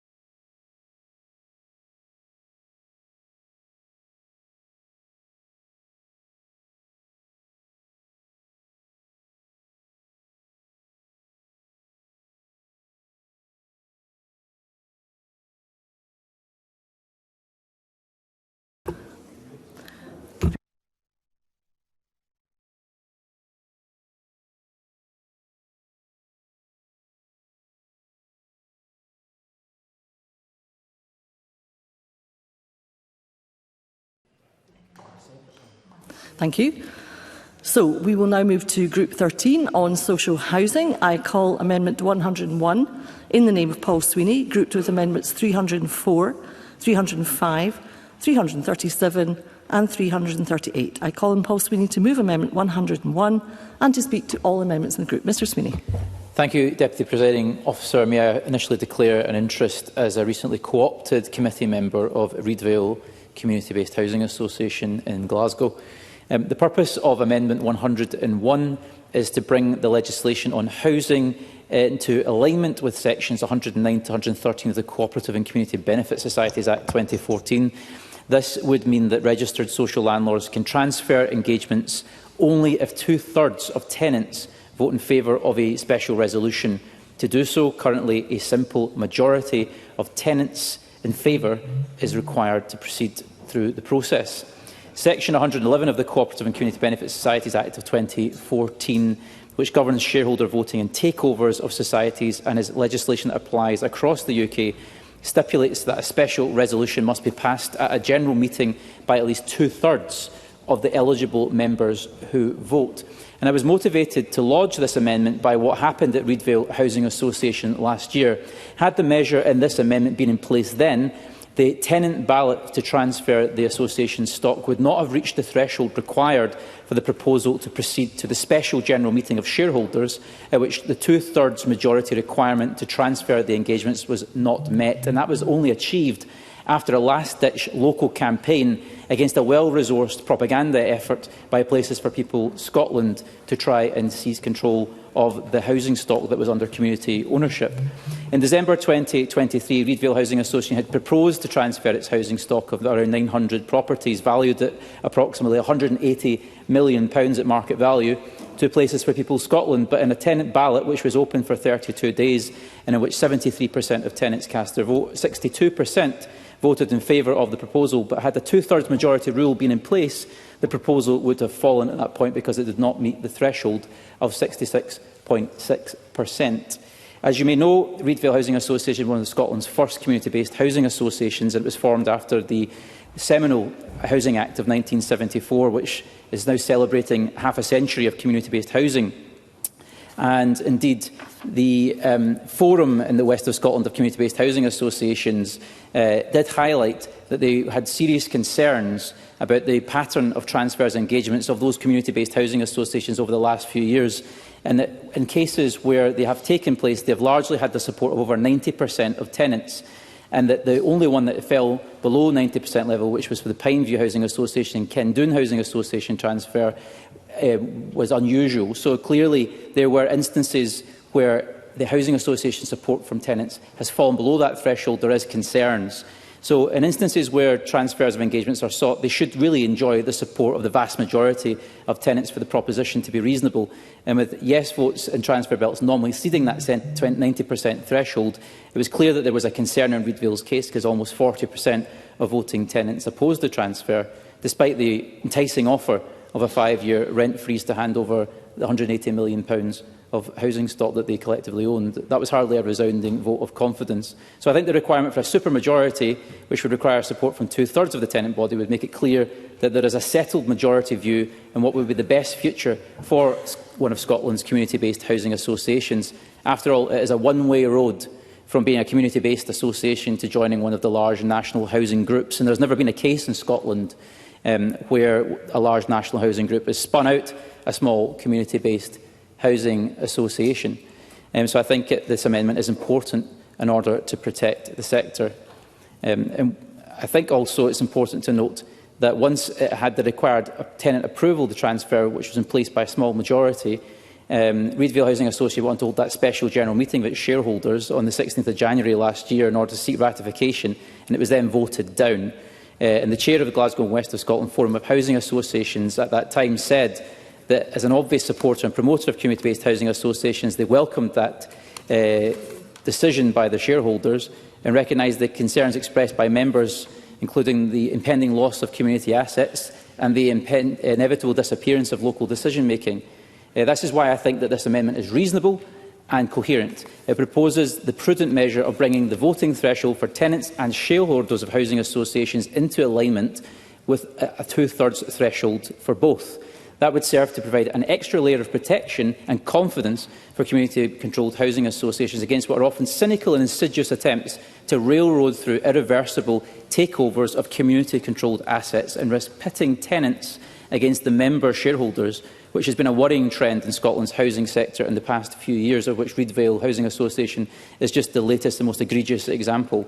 It would be particularly fitting for the Parliament to support Mr Sweeney, this could you bring your remarks to a close, please? Because this year marks the 50th anniversary of Scotland's first community-based housing associations, and I will speak to the remainder of my amendments in my closing. Thank you. Mr Sweeney, could you move Amendment 101, please? Oh, with pride. Thank you. Thank you very much. I now call Mark Griffin to speak to Amendment 305. And before I do that, I must do something else, which is to advise members that they will note that we will shortly reach the next time limit, and we have a further group still to debate. Under Rule 9.8.5a, I am minded to accept a motion without notice to propose that the time limit be extended by 30 minutes. I invite the Minister for Parliamentary Business to move. Move, Presiding Officer. Thank you, Minister. The question is that the time limit for debate on amendments be extended by 30 minutes. Are we all agreed? Yes. The Parliament is agreed. I now call Mark Griffin to speak to Amendment 305 and other amendments in the group. Mr Griffin. Thank you, Presiding Officer. Before I start on my own Amendment 305, I just want to take this opportunity to express my support for the amendments in the name of Paul Sweeney and Ariane Burgess in this grouping, which promote cooperative and community-based housing models. On Amendment 305, this amendment ensures that families aren't prevented from moving to accommodation that better meets their needs simply because of outstanding housing arrears or related debts. This is a targeted and compassionate reform. It doesn't prevent local authorities or social landlords from recovering those debts, but it does remove a barrier that too often traps families in unsuitable homes. We know from casework and from the experiences of advocacy organisations like Aberlour that families on low incomes can find themselves stuck in overcrowded, unsafe or inappropriate housing, unable to move because of historic arrears. This situation can then deepen the hardship, undermine family well-being and make it even harder for people to break the cycle of debt and disadvantage. Presiding Officer, purely by chance, I received an email yesterday from someone who thought I was their MSP, but I'm actually not. They're a constituent of the Rutherglen constituency. But the email did saying, I'm a constituent living in Rutherglen constituency in a small two-bedroom flat with my partner and our 4 children. So a partner and 4 children in a small two-bedroom flat. Severely overcrowded. Our families currently living in conditions that are overcrowded and severely impacting our mental health and well-being. We've been on the transfer list since 2017. We got into arrears during COVID and had our application suspended for a long time without us even being notified, which set us back a long way. Now, like I said, receiving that email from someone who thought I was their MSP purely by chance highlights exactly the situation that I'm trying to avoid, that families who are overcrowded, children whose mental health and health has been impacted by being in an overcrowded house because of arrears that are entirely out with their control, shouldn't stop them from being moved to a house that properly meets their needs. And like I say, this amendment doesn't stop a local authority or a social landlord from recovering that debt at a later stage, but allows us to treat that family with empathy and give them the home that they need. And so ask members to support Amendment 305. Thank you, Mr Griffin. I now call Ariane Burgess to speak to Amendment 337 and other amendments in the group. Ms Burgess. Thank you, Presiding Officer. And before I speak, I just want to apologise for arriving slightly late into the chamber for this grouping. I also want to note, before I speak to my amendments, that I will be supporting Paul Sweeney and Mark Griffin's amendments for the same reasons that they support community and cooperative housing. Amendment 337 would require the Scottish Housing Regulator to have regard to different models of social housing, such as housing cooperatives. At present, the regulator adopts a blanket approach to all forms of social housing, and this system does not take into account that social housing comes in a variety of models. So regulations that rightly apply to one form of housing can be to the detriment of other forms. And this particularly disadvantages forms of housing such as cooperatives. I've spoken with several co-ops and they find that the regulator doesn't fully understand the model. It also expects them to operate in the same way a major housing association might when they don't have that level of resource available to them. And this means that what may be a simple single step for a typical housing association translates into a complicated process for a registered social landlord cooperative. And this simply isn't fair. These co-ops routinely deliver high levels of tenant satisfaction and prove time and time again that they can operate effectively as social landlords. We are now at a point where the number of RSL co-ops in Scotland has tumbled from 20 to just 7 in the space of 2 decades. So where on the one hand the regulator is performing its duty to protect tenants, homeless people and others, on the other hand, it's depriving these same people from a form of housing that could make a significant positive difference to their lives. This amendment, which has been drafted with the support of Co-ops UK, is reasonable in its scope and is within the spirit of the Housing Scotland Act 2010, which sets out the regulator's obligations. It's worded in a way that does not place cooperatives above other forms of social housing, and nor does it seek to be overly prescriptive in what it requires of the regulator. But it will mean that the housing regulator has to make a slightly different approach to governance. And by passing this, we could create a culture of supporting cooperatives in the social sector to flourish and provide more options for people when it comes to affordable social housing. Thank you, Ms Burgess. I now call the Cabinet Secretary. Presiding Officer, I shall begin with Amendment 101 in Mr Sweeney's name. The Government's position on this has not changed from Stage 2. The Housing Scotland Act 2010 sets out that for a transfer to proceed, a majority of tenants should agree to it, I wasn't initially clear on the rationale for this, but I have listened carefully to what Mr Sweeney has said. But moving to a requirement for 2/3 of tenants, I fear this could be viewed as setting out a position where the expressed wish of a simple majority of tenants could be ignored.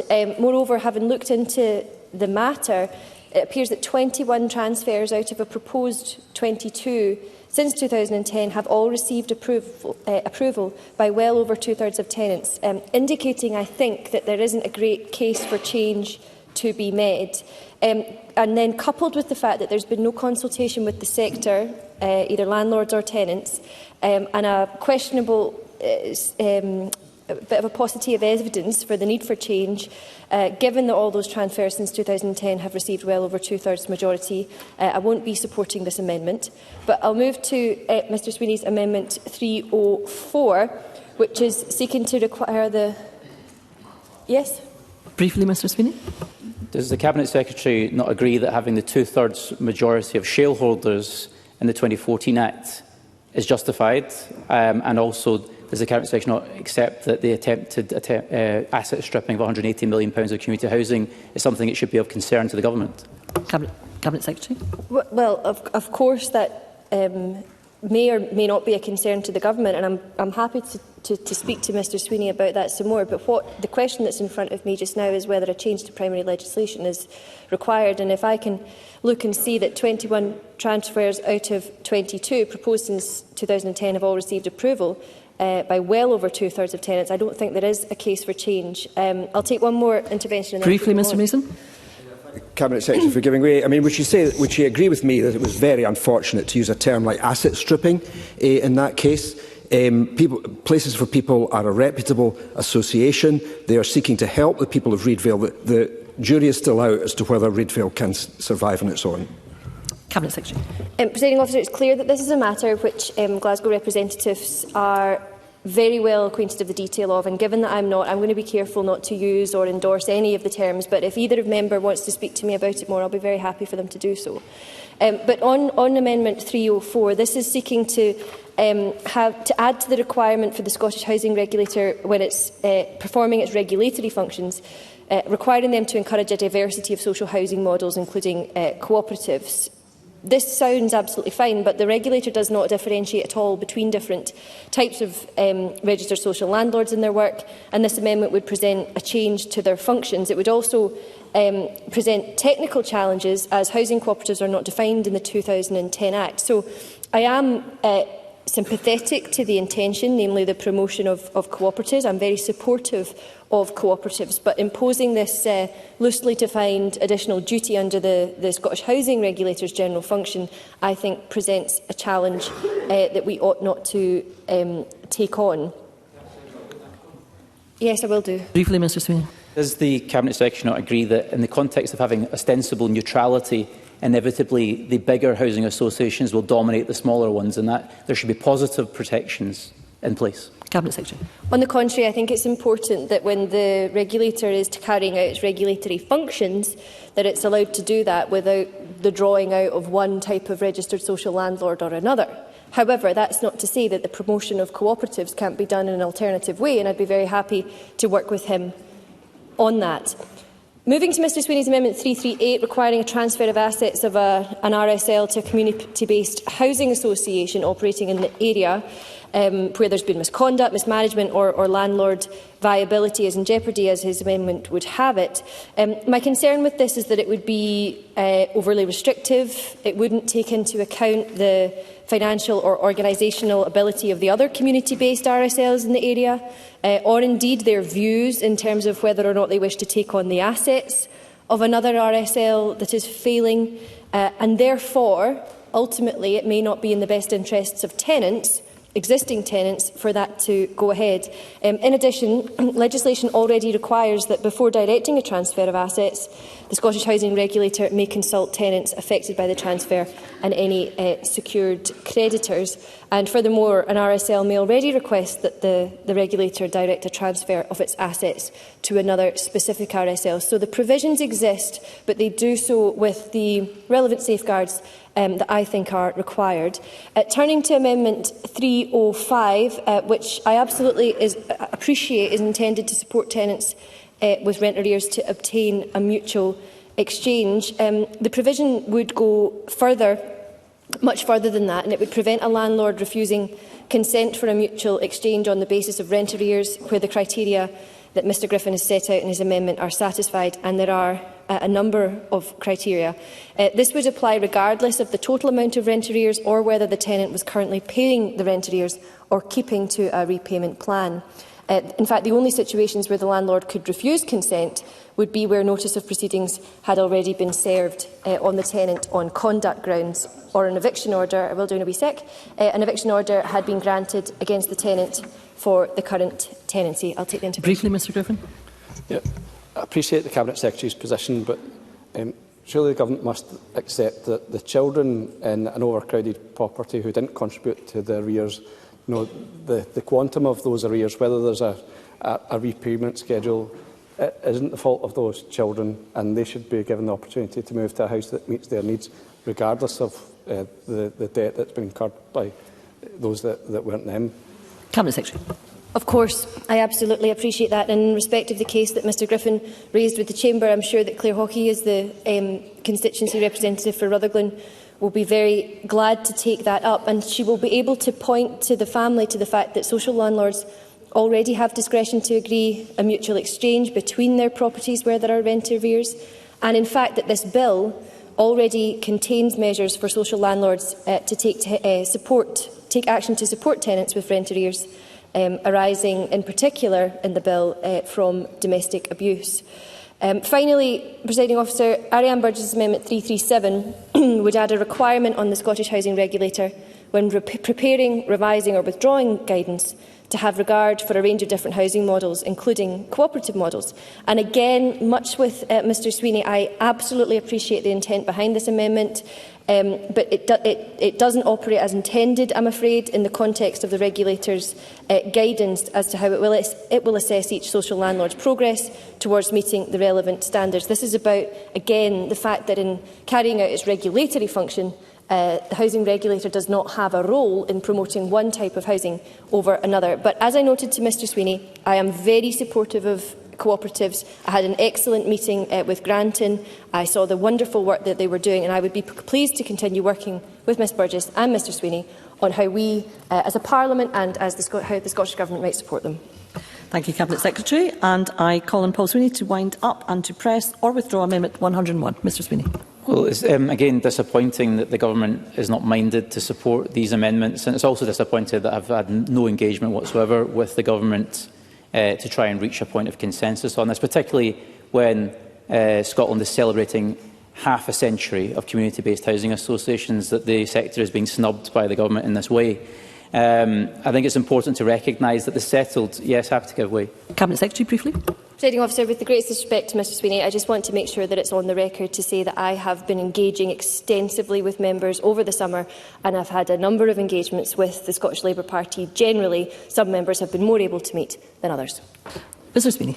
Well, unfortunately, that invitation wasn't extended to myself. But I would say I was very keen to work across the chamber to reach consensus on this, and it was not forthcoming. And indeed, this amendment and these amendments do have the support of the cooperative sector and the community-based housing sector in Scotland.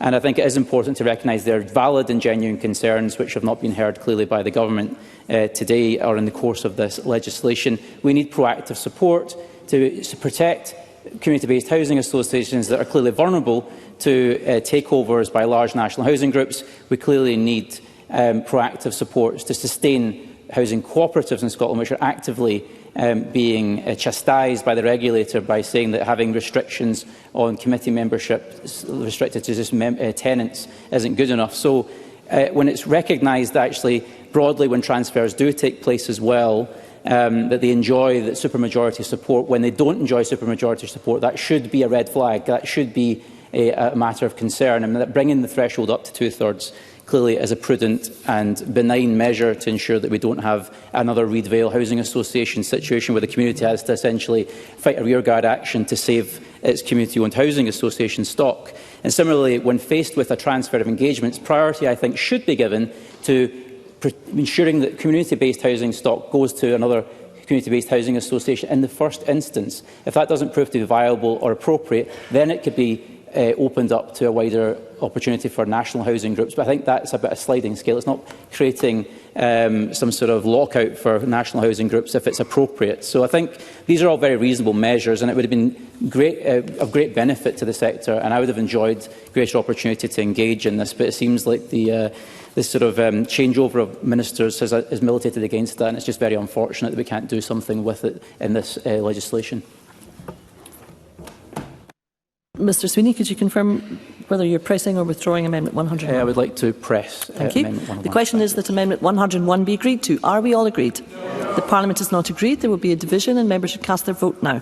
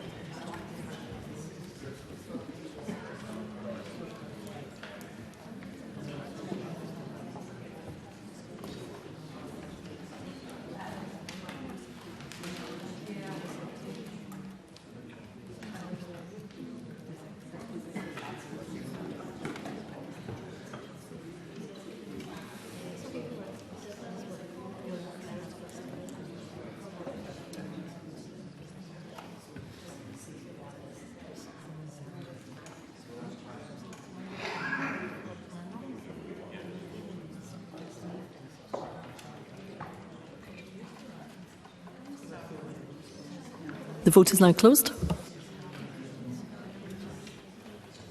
Point of order, Richard Lochhead. I'd vote no, please. Thank you, Mr Lochhead. Your vote will be recorded.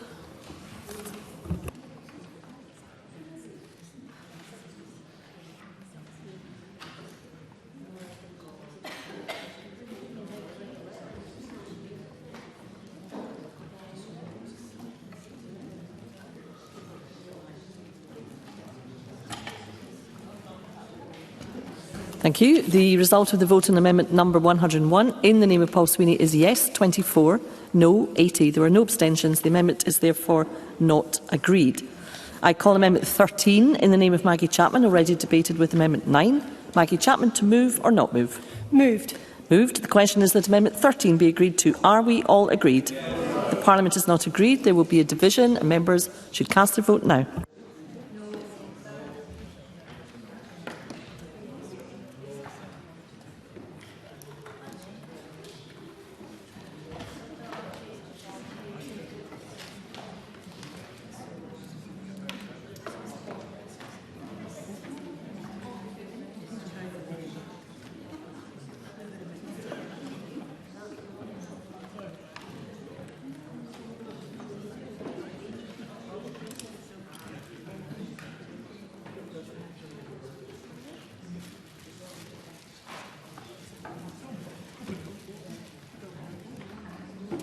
The vote is now closed.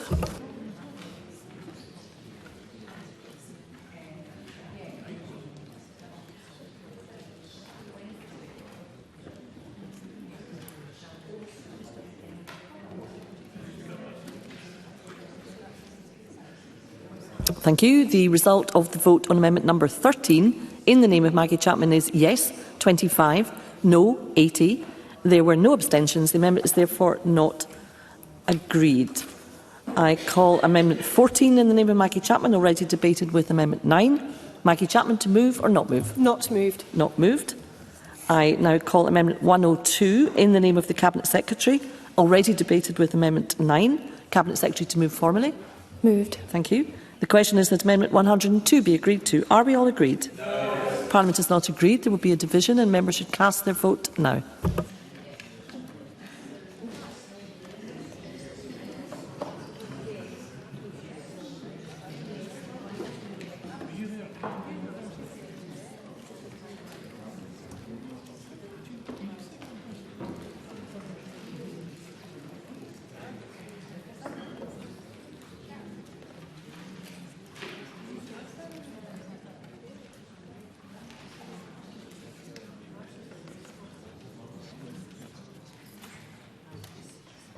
The vote is now closed.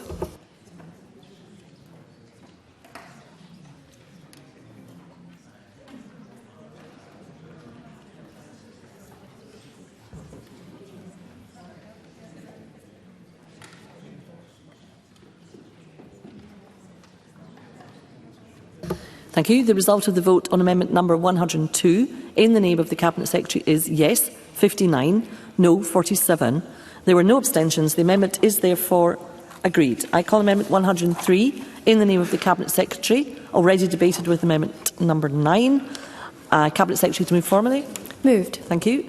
The question is that amendment 103 be agreed to. Are we all agreed? No. The Parliament is not agreed. There will be a division and members should cast their vote now.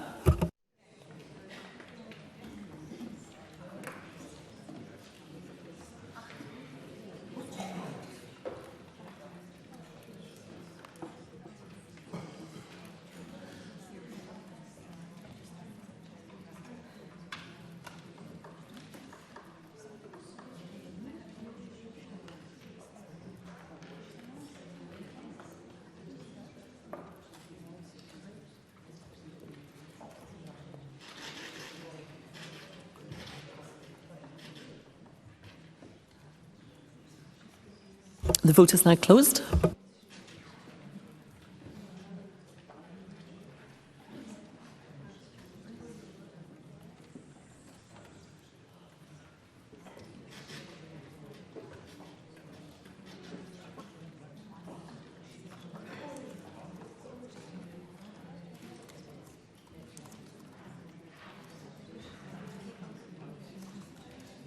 The result of the vote on amendment number 103 in the name of the Cabinet Secretary is yes 53, no 51. There were no abstentions. The amendment is therefore agreed. The question, I now call amendment 214 in the name of Edward Mountain, already debated with amendment 9. Edward Mountain, to move or not move? Not moved. Not moved. I call amendment 104 in the name of the Cabinet Secretary, already debated with amendment 9. Cabinet Secretary, to move formally? Sorry, moved. Thank you. The question is that amendment 104 be agreed to. Are we all agreed? Yes. Are we all agreed? Yes, the Parliament is agreed. I call Amendment 215 in the name of Edward Mountain, already debated with Amendment 9. Edward Mountain, to move or not move? Moved. Moved. The question is that Amendment 215 be agreed to. Are we all agreed? The Parliament is not agreed. There will be a division and members should cast their vote now.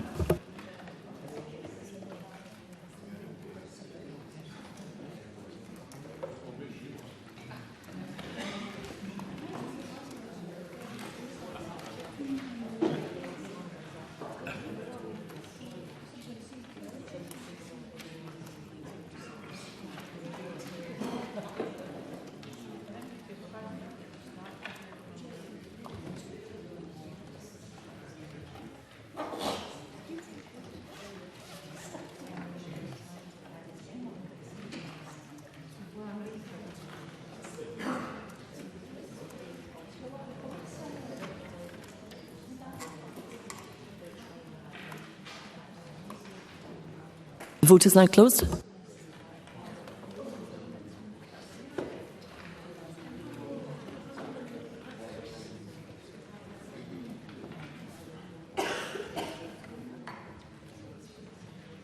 Thank you. The result of the vote on amendment number 215 in the name of Edward Mountain is yes 46, no 59.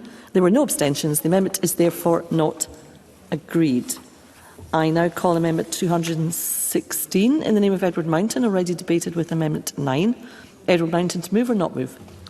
Sorry, Presiding Officer, I didn't. Was it 216? 216. Not moved. To not moved. Presiding. Thank you. I call amendment 217 in the name of Edward Mountain, already debated with amendment 9, and Edward Mountain has indicated he is not moving. He's ahead of me. And that is on amendment 217. I call amendment 15 in the name of Maggie Chapman, already debated with Amendment 9. Maggie Chapman, to move or not move? Moved. Moved. The question is that Amendment 15 be agreed to. Are we all agreed? Parliament is not agreed. There will be a division and members should cast their vote now.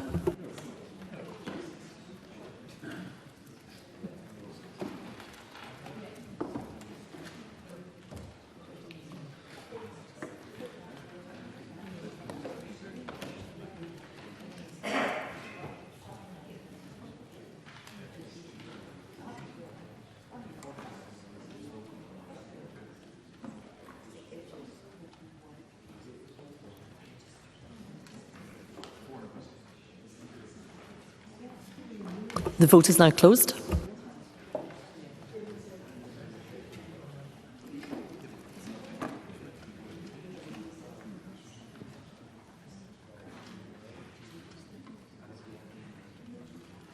Thank you. The result of the vote on amendment number 15 in the name of Maggie Chapman is yes 23, no 82.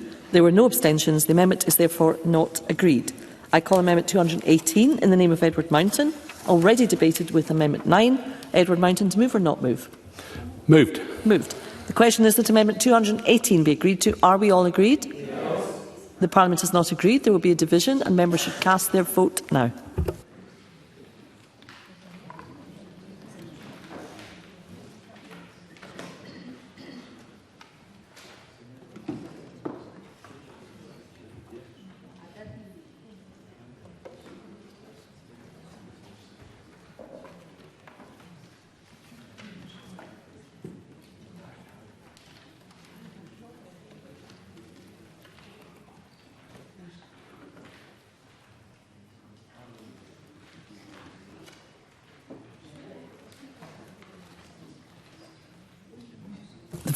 The vote is now closed.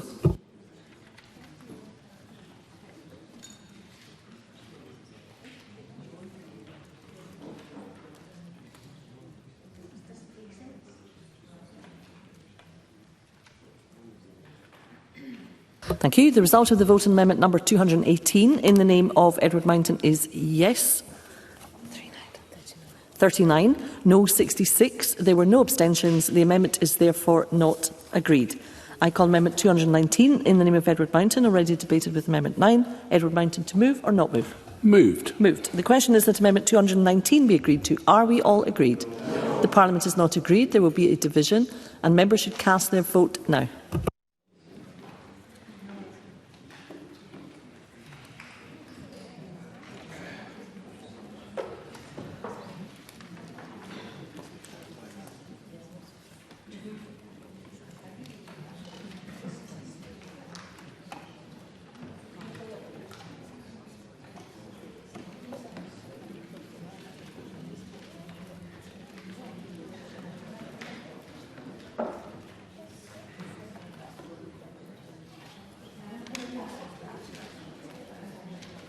The vote is now closed.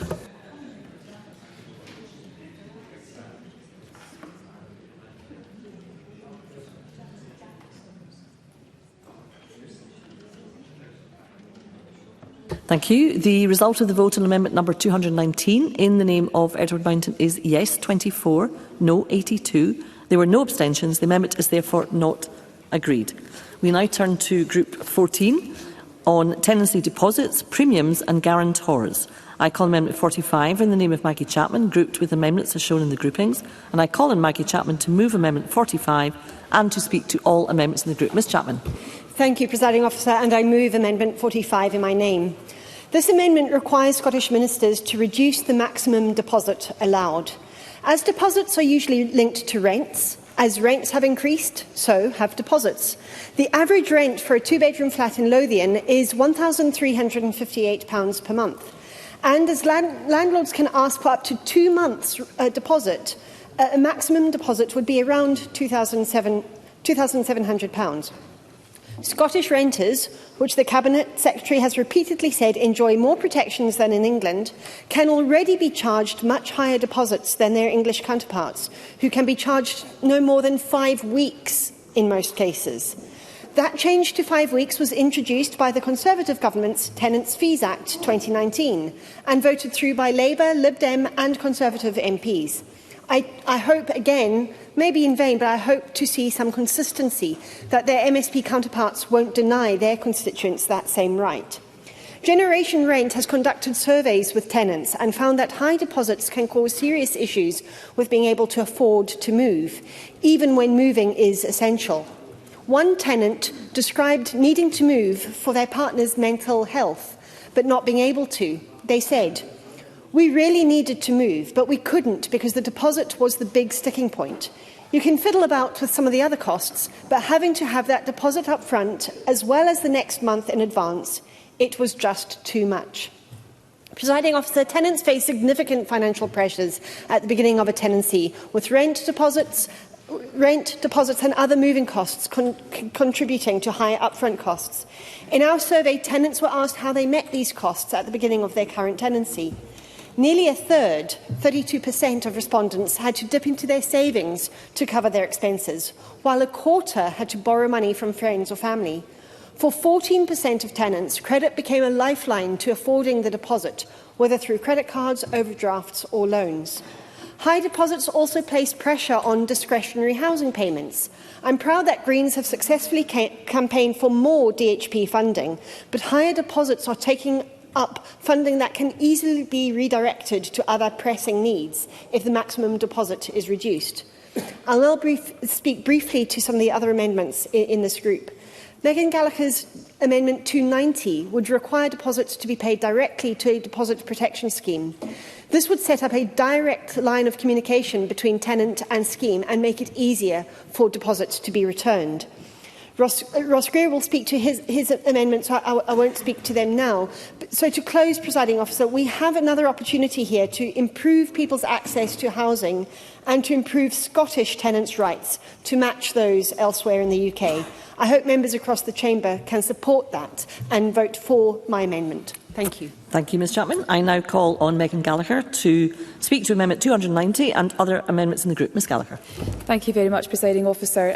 For the benefit of all members in the chamber, I am not going to press Amendment 290 as I have identified an issue and a concern with the drafting of Amendment 290, so therefore I will not be pressing.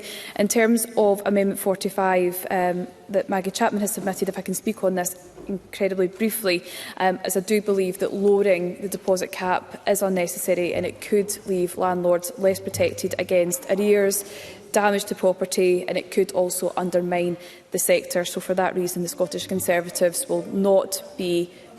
Yes, I will. Briefly, Maggie Chapman. Can I thank Megan Gallagher for taking my intervention? Can she explain why exactly this provision, 5 weeks deposit, was introduced by her own colleagues elsewhere in the UK? Why won't she back it? Megan Gallagher.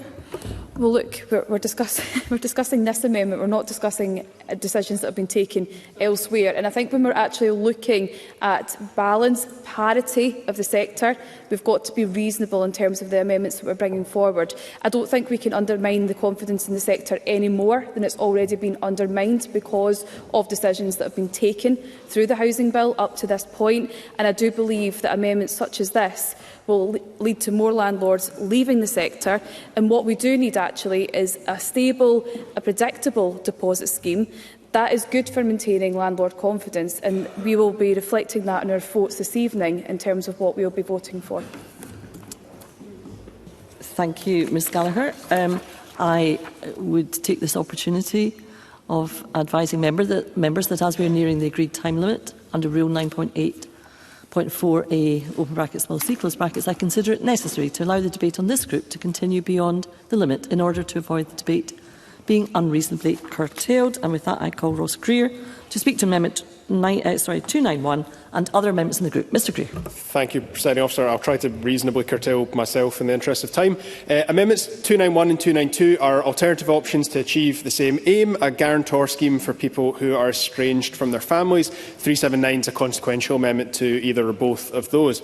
291 would require ministers to create a scheme where a public body, so a council or a university, is to act as the guarantor for a young person who is estranged from their family, supporting them with access to private tenancies.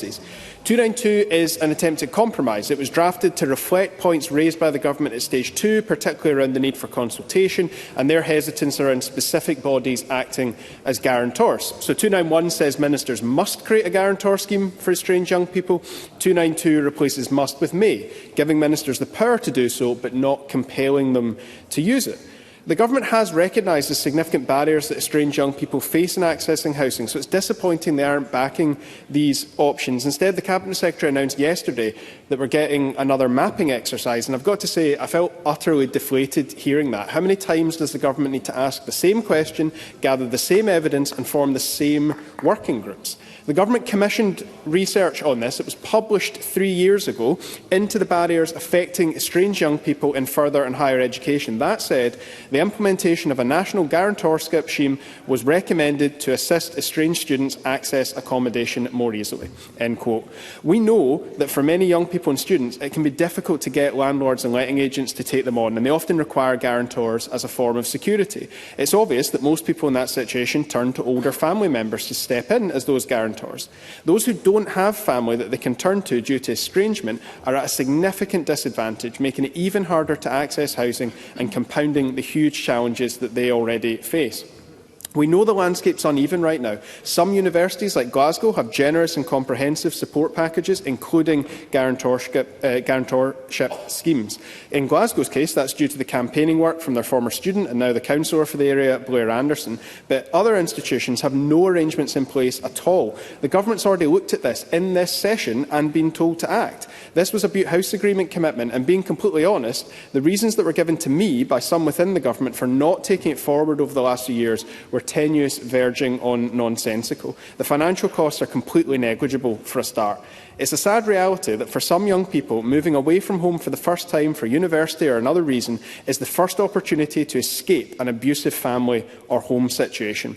Guarantor requirements act as a massive barrier to that, and they often allow abusers to maintain a position of power over young people into their adult life. This small step would make a transformational impact for a vulnerable group in our society who are at far higher risk of homelessness than most of us.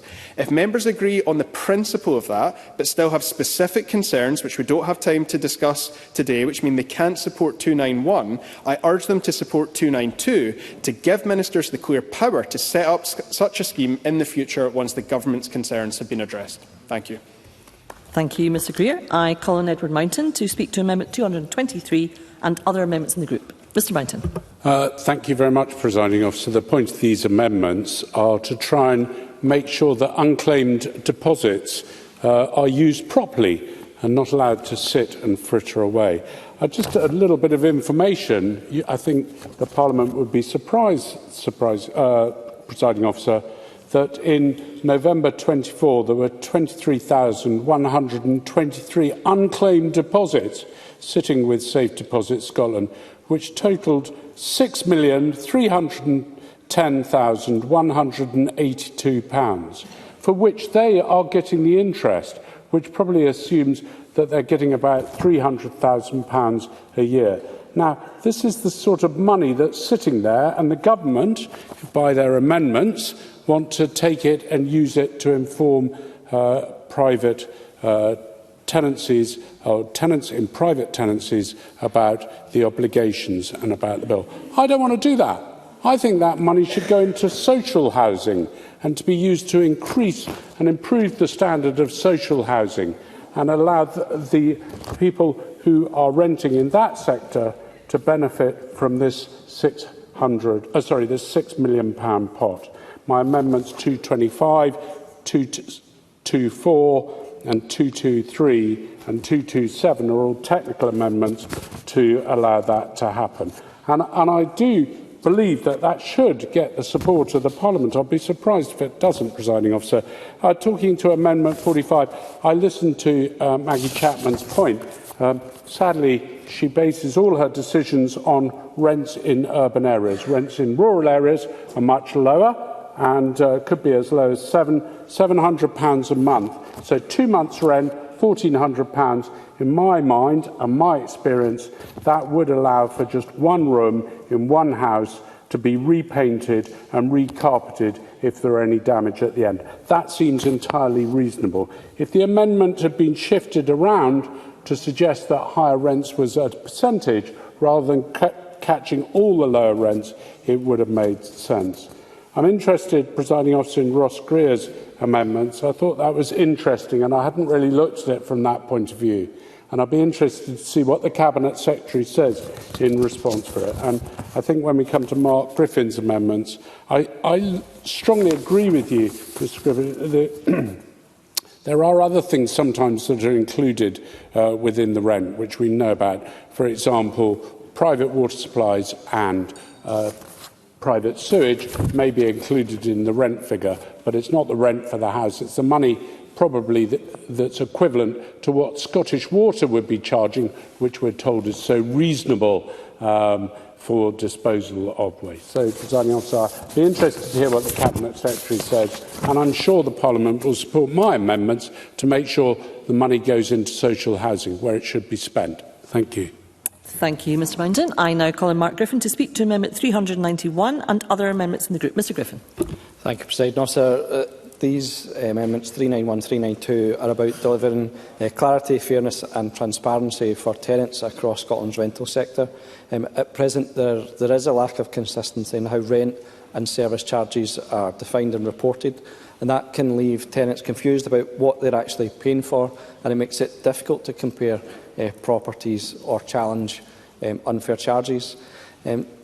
These amendments would make it explicit that charges for domestic services such as water, sewerage, gas, electricity, broadband and district heating are not to be treated as premiums and must be kept separate from rent. Now, this isn't purely a technical change. It has real-world consequences for tenants, letting agents and rent officers. Too often, published market rents obscure whether utilities are included, making it impossible for tenants to know if they are being charged fairly or to make meaningful comparisons between properties. That lack of transparency can undermine trust in the sector and can leave tenants vulnerable to hidden costs. By clearly separating occupancy costs from service charges, these amendments provide complete transparency to everyone involved. It empowers tenants to understand exactly what they are paying for, supports rent officers in their regulatory role and ensures letting agents operate on a level playing field. Now, ultimately, clarifying that rent means rent in this bill and is not bundled with service costs will help create a more open, accountable and fair rental market. It will support accuracy in the open market, protect tenants from unfair practices and build trust in the system. Now, I understand that it is the Government's position that they already believe that the definition of rent premium doesn't apply to the charges for these essential off-main services, and so I would ask if the Cabinet Secretary, I would be grateful if the Cabinet Secretary could confirm that in the record, if that is in fact the case, and potentially issue guidance to give clarity for the sector if the Government felt that was appropriate, and if that was the case, would not plan on moving amendments 391, 392. Thank you. Thank you, Mr Griffin. And I call the Cabinet Secretary. Thanks, Presiding Officer. I'll begin with Amendment 45 in Maggie Chapman's name, which would require existing regulation-making powers to firstly specify the maximum amount of deposit and secondly impose a restriction so that the amount must be less than the current maximum 2 months' rent. I listened very carefully to Maggie Chapman and I do absolutely understand her intent. I can't support these, however.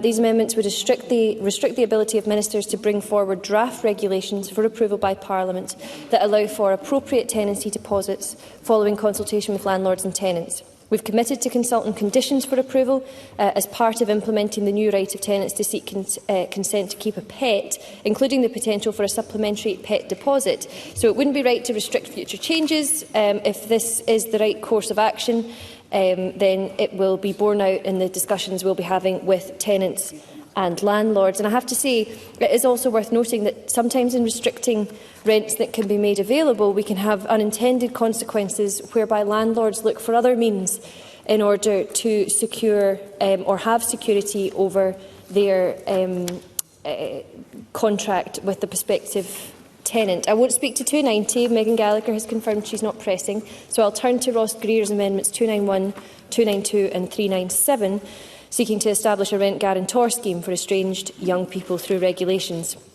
I understand the concerns behind these. I've met with Mr Greer and discussed them with him. I'm very sympathetic to the outcomes that are sought, but I don't believe that either of the options put before us are appropriate. Firstly, conferring functions on a public body to act as a guarantor. I am not being convinced just now. I have not been convinced that this is the best way to support estranged young people, particularly in view of the additional costs and time that it could take to set up such a new scheme. Consideration would also have to be given to whether on how to describe estranged young people in an appropriate way. And perhaps most importantly, it hasn't been clear to me in the discussion of these matters why it would be readily justifiable to pursue provision for one group, i.e. estranged young people, to the exclusion of all others who may need support with guarantees.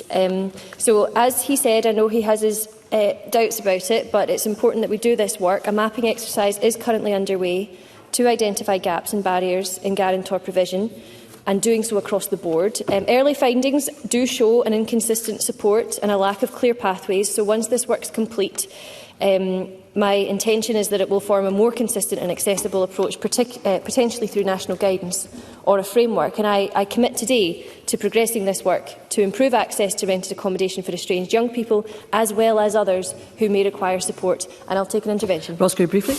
I'm grateful to the Cabinet Secretary for taking the intervention. My frustration with that work is that work was already done in 2022. The Government published it in 2022. The argument that she makes about not being convinced about public bodies as guarantor schemes, I disagree, but I accept that's the Government's position. That's an argument against 291. I'm still unclear as to why the Government opposes 292, which doesn't specify public bodies and doesn't say that the Government must set up this scheme. It simply gives them the power to do so if, for example, the mapping exercise results in the conclusion that that's what's necessary. Why would the Government not want the option of doing that at a later point without the compulsion to do so? Cabinet Secretary. Firstly, Presiding Officer, the work is underway. I don't need primary legislation in order to have that be the case, but I would also draw out that other point, which I think is very important and we mustn't lose sight of, which is how do we justify pursuing a scheme for estranged young people to the exclusion of others. The work that I'm undertaking, what the Government's been undertaking, is much broader than that, and the results of it, therefore, could in turn be much broader. I'll turn to Edward Mountain's amendments 223 to 227, seeking to change the purposes for which unclaimed tenancy deposits could be used. A similar amendment was lodged at stage 2. We made clear then what I'll make clear today, which is that unclaimed tenancy deposits, these are sums that have been paid by private tenants, and we believe they should be used to benefit private tenants and those seeking to access the private rented sector. So I can't support them. Amendments 391 and 392 have cropped up a few times throughout stage 3, and for the reasons that I've set out before, I can't support them. Mr Griffin knows that I don't support the changes to remove utility payments from the definition of rent payable, not least because this takes those payments out with protections that might otherwise accrue to rent and could leave tenants open to abuse of that provision. And I will leave it there, Presiding Officer. Thank you, Cabinet Secretary. And I call on Maggie Chapman to wind up and to press or withdraw Amendment 45. Ms Chapman. Thank you, Presiding Officer. I'll just restrict my remarks to that issue on guarantors, because yesterday I proposed a guarantor scheme for international students, for students who won't have the family support networks and others that are usually relied on for guarantors. This evening, Ross Greer has called for a guarantor scheme for estranged students, or for the powers to enable the government to set one up, should it so wish. And I think the idea that we can keep going over the same ground, repeating the same calls for evidence and getting the same answers time and time again is really, really frustrating for especially young people and students who have been looking for a solution to this problem for years. This isn't a new problem. The government itself identified it and had a report with very, very clear recommendations, but 3 years ago. And I do find it deeply frustrating that we are back in the same place, looking for more evidence of something we know very, very well is necessary. With that, Presiding Officer, I press Amendment 45. Thank you, Ms Chapman. So the question is that Amendment 45 be agreed to. Are we all agreed? The Parliament has not agreed. There will be a division, and members should cast their vote now.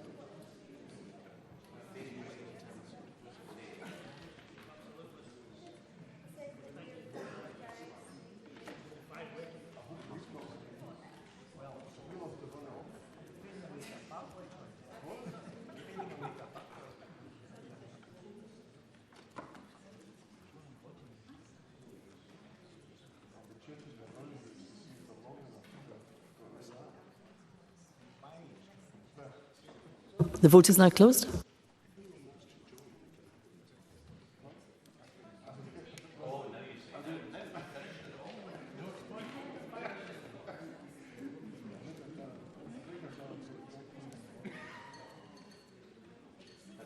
Thank you. The result of the vote on amendment number 45 in the name of Maggie Chapman is yes 7, no 98. There were no abstentions. The amendment is therefore not agreed.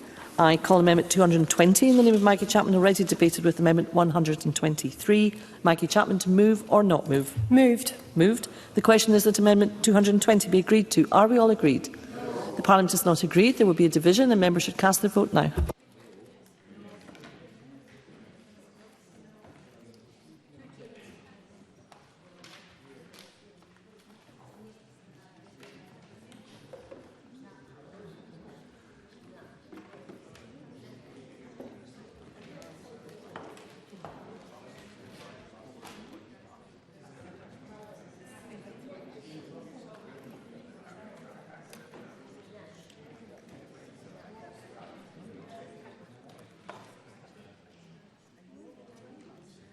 The vote is now closed.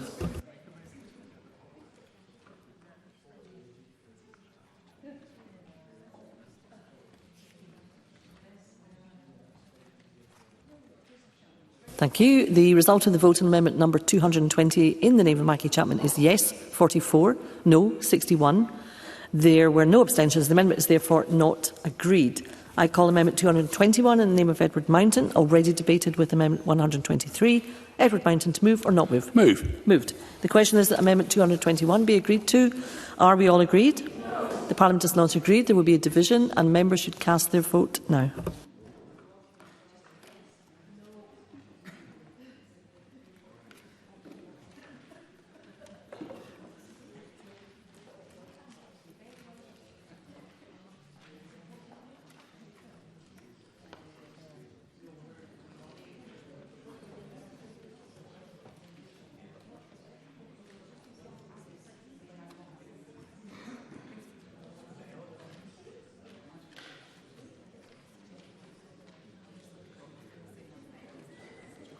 The vote is now closed.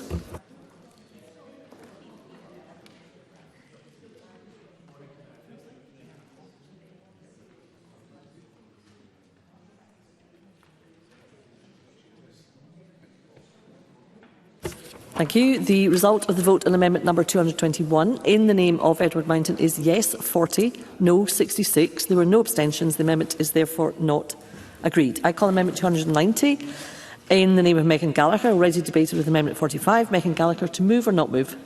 Not moved. Thank you. I now call amendment 222 in the name of Maggie Chapman, already debated with amendment 123. Maggie Chapman, to move or not move? Moved. Moved.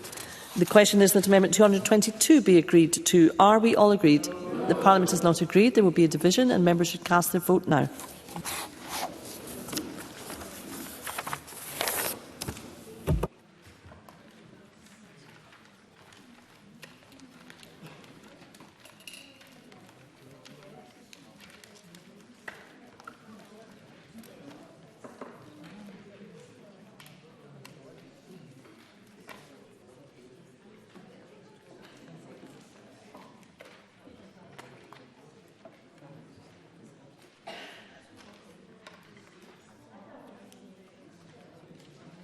The vote is now closed.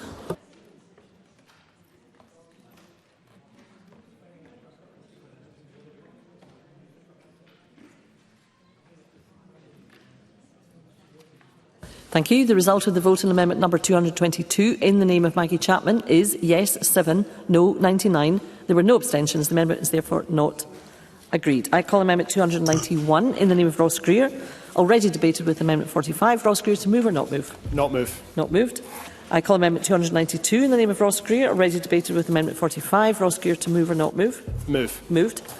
The question is that amendment 292 be agreed to. Are we all agreed? The Parliament is not agreed. There will be a division and members should cast their vote now.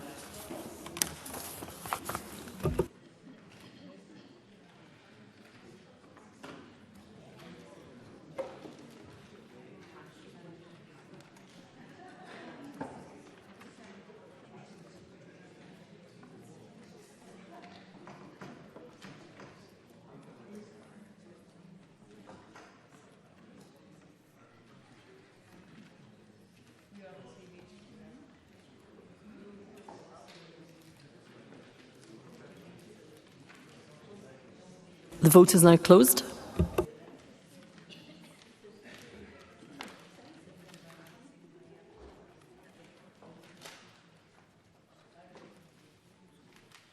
Thank you. The result of the vote on amendment number 292 in the name of Ross Greer is yes 9, no 96. There are no abstentions. The amendment is therefore not agreed. I call amendment 223 in the name of Edward Mountain, already debated with amendment 45. Edward Mountain, to move or not move? Moved. Moved. The question is that amendment 223 be agreed to. Are we all agreed? The Parliament is not agreed. There will be a division and members should cast their vote now.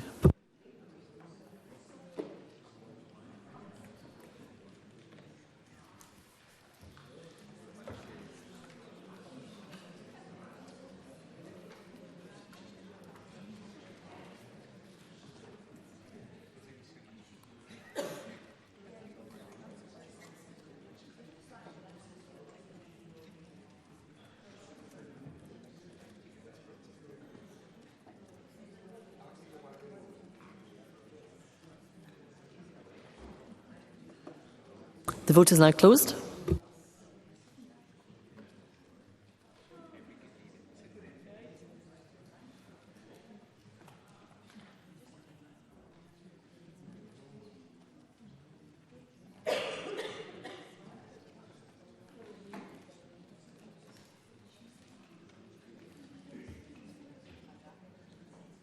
Thank you. The result of the vote on amendment number 223 in the name of Edward Mountain is yes 22, no 68.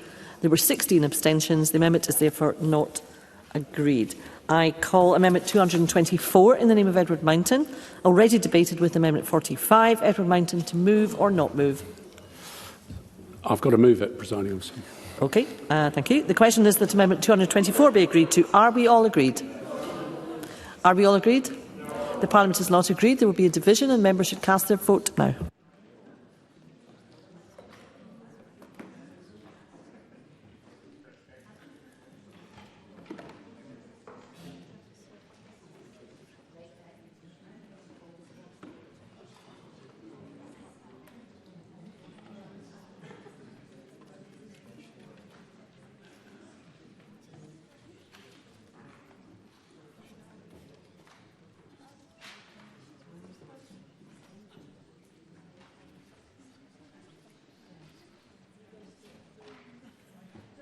The vote is now closed.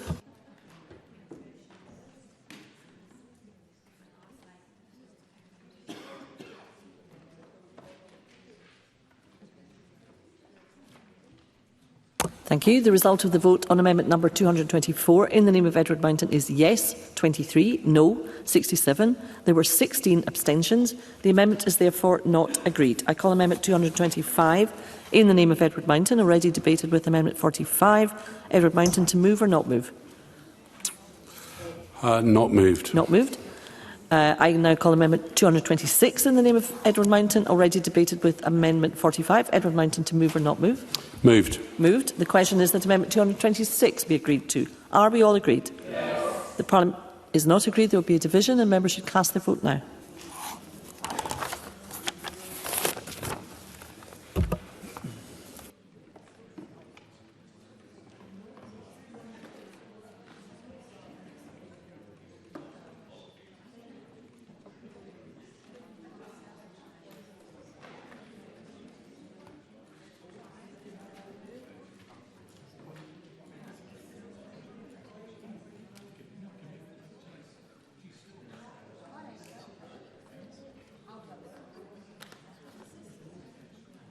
The vote is now closed.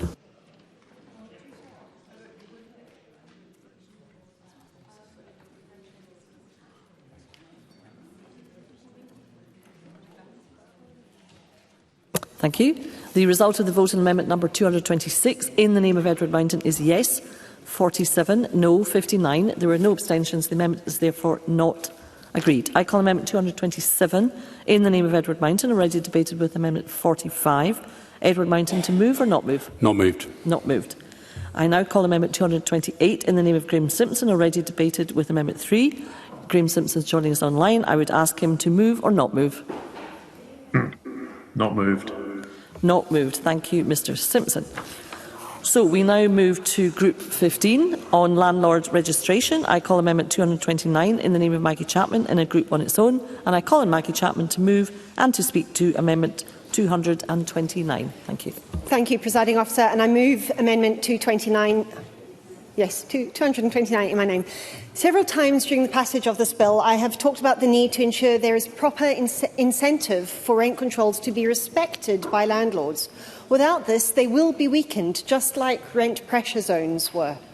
That's why we argued for higher fines, and Amendment 229 ensures that any landlord who has been charged an illegal rent, any landlord who has charged an illegal rent increase or wrongfully ended a tenancy will have these taken into account by the local authority when deciding whether they are a fit and proper person to be renting out property in their area.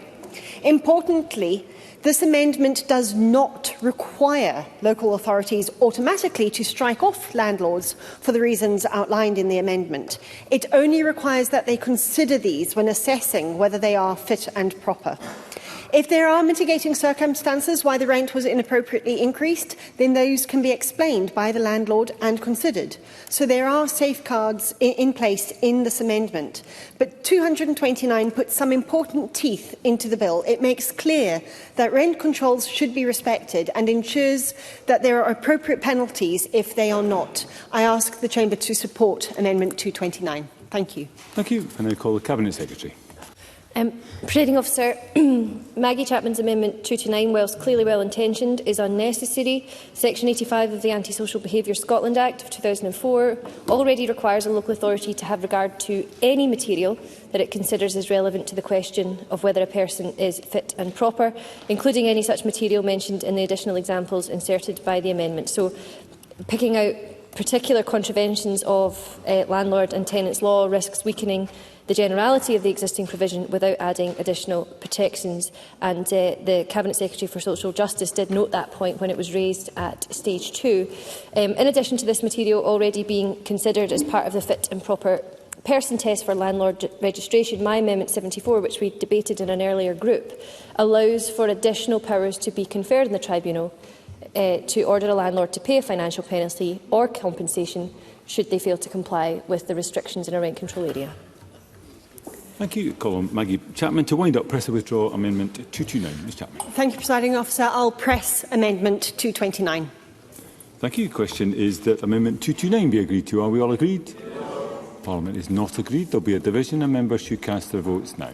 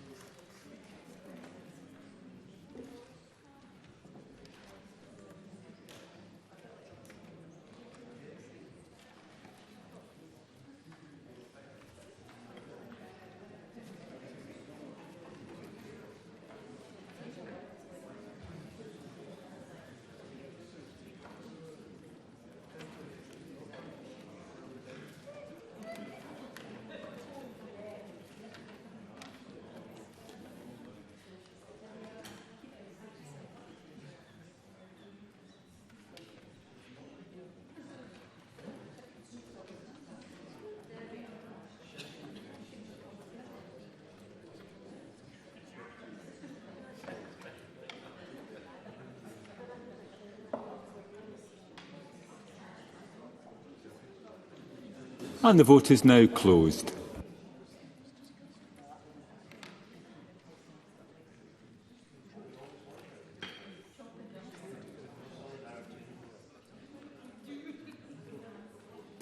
And the result of the vote on Amendment 229 in the name of Maggie Chapman is yes 23, no 76. There were no abstentions, therefore the amendment is not agreed. We now move on to Group 16, Joint Tenancies and Succession of Tenancies.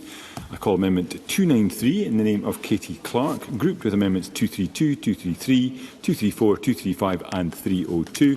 Katie Clark to move Amendment 293 and to speak to all amendments in the group. Ms Clark. Thank you, Presiding Officer. And I speak to Amendment 293 in my name.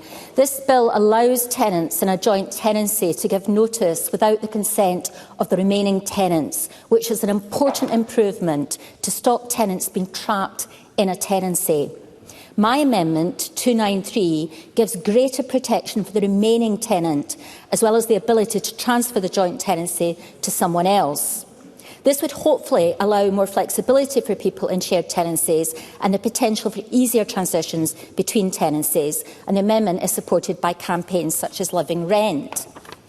The Children and Young People's Commissioner Scotland also support this amendment because they are worried that the bill's provisions allowing one tenant to leave a tenancy does not provide a guarantee that the remaining tenant could continue the tenancy, and so it could leave more single-parent households facing homelessness. Living Rent, Women's Aid and other campaigns are raising this point. This has been a problem in England and Wales and has been reported on by the National Housing Federation, the Domestic Abuse Housing Register and the Domestic Abuse Commissioner. We should not risk going down that path here. Amendment 293 allows at least one party in a joint tenancy to remain in the house. There is not a guarantee on this as the bill is currently drafted, so this amendment will strengthen the law and deal with this situation. The bill also does not prevent the landlord from changing the conditions of a tenancy for remaining tenants, and though this amendment addresses that issue also. Thank you. I now call Edward Mountain to speak to Amendment 232 and the other amendments in the group. Mr Mountain. Thank you very much, Presiding Officer.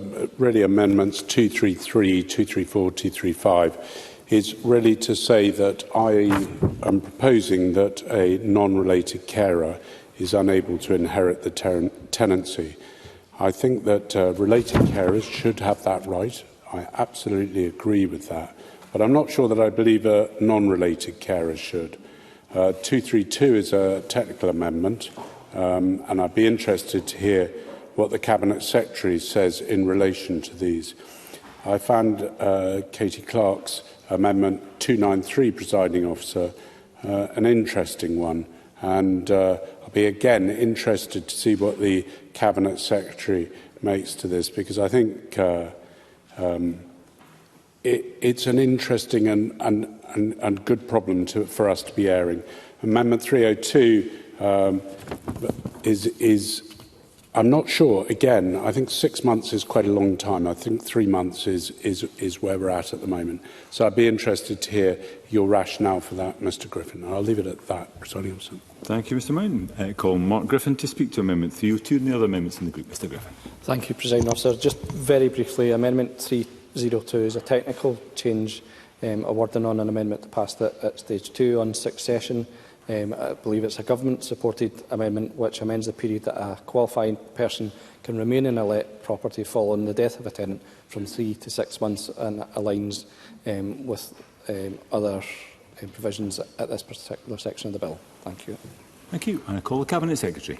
Presiding Officer, and not too long, but I'm going to take a little bit more time than I have been trying to in the preceding few amendments, groups, on this, because Katie Clark's in particular pertains to an issue that's very, very important to me. So I want to thank her for her engagement on her amendments in this group, and more widely her work on supporting those experiencing domestic abuse. This is an issue I feel very strongly about. If I can begin with 293, however, I absolutely understand this stems from concerns about the impact of a joint tenancy being ended for tenants who would like to remain in their property, particularly for victims of domestic abuse who would want to remain in their property.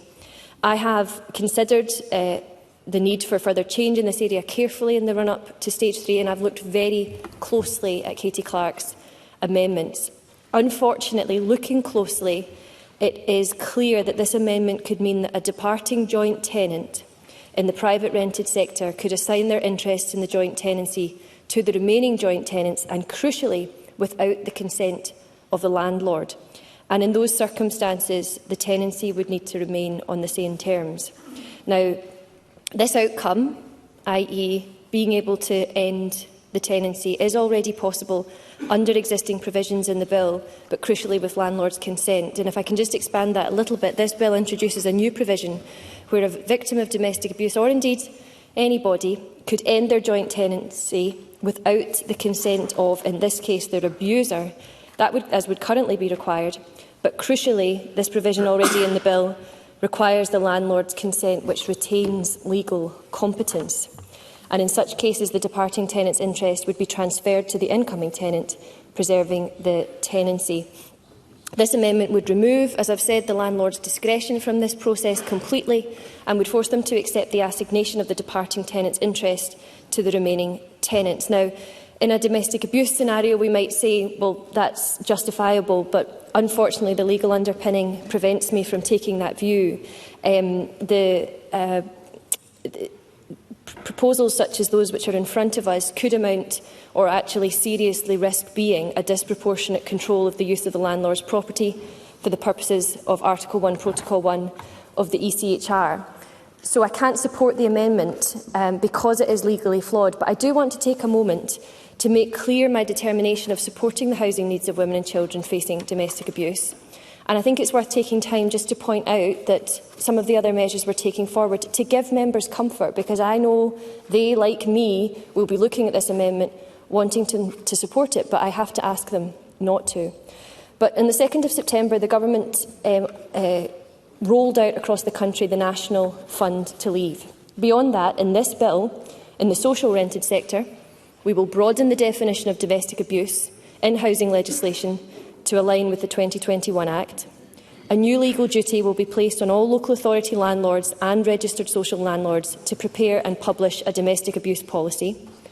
The bill will also require social landlords to take additional steps before initiating eviction proceedings for rent arrears where domestic abuse may have contributed to the arrears. And a government-supported amendment by Gallagher will support tenants affected by domestic abuse to be reflected in the Scottish Social Housing Charter. Beyond that, out with the bill, I'm committing, and I'm letting Parliament know today, that having Part 2 of the Domestic Abuse 2021 Act is an absolute priority for me. This provides a new legal mechanism for social landlords to apply to the court for a tenancy transfer in favour of a victim survivor. That means allowing a woman who's being abused in a social home to stay in her home. And then I can talk about the private rented sector briefly as well. This bill introduces that new process I was talking about, whereby a joint tenant in the private rented sector can end their tenancy, I will in a sec, absolutely, can end their tenancy without the agreement of the other joint tenants, without the agreement of the abuser. That is a massive step forward, and this bill will provide it. Also, in the private rented sector, we've committed to further action to developing a domestic abuse guidance for private landlords and strengthening the existing pre-action protocol guidance for rent arrears. So it's a suite of actions. I'm afraid I can't support Katie Clark's amendment because of the legal flaw, because of the lack of landlord consent, and I'll take Ruth Maguire. Briefly, Ruth Maguire. I appreciate the Cabinet Secretary giving way. I welcome what she says about implementing Part 2. Can you give an indication? Can the Cabinet Secretary give an indication of when that might happen? Cabinet Secretary. It's absolutely, and I understand why she would want to know. It's my intention to have regulations laid by December this year. So, Presiding Officer, I have taken a little bit longer there because I want to give members the absolute assurance that I've given Katie Clark's amendment the most thorough consideration I can, and I regret that I'm unable to support it. Turning very quickly to Amendments 232 to 235, which are, I think, entirely new at Stage 3. These would change the existing rights of carers to succeed to a tenancy after the death of a tenant in both the private and social rented sectors. And it would place an additional requirement for a carer to succeed to a tenancy that they be a member of the tenant's family.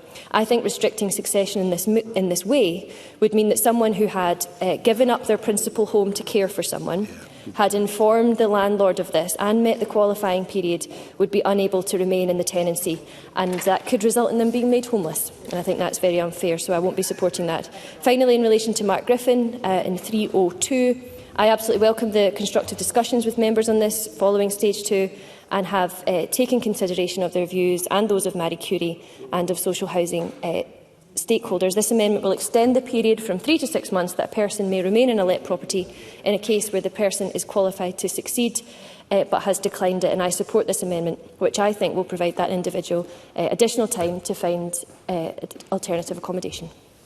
Thank you. Just discourage colleagues from having conversations in the chamber while members are on their feet, and I call on Katie Clark to wind up. Press to withdraw Amendment 293. Ms Clark. Thank you, Presiding Officer, and I will be pushing my amendment to the vote. It is clear that there is a gap in the law in this area, which social landlords in particular are highlighting, and the changes in this bill bring the issue to the fore. I did meet with the Cabinet Secretary and speak with her both before the close of amendments and after it, and I've made very clear that I was very happy to try to work to get agreed working. This is an issue that we need to address. This is an opportunity to address it now. We need a statutory basis for this. We need legislation. I will be raising this issue in further amendments in later groups, and I would urge this chamber to vote for this amendment today. Thank you. The question is that Amendment 293 be agreed. Are we all agreed? Parliament's not agreed. There will be a division, and members should cast their votes now.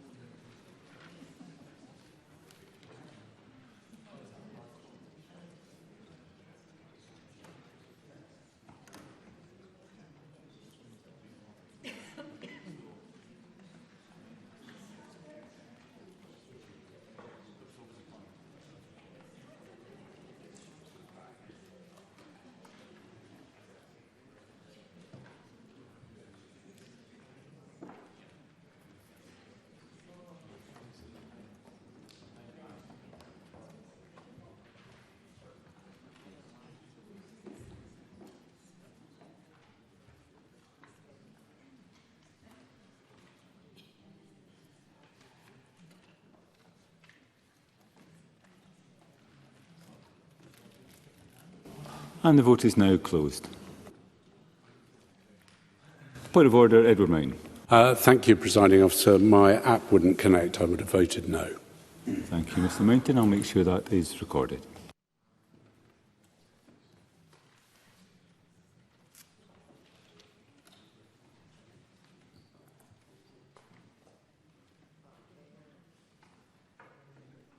And the result of the vote on Amendment 293 in the name of Katie Clark is yes 25, no 80. There were no abstentions. The amendment is therefore not agreed. I call Amendment 105 in the name of Pam Duncan-Glancy, already debated with Amendment 123. Pam Duncan-Glancy to move or not move. Move, Presiding Officer. The question is that Amendment 105 be agreed to. Are we all agreed? Yes. Parliament's not agreed. There will be a division and members should cast their votes now.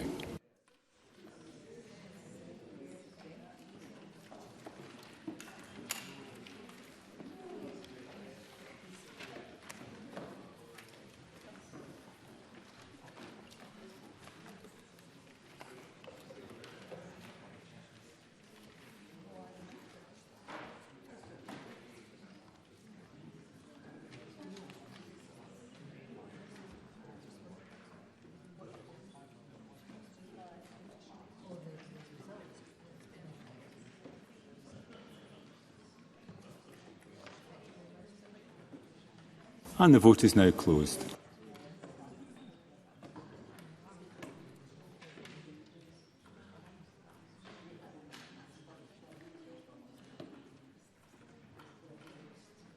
Result of the vote on Amendment 105 in the name of Pam Duncan-Glancy is yes 84, no 21. There were no abstentions. The amendment is therefore agreed.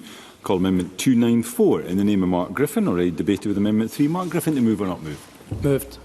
The question is that Amendment 294 be agreed. Are we all agreed? Yes. Parliament's not agreed. There will be a division and members should cast their votes now.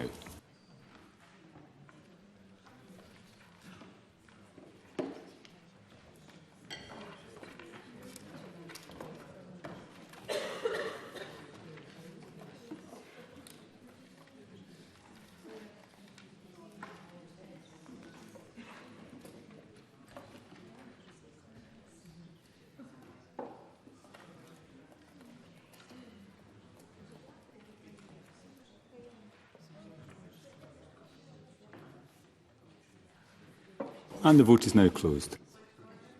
Point of order, Claire Adamson. Can we have Ms Adamson's microphone? I'm sorry, Presiding Officer, my app wouldn't have connected and I would have voted no. Thank you, Ms Adamson. I'll make sure that vote is recorded. Point of order, Edward McNeill. Thank you, Presiding Officer. I'm afraid again my app wouldn't connect. I would have voted no. Thank you, Mr Mountain. I'll make sure that is recorded. How are we doing? I think you're too late, but it's on... Indeed. I'm assuming. I don't think we can reverse that, but it's on the record anyway.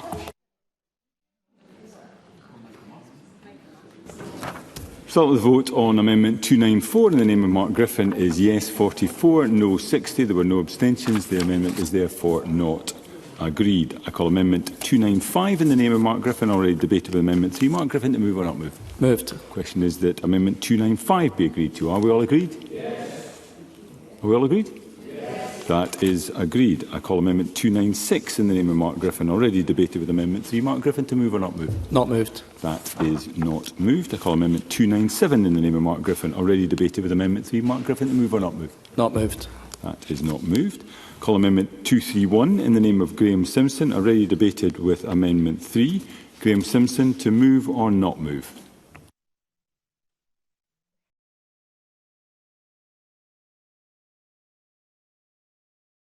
Moved.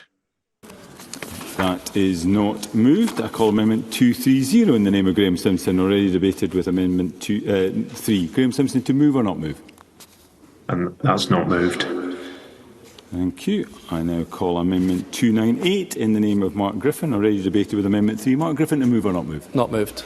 That is not moved. I call Amendment 299 in the name of Mark Griffin, already debated with Amendment 3. Mark Griffin, to move or not move? Not moved. That is not moved. I call Amendment 300 in the name of Ariane Burgess, already debated with Amendment 3. Move or not move?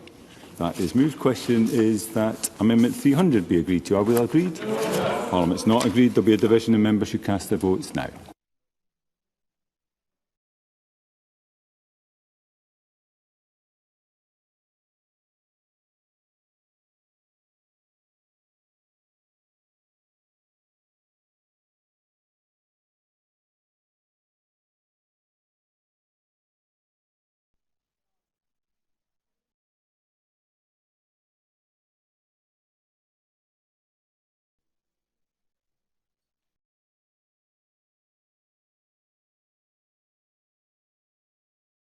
Votes closed.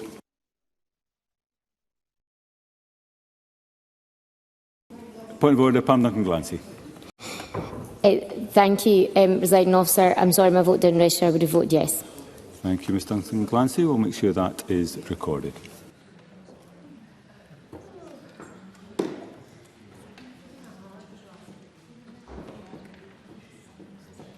And the result of the vote on Amendment 300 in the name of Ariane Burgess is yes 24, no 81. There were no abstentions. The amendment is therefore not agreed. I call Amendment 301 in the name of Ariane Burgess, already debated with Amendment 3. Ariane Burgess to move or not move? Not moved. That is not moved. I call Amendment 232 in the name of Edward Mountain, already debated with Amendment 293. Edward Mountain to move or not? Moved. The question is that Amendment 232 be agreed to. Are we all agreed? Yes. Parliament's not agreed. There will be a division and members should cast their votes now.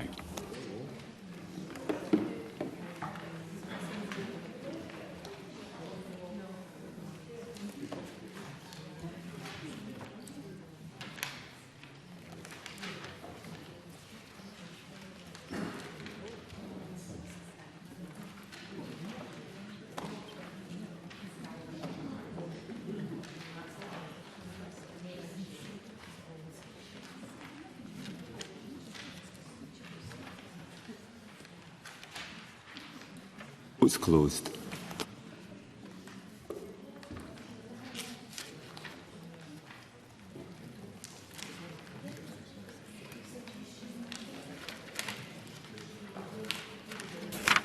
And the result of the vote on Amendment 232 in the name of Edward Mountain is yes 24, no 79. There were no abstentions. The amendment is therefore not agreed. Call Amendment 233 in the name of Edward Mountain, already debated with Amendment Not moved. That is not moved. I call Amendment 234 in the name of Edward Mountain. Not moved. That is not moved. I call Amendment 235 in the name of Edward Mountain. Not moved. That is not moved. I call Amendment 302 in the name of Mark Griffin, already debated with Amendment 293. Mark Griffin to move or not move? Moved. The question is that Amendment 302 be agreed to. Are we all agreed? Yes. That is agreed, which takes us to Group 17, Private Rented Sector. Call Amendment 47 in the name of Maggie Chapman. Group with Amendments 303 and 16. Maggie Chapman to move Amendment 47 and speak to all the amendments in the group. Ms Chapman. Thank you, Presiding Officer. I move Amendment 47 in my name. One of the biggest challenges we face in making this new system of rent controls and other protections for tenants is ensuring that renters know their rights and know how to ensure that those rights are respected. The Generation Rent research on deposits I mentioned earlier this evening before found that the number one reason why renters did not formally challenge deposit decisions they disagree with was that they were not aware that they could. And with the huge change to renters' rights that rent control areas will bring, which will be new to absolutely everyone, it is vital that renters are fully informed. Amendment 47 would require Scottish ministers to create a charter for private sector housing, clearly spelling out the rights and duties of renters and landlords. This is not an unusual or experimental thing. It is much the same as the charter we already have for social housing. The last major housing act, the Housing Scotland Act 2010, placed a duty on ministers to create a charter for those in the social housing sector. Though I would have preferred otherwise, the Charter does not create new rights, but does allow existing ones to be clearly communicated to renters. There is no good reason at all that those living in social housing should have this benefit and those living in privately rented housing do not. I acknowledge the very hard work that Megan Gallagher did on this at stage 2, and I'm grateful for the opportunity of taking this amendment through to this stage. As well as the original amendment from the Conservatives, I've added Amendment 303, which would require the Charter to be reviewed regularly.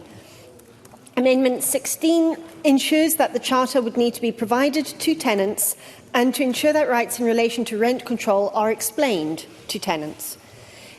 If colleagues are unwilling to support this, they may wish to ask themselves the following question. Why, yesterday, they were happy to create, with Amendment 155, a duty on landlords to tell renters that they are not supported by rent controls. Why then today do they not think there should be a duty to inform renters when they are? are covered by rent controls. This disparity is entirely inconsistent, and I think it displays a worrying bias towards landlords in the entire construction of the government's arguments we've heard so far this week. So I would urge people to support these amendments. They do just what we already have in the social housing sector. They provide this charter for private rented tenants to make sure that they actually know what their rights are. Thank you. Thank you. As we are nearing the agreed timeline under Rule 9.8.4ac, I consider it necessary to allow the debate on this group to continue beyond the limit in order to avoid the debate being unnecessarily curtailed. And with that, I call Megan Gallagher. Thank you very much, Presiding Officer. And as I brought forward this particular amendment, Amendment 47 at Stage 2, I just wanted to give a brief outline as to why the Scottish Conservatives will not be supporting this amendment tonight at Stage 3. And it is because, further to the debate at Stage 2, I've had extensive discussions, particularly with the private rented sector, and they have raised concerns with me, such as any outcomes of the PRS charters, if they were brought into force, would be too slow to address such issues as affordability and lack of supply. And what they have said is that this could easily be addressed in regulations, therefore it would be more amendable should there be more issues that we need to look at in relation to the private rented sector. Yes? Maggie Chapman. I thank the member for taking my intervention. Given that this is about, I mean, as you know, it's not about investment, it's not about those broader issues. This is about ensuring that renters know what their rights are. And I struggle with the idea that we can tell renters when they are not covered by a rent control area, but we shouldn't tell them when they are. Megan Gallagher. Well, I wasn't saying investment. What I was saying is affordability and the lack of supply, which I'm sure will be two issues that Maggie Chapman would absolutely, or I hope, would agree with when looking at making improvements in relation to good practice. But I do genuinely believe that this could be done without legislation and without it being on the face of the bill. That's maybe where we disagree, and it's where the conclusion that I've now come to in relation to the work that I've undertaken as part of bringing this amendment forward at Stage 2. But again, you know, whether we disagree on this or not, I'm pretty certain that if the amendment doesn't pass, then there will be future discussions in relation to how we can strengthen that good practice to make sure that the private rented sector works, not just for the landlords, but of course for the tenants as well. And I think finding that balance, as we so frequently discuss with this bill, is very important. Thank you. Thank you. And I call the Cabinet Secretary. Thanks, Presiding Officer. Amendments 47 and 103, in seeking that PRS charter that we have been hearing about, we would have to do this within 12 months and introduce 5 yearly review requirements. The Scottish Government, just to say in respect to this question about information, we regularly run campaigns that are designed to ensure that both landlords and tenants are aware of their rights and their obligations within the PRS, and we frequently direct landlords and tenants to appropriate guidance. Now, as we said at Stage 2, we don't think that legislation and placing a statutory duty on ministers to ensure the delivery of a PRS charter is appropriate.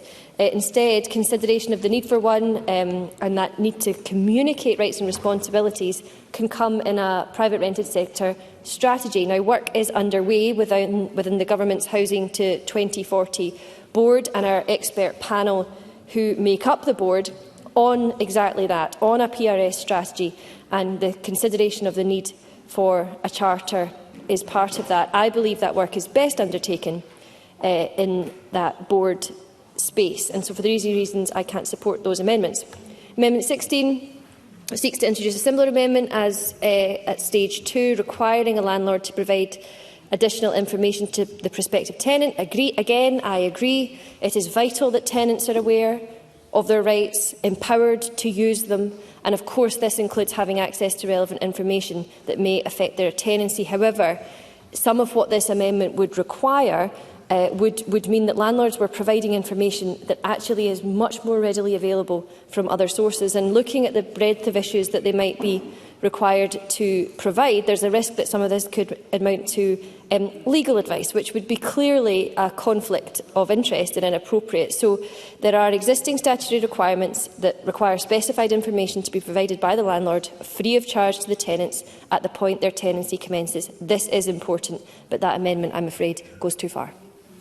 Thank you. I call on Maggie Chapman to wind up. Press to withdraw Amendment 47. Ms Chapman. Thank you, Presiding Officer. I will press Amendment 47. The question is that Amendment 47 be agreed to. Are we all agreed? Parliament's not agreed. There will be a division and members should cast their votes now.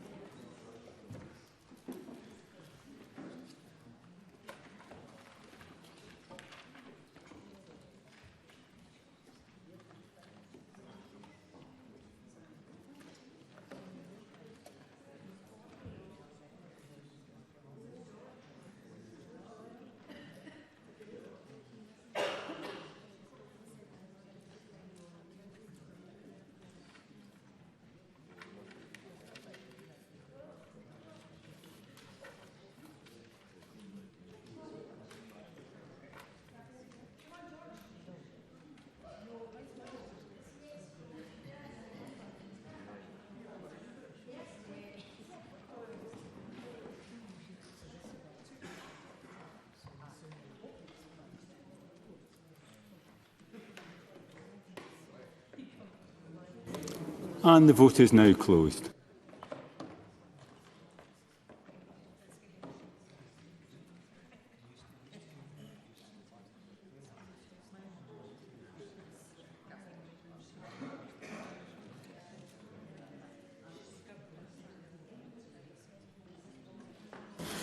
Result of the vote on Amendment 47 in the name of Maggie Chapman is yes 23, no 77. There were no abstentions. The amendment is therefore not agreed. I call Amendment 303 in the name of Maggie Chapman, already debated with Amendment 47. Maggie Chapman, to move or not move? Not moved. That is not moved. I call Amendment 16 in the name of Maggie Chapman, already debated with Amendment 47. Maggie Chapman, to move or not move? Not moved. That is not moved. I call Amendment 304 in the name of Paul Sweeney, already debated with Amendment 101. Paul Sweeney, to move or not move? Move. Question is that Amendment 304 be agreed to. Are we all agreed? Yes. Parliament's not agreed. There will be a division and members should cast their votes now.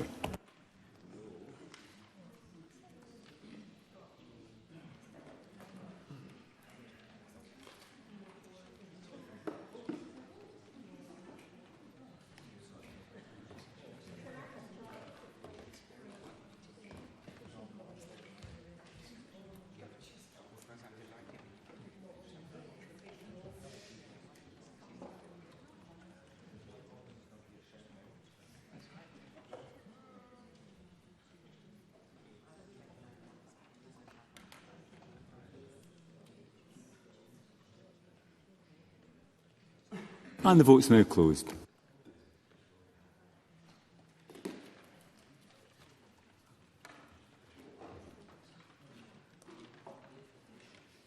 Point of order, Edward Mountain. Thank you, Presiding Officer. I still continue to have problems with my app. I would have voted no. Thank you, Mr Mountain. I'll make sure that vote is recorded.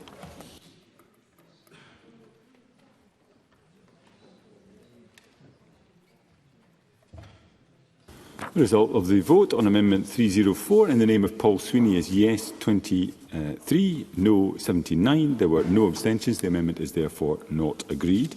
I call Amendment 305 in the name of Mark Griffin, already debated with Amendment 101. Mark Griffin, to move or not move? Moved. The question is that Amendment 305 be agreed to. Are we all agreed? Yes. We are not agreed. There will be a division. Members should cast their votes now.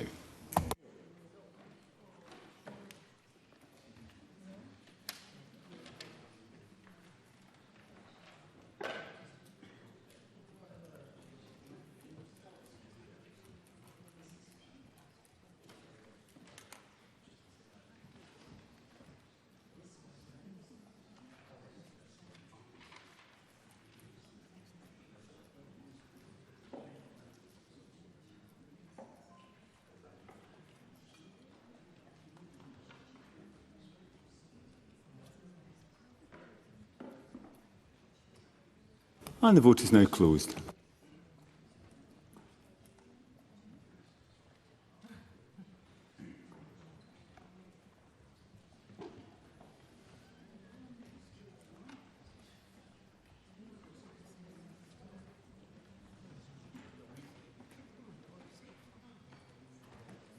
And the result of the vote on Amendment 305 in the name of Mark Griffin is yes 44, no 57. There were no abstentions. The amendment is therefore not agreed, which takes us to Group 18, Homeless Persons and Persons Threatened with Homelessness. Call Amendment 306 in the name of Sarah Boyack, grouped with amendments as shown in the grouping. Sarah Boyack to move Amendment 306 and speak to the other amendments in the group. Ms Boyack. Thank you, Presiding Officer. I first of all want to draw members' attention to my register of interests and my previous work with the Scottish Federation of Housing Associations. I think this section of the bill is absolutely critical because it's about tackling homelessness and, crucially, it's about preventing homelessness, which is not in current priority. It's not working at the moment because you've got thousands of families and people becoming homeless and getting stuck in temporary accommodation for too long. It's a huge cost to them as individuals, but it's also a huge cost to our local authorities. So there's something about making sure that we prioritise the prevention of homelessness, and that is the purpose of my amendments this evening. Firstly, Presiding Officer, I'd like to move Amendment 306 in my name, because this amendment will establish a national register of homeless households. We can't plan for what we don't measure, and right now data is fragmented across our councils. If we were to have more effective planning, and if we had a register, it would help understand the scale of the national housing emergency, because we currently don't have detailed enough data on those threatened with homelessness or those who are currently experiencing it. Now, we had a long debate about this several months ago now with the previous housing minister, and we did discuss the issue of data protection, but I think the amendment I've got in front of the Parliament tonight addresses both data protection and cost concerns, because the detail sits in affirmative regulations after consultation would be carried out by the Scottish Government. It would be a minimal data set, it would be role-based access and audit. The Parliament would set the framework through this legislation, and ministers would be able to bring back the detailed safeguards for scrutiny and also to design the detail of it, learning on the experience from discussions that I know will have been heard over the last few months with our new Cabinet Secretary for Housing. If we were to accept this amendment, we'd ensure that organisations are able to work together to allocate suitable housing, which would streamline the resources required for a household which is applied to be homeless in multiple local authority areas. It also gives more detailed information about the depth and breadth of the housing issues that are facing Scotland. And it's absolutely critical to understand the scale of the issue in order to identify how many new homes are needed and exactly where. And this amendment gives us the opportunity to get the exact information on the scale of the housing need through a deliberative, preventative framework. And that has to be seen as an opportunity. And having a high degree of accuracy in the number of homeless households, where they are, will help us prioritise where we need to focus on building and planning for the exact types of homes that are needed urgently to address homelessness. Amendment 313 would create a clear statutory gateway for proportionate information sharing when a relevant body believes someone is homeless or threatened with homelessness, and prevention fails when our health systems, our justice systems and our education systems know there's a risk, but people don't ask for the help they need and then they just slip through the net. So this provision in this amendment would give clear, early legal sharing and with an opt-out, so people don't have to tell their story again and again before they get help. At our cross-party group on housing, we actually published a report on student homelessness, and it was incredibly moving to speak to students because of the huge pressures they're facing. You think about how that impacts on their lives going forward, or young people that are stuck in temporary accommodation. This would give us the opportunity to actually give a legal basis for action. Now, I know ministers might say that guidance can deliver this, but I think we've got a bill in front of us which would give a legal basis and would enable us to come into the detail that ministers could consult on in detail with the Information Commissioner Officer and stakeholders, and then come back to Parliament. We need to share only what's necessary, no more, and only to stop a crisis before it happens. So that's what Amendment 316 aims at. For the next set of amendments, Presiding Officer, there's a raft of organisations I've included in my amendments, because the Ask and Act duty must exist where actually people are aware of those risks and then do something about it, because that's not happening at the moment. Naming bodies would avoid buck passing and give consistency. The duty is proportionate to ask, signpost and make a referral as appropriate. Absolutely not about taking over the roles of our councils, but helping them. So I've got a series of amendments, 7, that actually name key organisations. Colleges of Further Education, British Waterways Board, Crofting Commission. 3 bodies that potentially see risk early. Colleges support students facing family or financial shocks. British Waterways Board and the Crofting Commission have an access to see rural households whose housing security can be fragile. So a simple duty to ask and act would help prevent crisis before those reach the Council. Amendment 319, community planning partnerships within the Community Empowerment Scotland Act would enable coordinated place-based prevention, and CPPs are potentially the natural forum to spot systemic risks.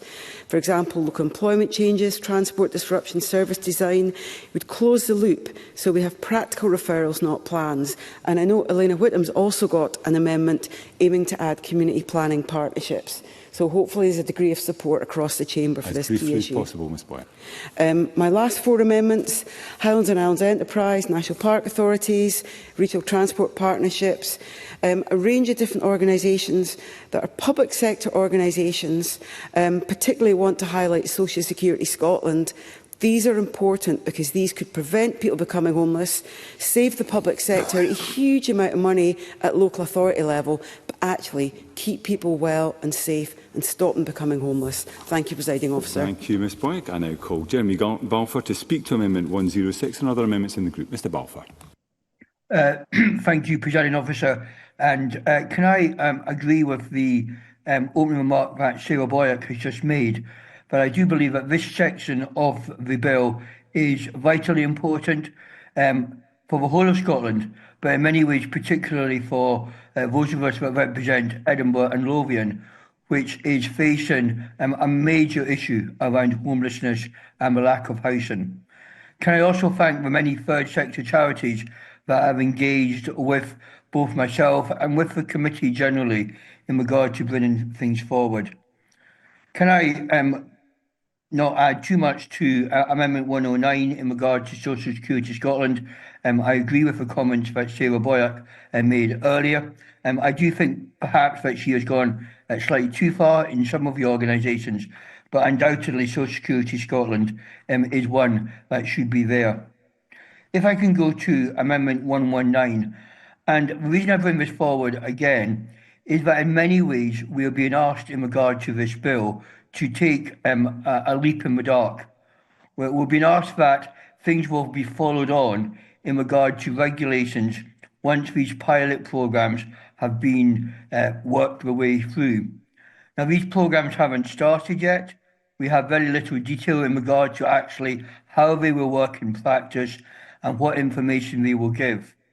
And it would seem to me irresponsible for this Parliament in regard to making decisions for the next Parliament unless this pilot project can be fully debated and both the lessons learned, both positively and negatively, can be worked out.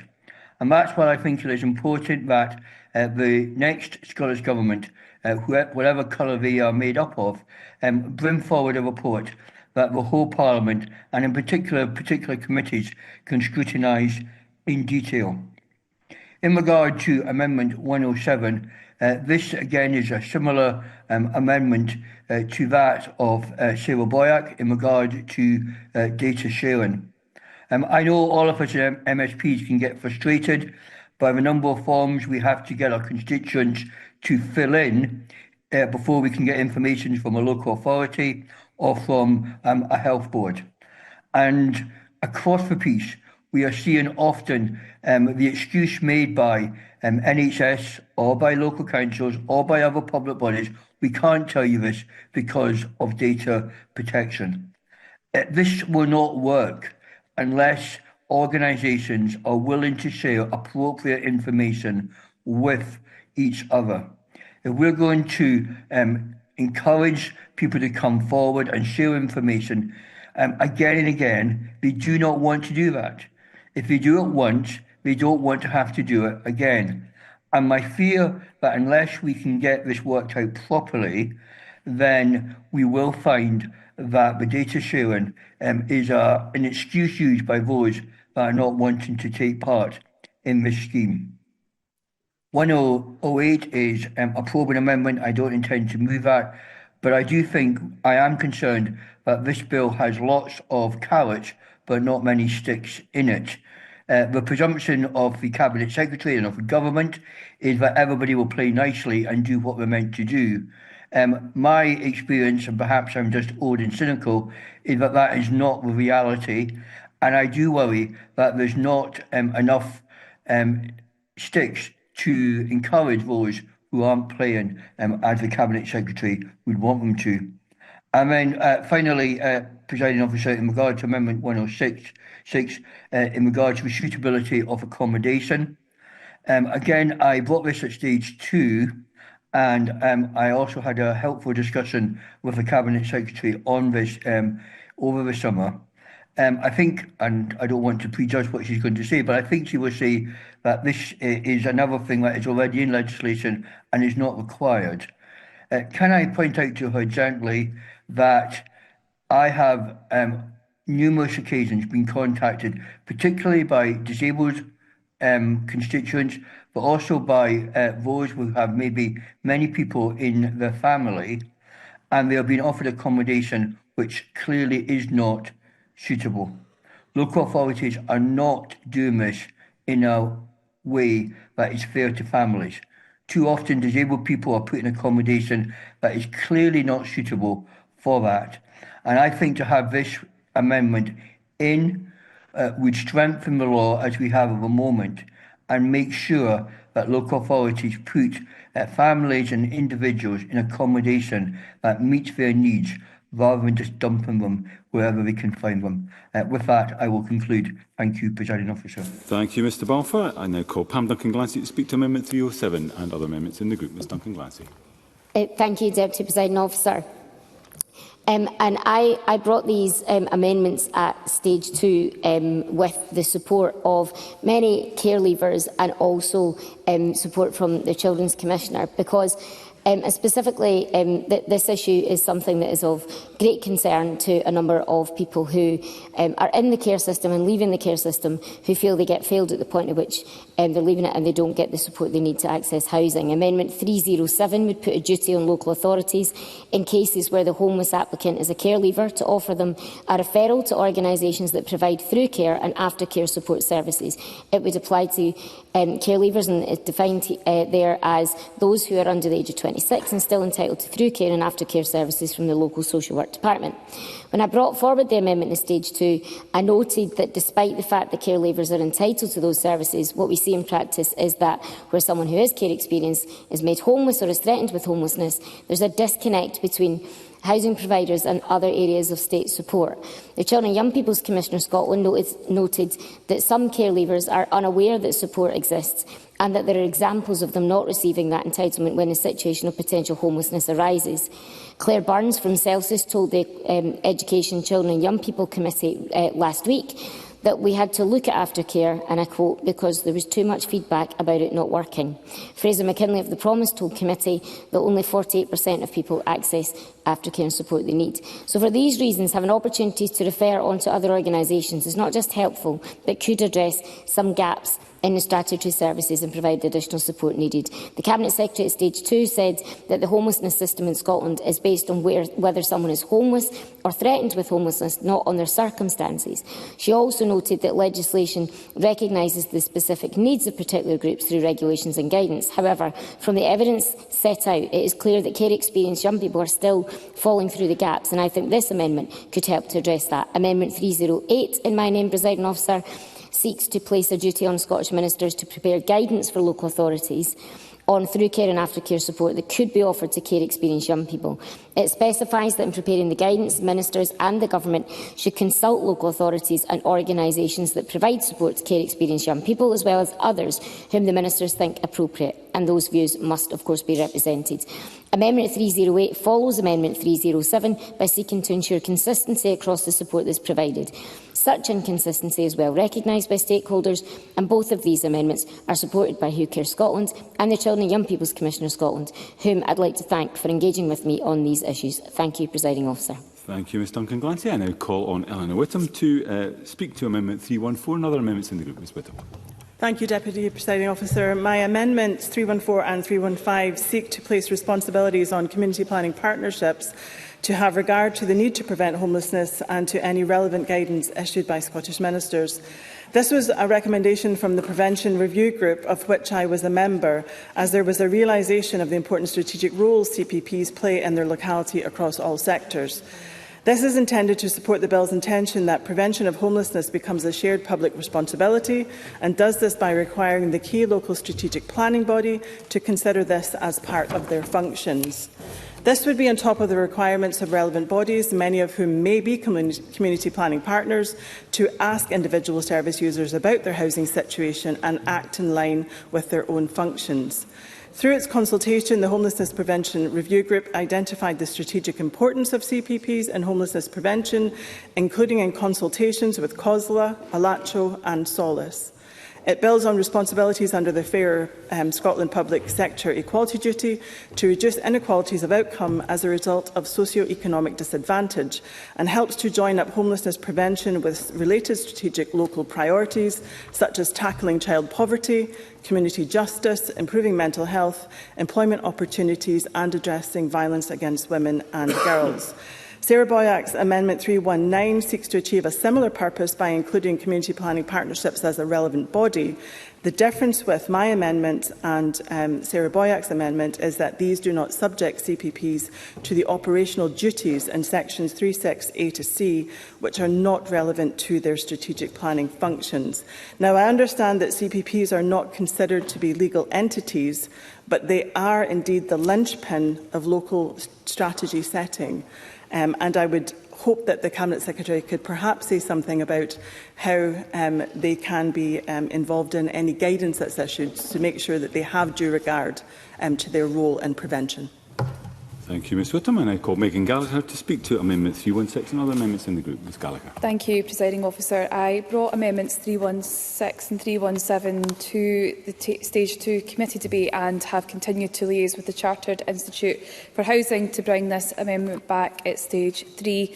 I think we need to recognise the resourcing and capacity pressures on local authorities from the prevention duty, and this amendment intends to set out a training continuous professional development, a CPD requirement for key housing management homelessness practitioners, so they can help ensure that practitioners remain skilled and knowledgeable. Letting agents, for example, in Scotland have to complete a minimum of 20 hours CPD every 3 years alongside having a core qualification. Recognising the potential impact of new duties on the housing workforce, I think the Government should help develop a housing skills and employability task force that would ensure that there are sufficient routes into the sector to address the issues facing social landlords over the next few years. On the Ask and Act duty, I think it would be important to have that continuous professional development in place there as well, just given the nature of Ask and Act and all of these additional requirements that will be placed on local authorities in order to fulfil their duties there. Just a couple of brief comments, Presiding Officer, on Other amendments in this grouping, we will be supporting the amendments in the name of Jeremy Balfour. I do believe that these are sensible amendments, as with Pam Duncan-Glancy in relation to care leavers. I know that Pam Duncan-Glancy, alongside my colleague Ros McCall, does a lot of work in this area, and I thank her for bringing these amendments and look forward to voting in favour of them at the relevant time. Sarah Boyack, we will also be supporting some of your amendments. I think there might be too many in there, but I suppose you've got to be in it to win it with stage 3 amendments. So again, we will be voting for ones that we think are relevant to the face of the bill, and I will leave my comments there, Presiding Officer. Thank you. Thank you, Ms Gallagher. I now call Mark Griffin to speak to Amendment 322 and other amendments in the group. Mr Griffin. Thank you, Presiding Officer. I've got 3 amendments in this group in kind of 2 distinct categories, but I also want to express my support for all other amendments in this group and highlight the importance contributions of this grouping to refine and expand the part of the Act which brings the duty of Asking Act onto the face of primary legislation. Turning to my own Amendment 322, this proposal would ensure that GPs, providers of primary medical services, are included in the Asking Act duties set out in Part 5 of the bill.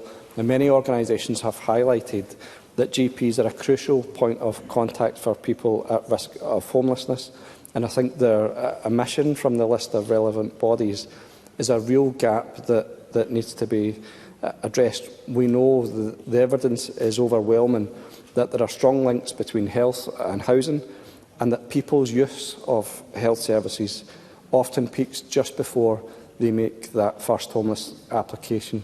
So having GPs covered in the Act duty, I think, is absolutely essential. Setting out a clear list of bodies with duties placed upon them is important for clarity and accountability, and without that there is a lack of clarity regarding the expectations for those not explicitly listed. Now, I absolutely recognise the concerns about GP capacity and the fact that they are essentially private business, but I think given the close links between a person's use and interactions with health services and the point where they make their first homeless application, I think this is a crucial area that is missing from the bill, and it's something that should be urgently addressed. On Amendments 331 and 383, these are to address a technical but what I think is a crucial gap in application of UNCRC to Part 5 of this housing bill relating to homelessness prevention. Now, this amendment has been developed with the support of the Children and Young People's Commissioner for Scotland, who have been clear about the need for change in this area. The Part 5 of the bill introduces important new duties to prevent homelessness by amending Part 2 of the Housing Scotland Act 1987. But crucially, Presiding Officer, because the 1987 Act is an Act of the UK Parliament, these new provisions fall outside the scope of the UNCRC Incorporation Scotland Act 2024. So what that means as it stands is that public authorities would not be legally required to act in accordance with the UNCRC when carrying out these duties, and crucially children would have no power to challenge a failure to uphold their rights. Now, this is different from other parts of the bill and could leave some of the most vulnerable children without enforceable rights. Amendment 331 provides a solution by allowing the Scottish Government to repeal and restate Part 2 of the 1987 Act, including the new homelessness prevention duties, so that they then fall within the scope of the UNCRC Act. This is not about duplicating law, but ensuring that children's rights are fully protected and enforceable. Now, I understand the Government isn't opposed to this in principle, and I welcome that, but I do urge members to consider the omission caused by that anomaly of relying on a 1987 Act of the UK Parliament, that it would be right to ensure that children's rights are upheld and covered by passing these amendments. Thank you. Thank you, Mr Griffin. I now call the Cabinet Secretary to speak to Amendment 326 and other amendments in the group. Cabinet Secretary. Thank you, Presiding Officer. And similarly with one or two groups this evening, it is a large one. And again, I do want to give members the courtesy of the Government's response to their amendments, but I will try and do it as swiftly as I can. Beginning with Amendment 306 in Sarah Boyack's name, this requirement for ministers to establish and maintain a register of homeless households. I understand her intention. I listened very closely to what she was saying, but the point is that local authorities already keep a record. They already have a record of anyone who makes an application for accommodation or for assistance in obtaining housing under the Housing Scotland Act 1987, and a record of all those assessed as homeless or threatened with homeless. Local authorities will continue with these records until they have discharged their obligations in respect of those individuals.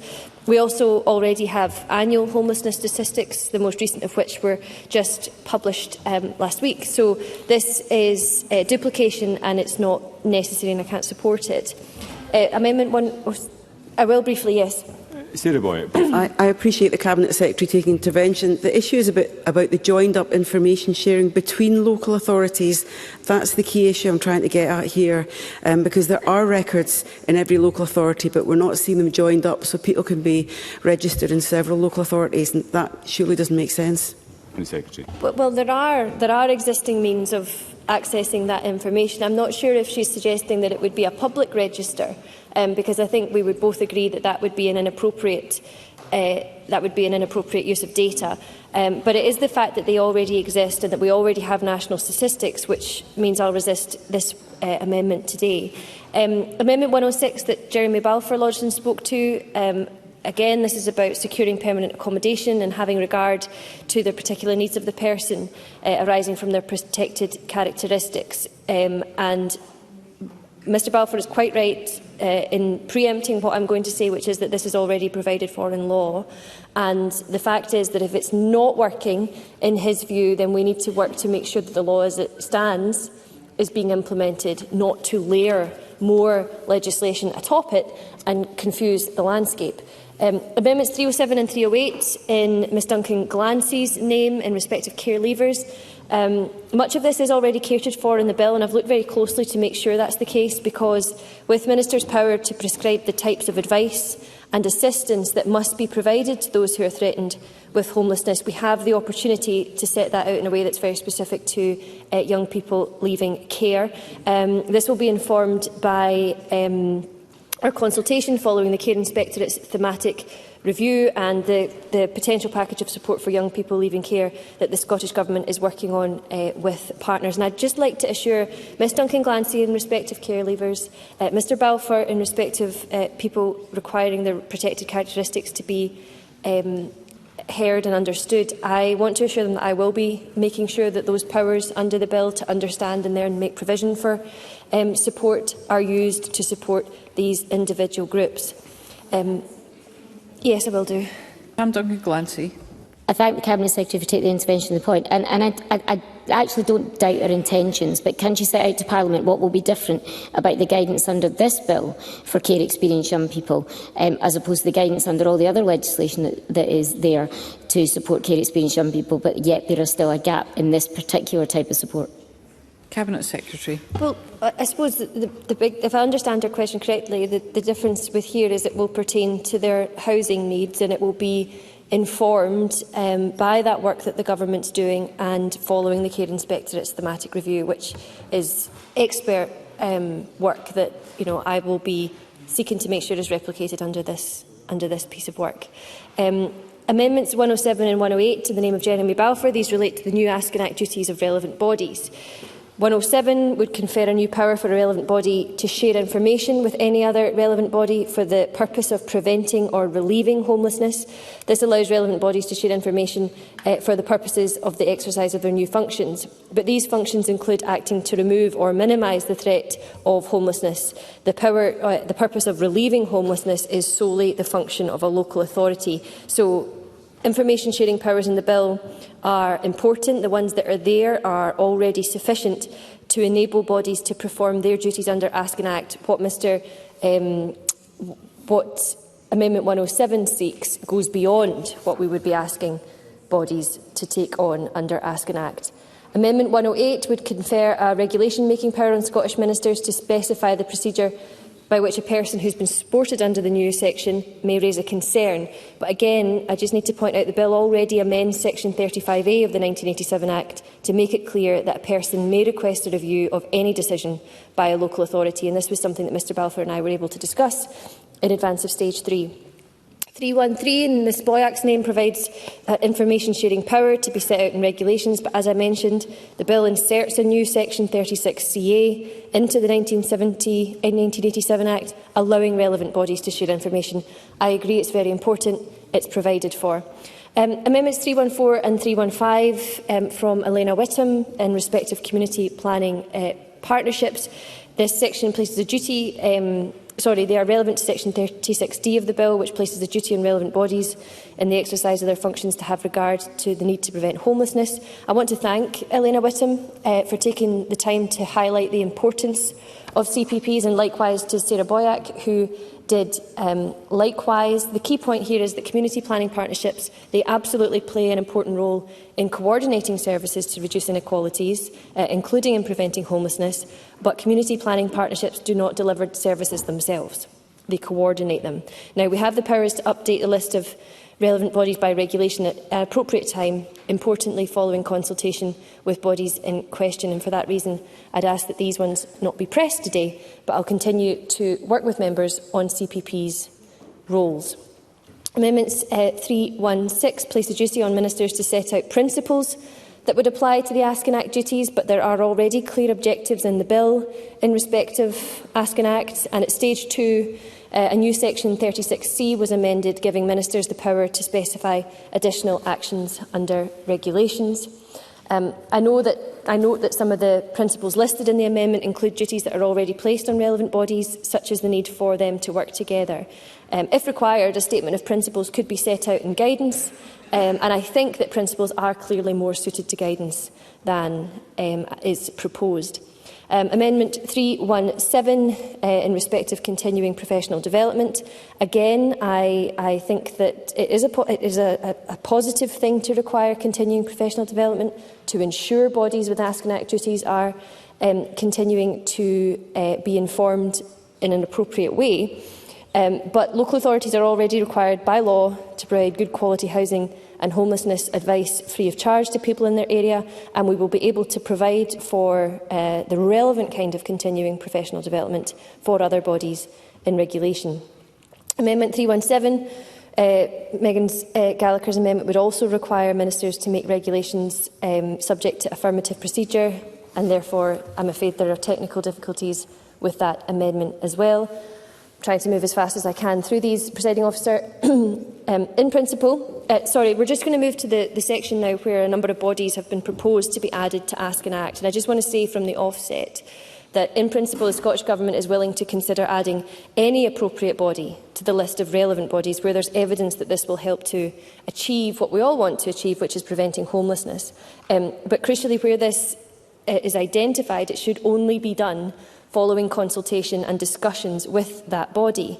Section 41 of the bill confers a new power on ministers to modify the meaning of this and add bodies to the list. And I should note to members that those who are currently listed, they've previously been consulted, and the list as it stands was based on recommendations of an expert group, which included people with lived experience of homelessness. So I'll quickly try and move through some of the suggested bodies, but the principle is that we would add them if appropriate, having consulted.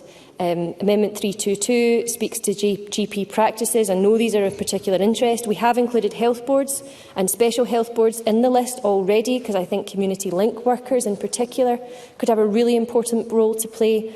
And I am happy to consider further bodies, but I don't think GPs are appropriate at this stage. Similarly, with 324, we are engaging with the Scottish Fire and Rescue Service about their potential inclusion at a later date, but that work has not completed.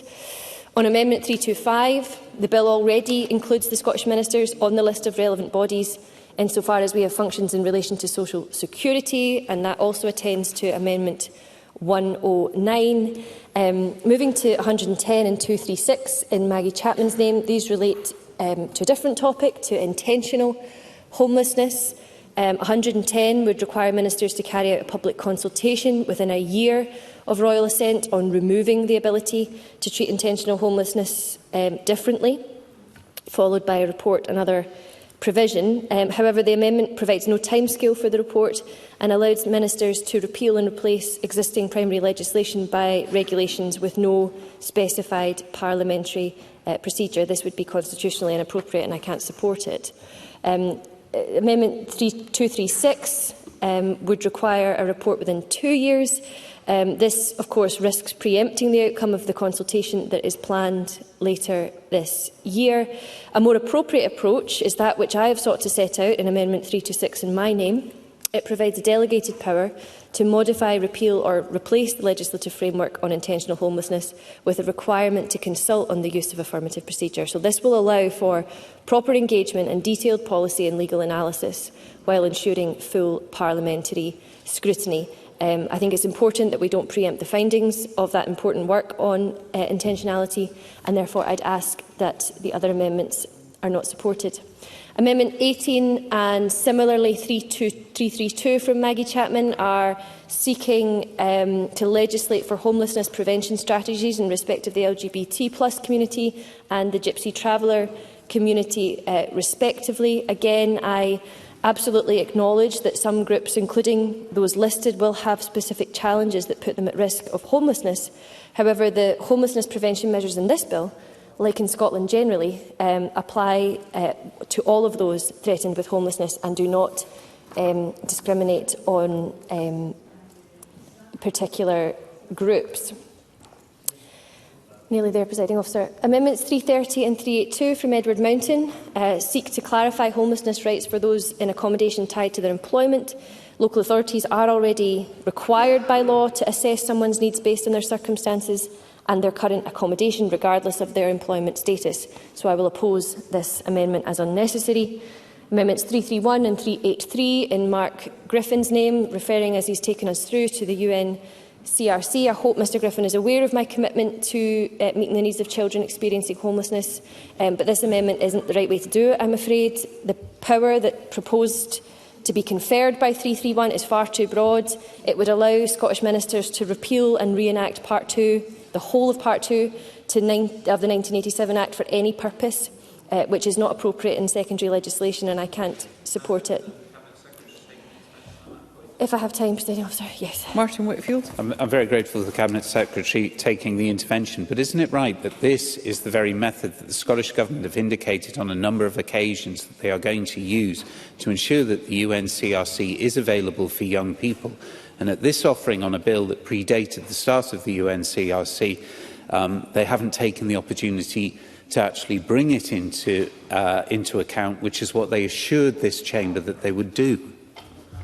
Cabinet Secretary, and if you could begin to draw your remarks to conclusion.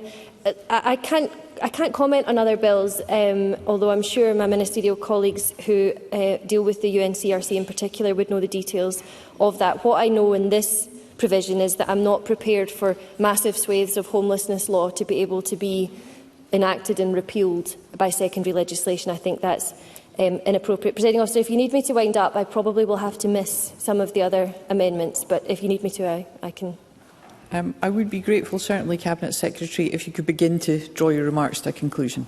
Okay, I will do so very quickly. Amendments 335 and 385 from Maggie Chapman refer to the right to keep pets. We've already addressed pets and personalisation in the bill, and although there is no legal duty to do this, local authorities will be expected to consider the housing needs of any individual, including their pets.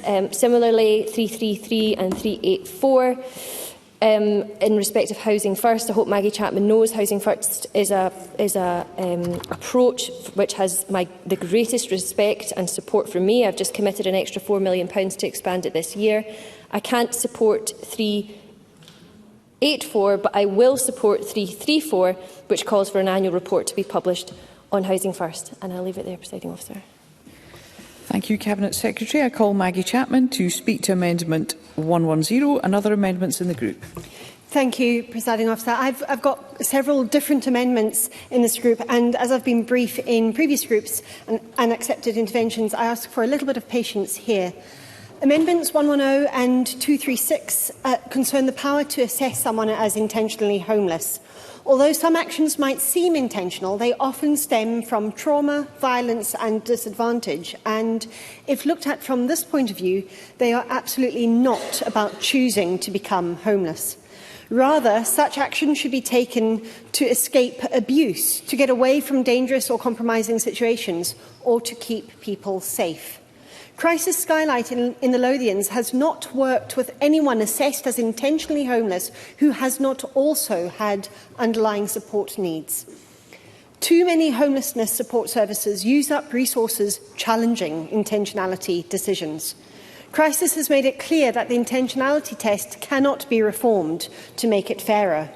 Instead, they say it must be abolished and replaced with a much tighter concept. If someone turned up to a hospital with an injury, our NHS would not provide lesser or no treatment simply because the person had deliberately injured themselves. We would treat their injury and treat the person with compassion and dignity. That is how our health service works. It is how our homelessness services should work too. We have been moving in that direction for a long time, and we already have removed the requirement for local authorities to assess intentionality. Let's finish that job and abolish this cruel assessment, not just tweak around the edges. If the Scottish Government is not able to support doing this in 110, I ask at least for it to keep the issue on the agenda by supporting the reporting requirement in Amendment 236. I do acknowledge the Scottish Government has listened to what Greens and others have said at previous stages. Having not been active on this issue at stage 2, the Cabinet Secretary's Amendment 326 allows us to change the definition of intentionality, which is welcome. However, it does stop short of complete abolition and replacement with a more appropriate alternative, as Crisis and others have suggested is necessary. Amendments 18 and 332 require homelessness strategies for LGBTQ+ and Gypsy Roma traveller communities.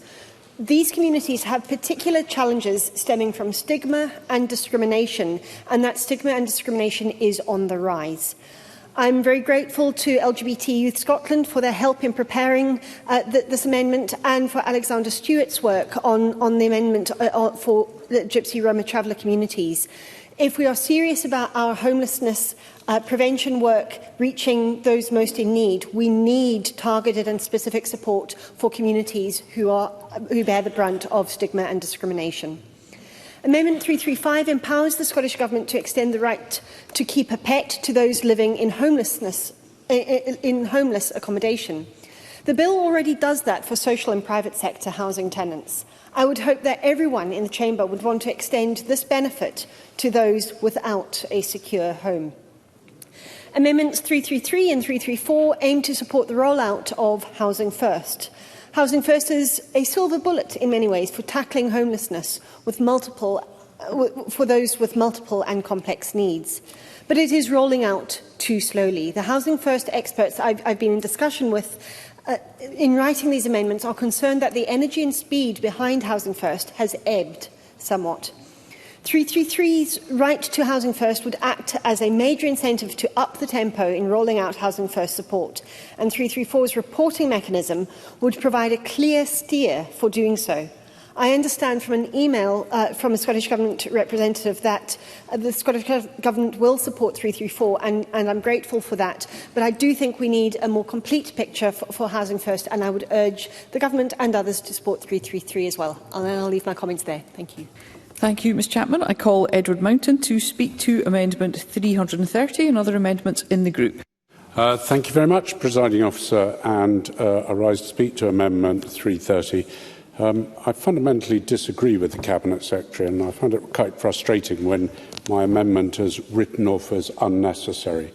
It is necessary, in my opinion, for the simple reason that those people who live in accommodation that's provided as part of their jobs will, should they no longer have that job, no longer have the accommodation.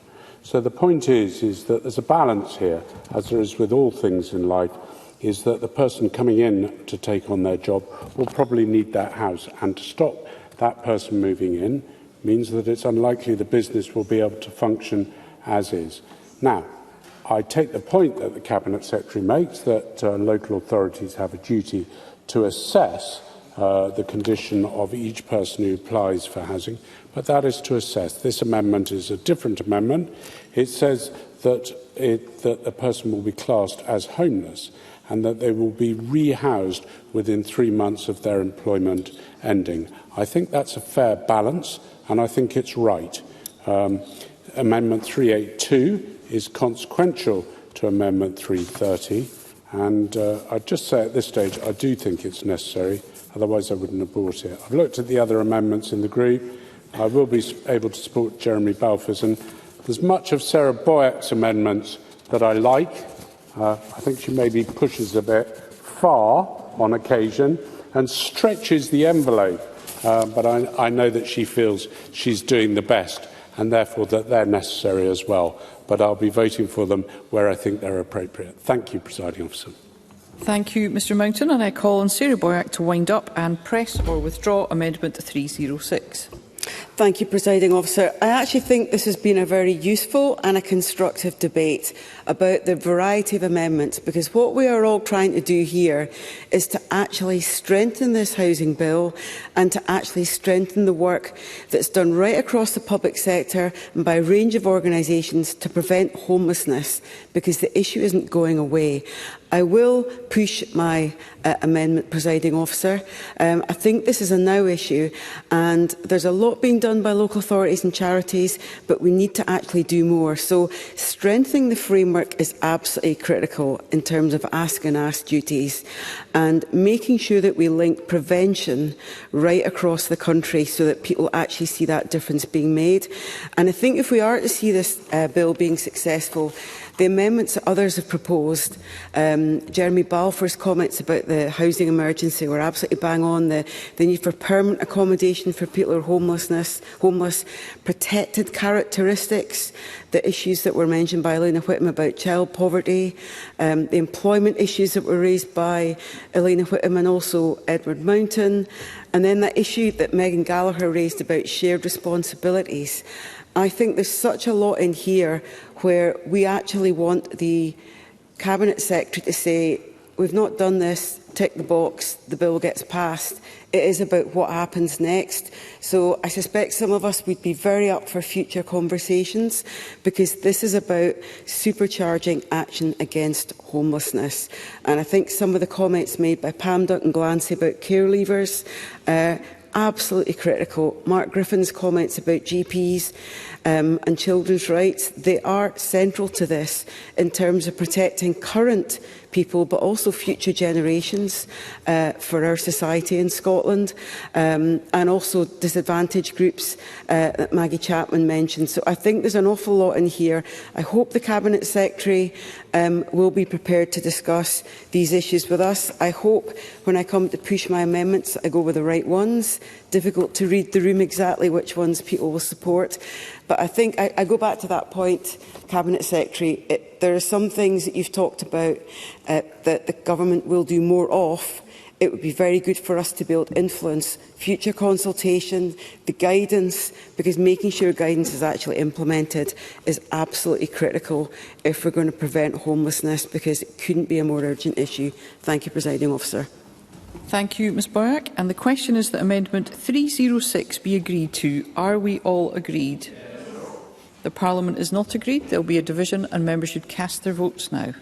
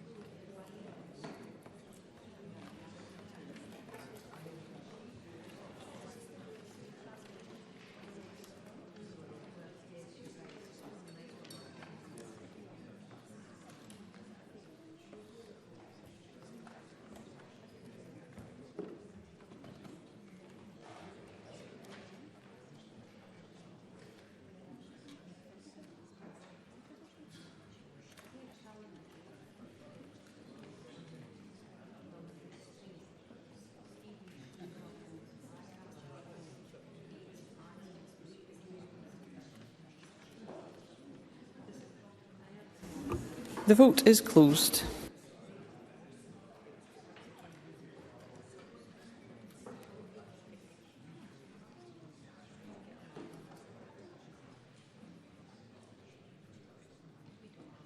The result of the vote on amendment number 306 in the name of Sarah Boyack is yes 46, no 60.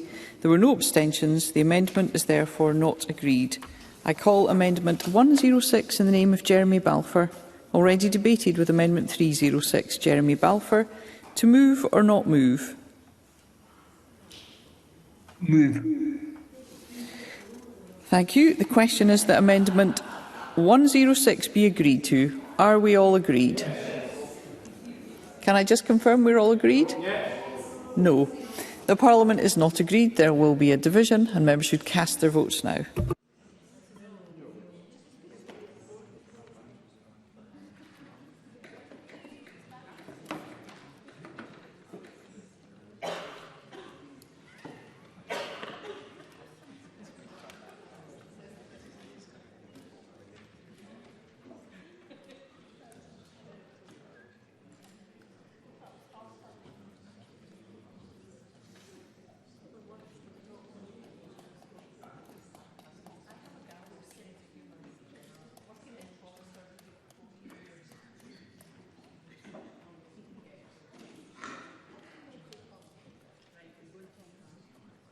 The vote is closed.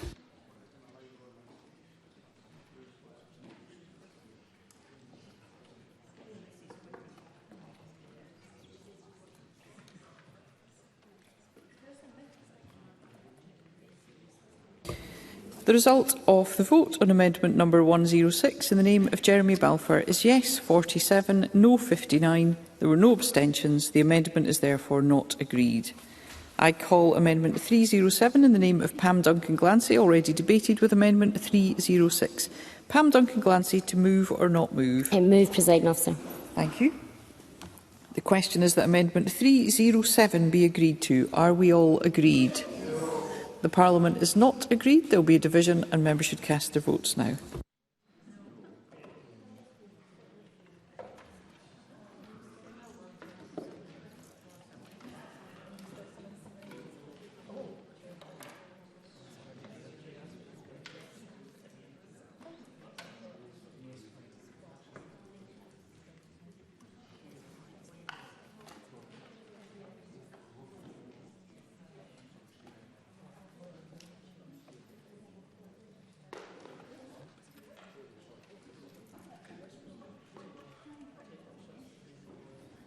The vote is closed.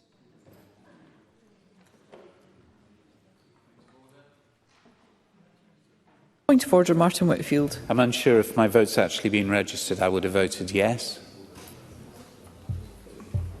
I can confirm that your vote was recorded, Mr Whitfield. Thank you.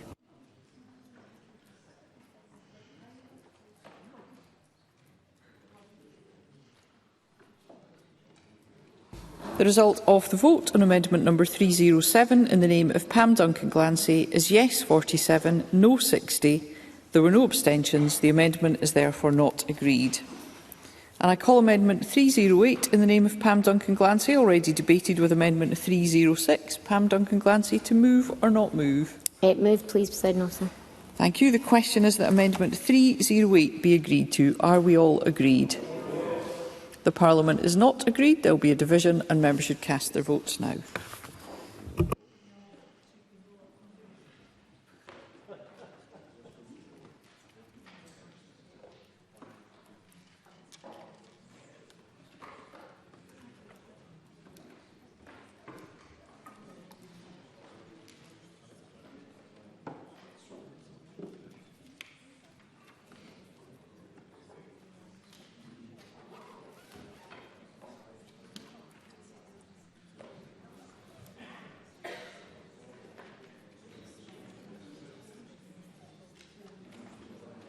The vote is closed.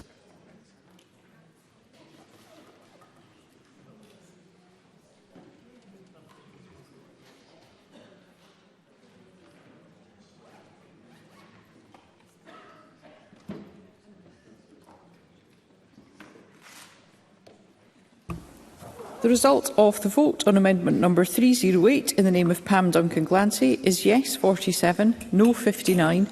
There were no abstentions. The amendment is therefore not agreed. I'll draw bill proceedings to a close this evening. At that point, I have one further item of business, which is consideration of business motion 19023 in the name of Graham Day on behalf of the Parliamentary Bureau setting out a business programme, and I call on Graham Day to move the motion. Thank you, Minister. No member is asked to speak to the motion. Therefore, the question is that motion 19023 be agreed. Are we all agreed? The motion is therefore agreed. The next item of business is decision time. There are no questions to be put as a result of today's business, and I close this meeting.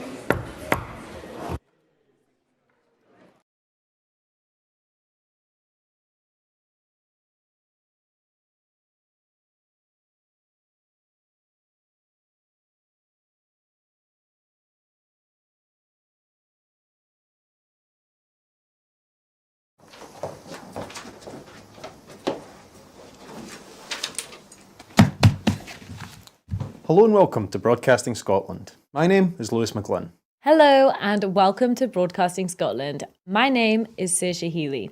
Hello and welcome to Broadcasting Scotland. My name is Donald C. Stewart.